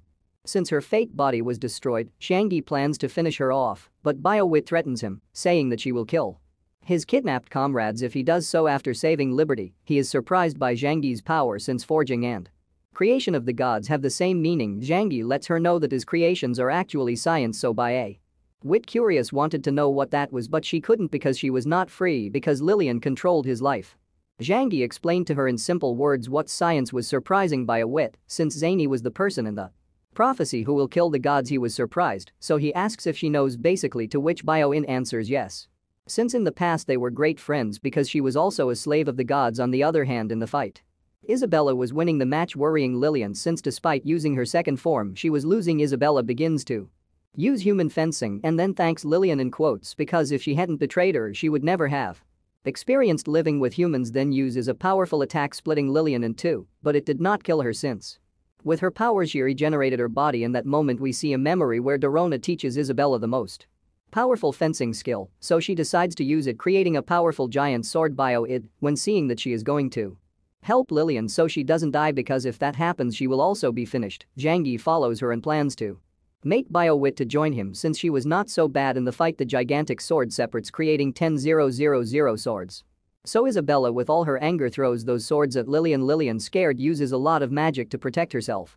However, Isabella put much more force into the swords, which begin to pass through Lillian's shield, doing a lot of damage. Then to finish, the swords fall on top of Lillian, causing a great disaster, and Isabella, using a lot of power, ends up going back to her human form. In that moment Zhangyi arrives, who seeing her naked forges and armor for her. On the other hand, Biowit was barely able to create a shield to protect Lillian, but even so Lillian was suffering from the swords, so Biowit was going to heal her. However, Zhangyi begins to attack, so that she doesn't, he tries to calm her down since he didn't want to fight, but Isabella stops him because they couldn't kill her because Biowit's body was just a container since his soul was elsewhere. Since Isabella regained the throne by defeating Lillian, tells her to obey, but Biowit didn't want to because she didn't follow Lillian because she was the demon queen, but that they knew about her. She plans to introduce herself first. She tells them that she was a slave of the gods just like Vasily, and it was his fault that Biowit have that body. Lillian had her life in her hands, so if she dies Biowit will too, and Zhangyi, knowing that, wants to save her by defeating Lillian, but that would be in vain since a special person will try to kill Biowit. Because he knows a lot and Isabella asks about that special person, but they are interrupted by Lillian who is following. Isabella and Biowit, seeing that they are distracted, makes witchcraft to both of them, messing up the control of their bodies. Then Lillian, worried, asks about Liberty, so Biowit tells everything and gives Lillian Liberty's original body, who was angry and asked to kill Zhang Yi, but in that moment Lillian eats Liberty since she was only worried about Liberty's demon power getting lost. After eating her, Lillian's power raises dramatically, so she acquires a new form. And she was happy because all of her body was beautiful, but in that moment her body starts to get destroyed little by little, because when she ate Liberty she also ate the radiation within her body. Biowit, knowing that, told him that she would kill him if he doesn't cure her, but Zhang Yi told that it was irreversible since radiation effects were irreversible, so even if she regenerates his cells would die one by one. Lillian orders Biowit to kill Zhang Yi, but she was undecided since Zhang Yi may be the prophet who will kill the gods. Lillian, seeing her like this, shows her the bracelet where her soul was being able to kill her, so Biowit, scared, thinks of killing Zhang Yi, but in that moment the spell that Vasily put on him begins to activate, so with that he captures Biowit with some magical chains. Then Isabella, getting rid of Biowit's witchcraft with her speed, attacks Lillian, causing the bracelet to fall off, and Isabella was going to pick it up, but in that moment a hole absorbs him. Then Zanya companions are released, but Biowit is absorbed by the same hole as before. And Isabella, thinking that it was Vasily, begins to worry. Then Zanji helps his companions, but in that moment more demons arrive with Matoso in front, who wanted to save Lillian. In that moment Dark Yellow arrives, who decided to join Isabella, so he tells Matoso to obey the authentic demon queen, and they explain to us that Matoso joined the demon tribe to take revenge on the humans since Angus annihilated his tribe. Isabella, when approaching, lets him know that she knows his suffering, but if he did not join her, his only option was to die. The other demons accept Isabella back as their queen, but Matoso does not accept it since she was accompanied by humans. When making that decision, Archilo was going to kill him for opposing Isabella, but Matoso was not weak either since he defended himself from their attacks. However, he decides to escape because there were two people powerful against one. Isabella decides not to follow him since Matoso's hatred was normal, and then the demon army welcomes her. Isabella orders to call all the ministers to make an important announcement, and within 3 days the coronation ceremony was happy for Isabella because she recovered her throne, and she approaches him to kiss him, surprising the demons. Because they will have a demon king, she begins to thank him for all the times he has helped her, so for all that he will the demon king, and they are going to get married, making Zhang Yi happy since he managed to make Isabella fall in love with him. Both of them were getting affectionate in front of everyone, and Lillian was angry, and by still being alive, she did not want to see Isabella with another person. Zhang Yi wonders why she is still alive, and Archilo tells him that Lillian is immortal since she is an ancient beast, and according to a legend not even the gods can kill her for being immortal since they couldn't kill her. They go to the tomb of demon kings, and after entering, saying he is surprised by the huge statue of Isabella's father, she tells him that her father put that statue since the remains of the old kings were in the tombs and he wanted to protect them even after he died. Zhanji is glad because even though Isabella's father was serious, he was also a good person, but the purpose for which they were there was to leave Lillian lying there. Lillian asked them to not leave her alone, so with Isabella, in order to free her, orders her to tell her why someone as powerful as Biowit followed her orders. Lillian agrees to tell them since she lived long before there was intelligent life on the Hilo plane in a forest. Biowit captures Lillian, but she was a small beast, and at the end she goes to the celestial city, where upon meeting the king god he congratulates her for her good work and orders her to teach the lower lives about the magical arts, but since the gods weren't going to be there anymore, those 3 slaves were going to have a young master, all that because the gods were going to hibernate. And the one in charge of that preparation was the third self called Ivica. They both get surprised because all of that matched with that they knew. But they were wondering who Ivica was. However, following the story bio, it had locked Lillian down with some beast. She were there for some days, but when the place started to collapse and once she got out, she was surprised because the celestial city was under a cave. Then she saw Biowit fighting with Vasily because Vasily had betrayed the young master. He betrayed him because the young master had created a weapon to kill the gods. In that moment the god king arrives, and he was disappointed because Biowit was his favorite slave. Biowit does not regret anything, so she didn't care about dying, but basically begs the god not to kill her. However, the god king starts controlling him so he doesn't bother him. The god king turns her into a bracelet with his dagger, walking up her soul until she reconsiders. Then he gave it to Vasily, who was crying for what he did to Biowit and Lillian. After waiting for so long, she finally could get the bracelet, managing to control Biowit, and with that they created a theory where Vasily only used them to catch Biowit, but it was difficult to believe since he was someone hard to read. Then, after knowing all that, they wanted to use the dagger with Lillian because they want to extract all the power that belongs to Isabella, but they had to do it carefully. Because they could infect her with the radiation, however, when trying to use the dagger it didn't work since it only worked with magic, so they try another way, which is by activating the forging file. Once he do it he could see Isabella's power in Lillian, so using the dagger he takes Isabella's power from her and gives it back to Isabella, who recovers all of her power. Then they leave Lillian in the Demon King's tomb forever. Once out of there, saying he plans to build an army at the forefront to go back to the human kingdom to save sophists. On the other hand, back into the human kingdom, Sophia's was being punished by Sato, who was doing it to make him fight him because Sato only finds a purpose to his life by defeating strong people. Then Angus arrives and orders officers to join him. Sophists didn't want to since he was loyal only to his king, and he starts to make Angus remember all the bad things he has done. Angus angrily asked him how did he know all that. Sophist says that when Zhang Yi healed him with the redstone he saw the truth about the world and now he knows why his adoptive father killed himself. Sophists will continue to support the little king because he thinks that one day with his people's help they will rebel against the gods to kill them. When Angus hears that he starts to laugh, and to demonstrate him how fearful the gods are, he shows him how they can kill them. With the redstones he has, Angus creates a human life, making it grow until reach adulthood to then kill him with no effort since he was his creation. With that he made him see that the gods being their creators they could kill them effortlessly, and the reason he didn't make peace with the demons was to keep the war going. That would make the gods going to hibernation again since they wouldn't find enough lives because of the war, yet he had to keep the gods with the little lives they had. When Sophis hears all that he gets in shock because Angus seemed to be the good guy for protecting his breed from the gods. Then Angus leaves him to process everything and decides to go with his army to attack the demon tribe. The Thorn Queen saw everything and she goes to inform Isabella. On the other hand, Betty was escaping from the demon tribe since Isabella was the demon queen again, but then some semi-human appear. They wanted to kill Betty for killing their generals, and Mitoso had joined them. On the other hand, in the demon tribe everyone was preparing to celebrate the wedding of the demon kings. At the end the spouses arrive, where after everything which normally happens in a wedding these two are officially married, making all the demons happy. Emery seeing Isabella like this throws a hintedly so that they get married one day, but just like every man he did not understand. Then they celebrate with a big party all day, so at nightfall Zhang Yi takes his wife to his room to be alone, where they start to remember the good and bad times, but to stop talking they decide to continue with the wedding night, where we see that our Zhang Yi with a lot of effort finally slept with Isabella. After finishing, Zhang Yi finds himself in a dark place where when he sees a head he is scared because it was a god, but he realizes that he looked a bit like Isabella in that the god of nothingness opens his mouth to swallow Zhang Yi, but in that moment he wakes up scared. However, seeing Isabella he asks why she was in her human form. She explains that the women of the demon royal family the first time they transfer the demon power to her husband, that is why Sanyi now became a true demon king, surprising him since he can even fly. In that moment tells her that she had a strange dream with a god that looked like her. Astonishing Isabella, since that god was known as the founder in Shangi, was the only person to dream of the founder. This makes his Bella happy because Zhang was accepted by his ancestors, but in that moment the message from the foreign queen arrives,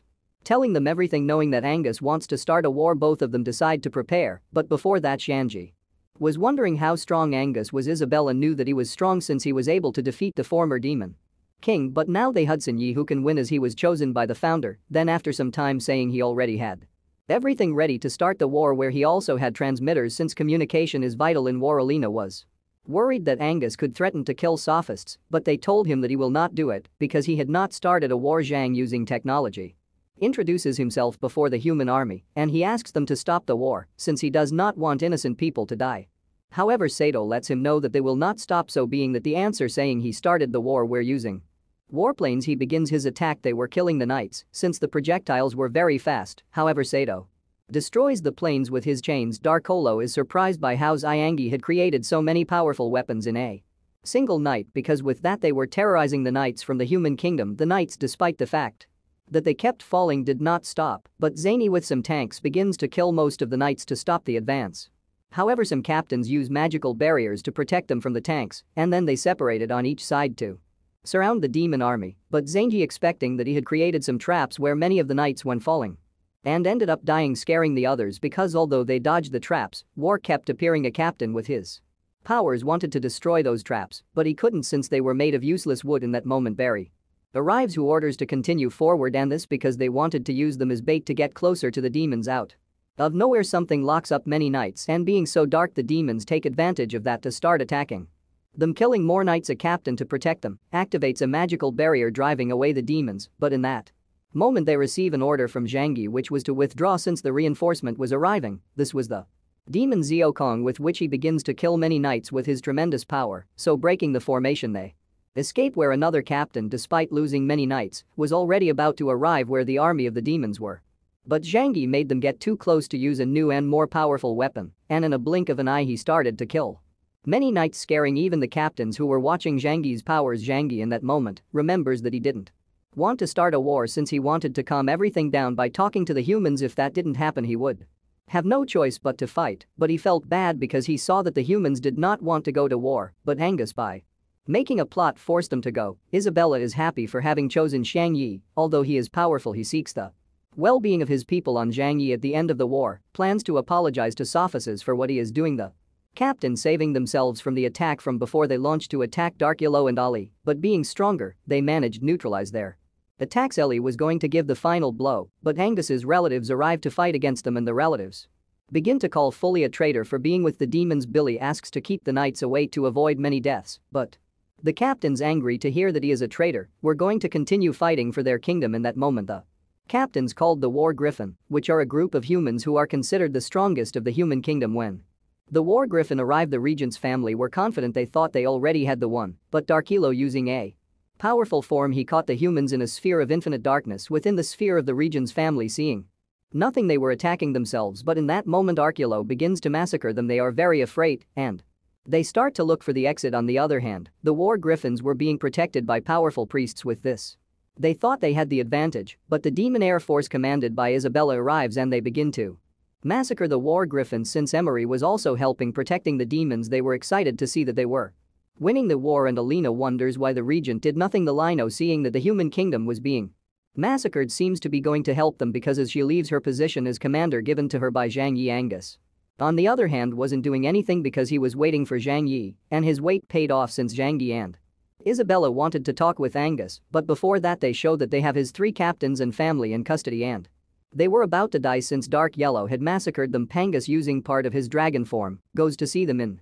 person where he showed them a lot of red stones he had, scaring them a bit. Angus start telling them how he took control of every of Zhang Yi's properties. Even his workers had betrayed him, becoming Angus minions, but since Yanji had talent, Angus swears to them that he would give them everything back and to go back to the kingdom and one day becoming king of the humans. That made Zhang Yi laugh since Angus' true objective is to become king, while Zhang Yi was just the subject. Angus tells that he doesn't want to be king since he already knew all of the God King's facets and the human kingdom was built when the gods still dominated everything from the gods' point of view. Everything on Hilo Plains was just like ants, and even when every breed built its own empire the gods saw them just like little ants, easy to kill. And even if they don't believe him, Angus says that he does everything for the humans' well-being to keep the gods sleeping and minimizing the need of more sacrifices.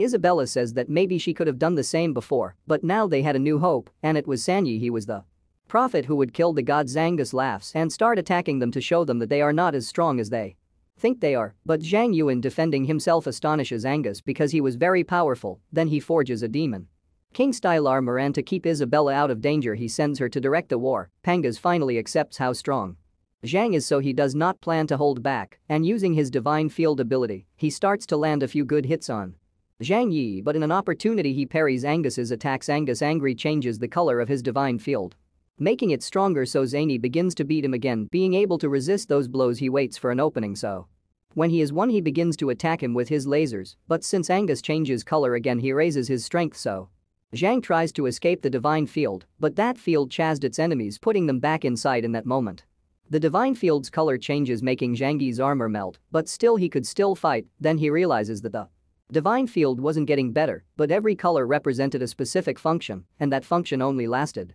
for 20 seconds. So thinking about that and knowing that this ability had a cooldown process, he forges a nuclear bomb. And after a few seconds he throws it to the regent. The explosion was so big that even the knights of the human kingdom were worried that Angus had died, and then we see that Zhang He was able to escape from the explosion. He tells everyone that he killed Angus since until now no one had been able to survive his nuclear bomb, but in that moment it starts to snow, causing the knights to start disintegrating. Sadarkulo, knowing that it is a dangerous ability from Angus, he covers his comrades in a sphere within the Nevada zone. All the people were dying, and even Zhang Yi's weapons were disintegrating. Says Yangi gives the order to not get close, all that was made by Angus changing his divine field color. He was still alive even after receiving that nuclear bomb. The Archilo knew about that technique since in the ancient war with humans Angus used the same ability, killing almost all the demons, so Isabella's father had to intervene. Angus, even though he wanted to fight, he was no rival for the Demon King, but using the snowy area he was able to fight his equals against a Demon King. Angus after a single fist destroys Darkulosphere, and the three of them were fighting together but they couldn't even scratch Angus. Yangi again uses a nuclear bomb, but it was disintegrated by Angus, and Darkilo uses his raven form, increasing his strength since he wants to kill him since the day he met him. However, he was no match for Angus since he turns Darkilo into ashes, scaring him from now. Angus was stronger than the deceased Demon King. Then with his power he trapped Zhang Yi, who in that moment sees that Angus only had few red stones left since he had used many to protect himself from Darkilo's attacks. Angus with a blow makes him go back and then again try to change the color of the divine field, but Zhang Yi was prepared and uses his forge field, which is stronger. Having the power of the Demon King with his new power, he begins to forge useless wood, trapping Angus in a sphere of several layers. Angus was destroying the useless wood, but it kept appearing, and in that moment next to him a Tsar bomb appears. This bomb caused the biggest man-made explosion in its entire history, so using that against Angus, it created a huge explosion that even destroyed 30 layers of useless wood. Everyone who saw that explosion freaks out since they had never seen it before. Seeing such destructive power, they wondered if the regent was still alive. Even Sato was afraid that the regent could have died, and the knights full of fear began to escape. Zhang Yi, not knowing the capacity of that bomb, almost got caught in the explosion, but he could save himself in that moment. Darkilo arrives, who could survive by a hair, but he has a fur that allowed him to keep fighting. Darkilo couldn't feel any vital sign coming from Angus, so he thought they had won the war, but Angus appears and he was using his dragon form. Angus wanted to recruit Xianyu before, but seeing how dangerous he was, he decides to kill him, so once he grew stronger he starts to beat Zhang Yin. Zhangji wonders how he could to protect himself because he at least should be under the effects of radiation, but before he couldn't even finish his thoughts, Angus caught him. Zhangji manages to get free with his Demon King power, but Angus begins to make fun of him.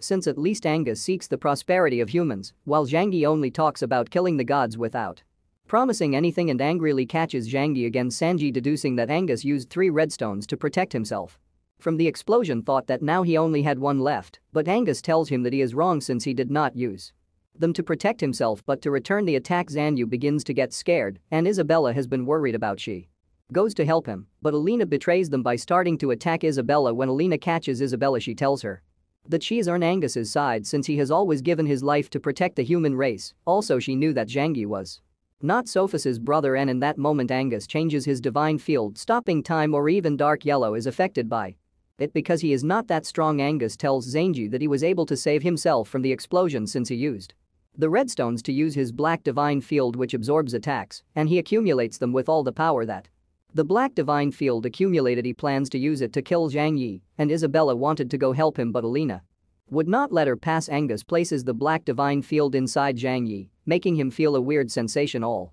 over his body. Isabella, despite being hurt, she could keep moving to help him, but it was too late because Zhang Yi starts to turn into ashes, so apologizing with Isabella for not being able to keep fighting, he dies and his body disintegrates. Well guys, I'm sorry to inform that there are not enough chapters for a next part, so you would have to wait a couple of months. So if you want a next part in the near future, comment below with the word wife. Also, don't forget to like, subscribe and ring the bell. Comment what other man will you like me to resume for you in the next video.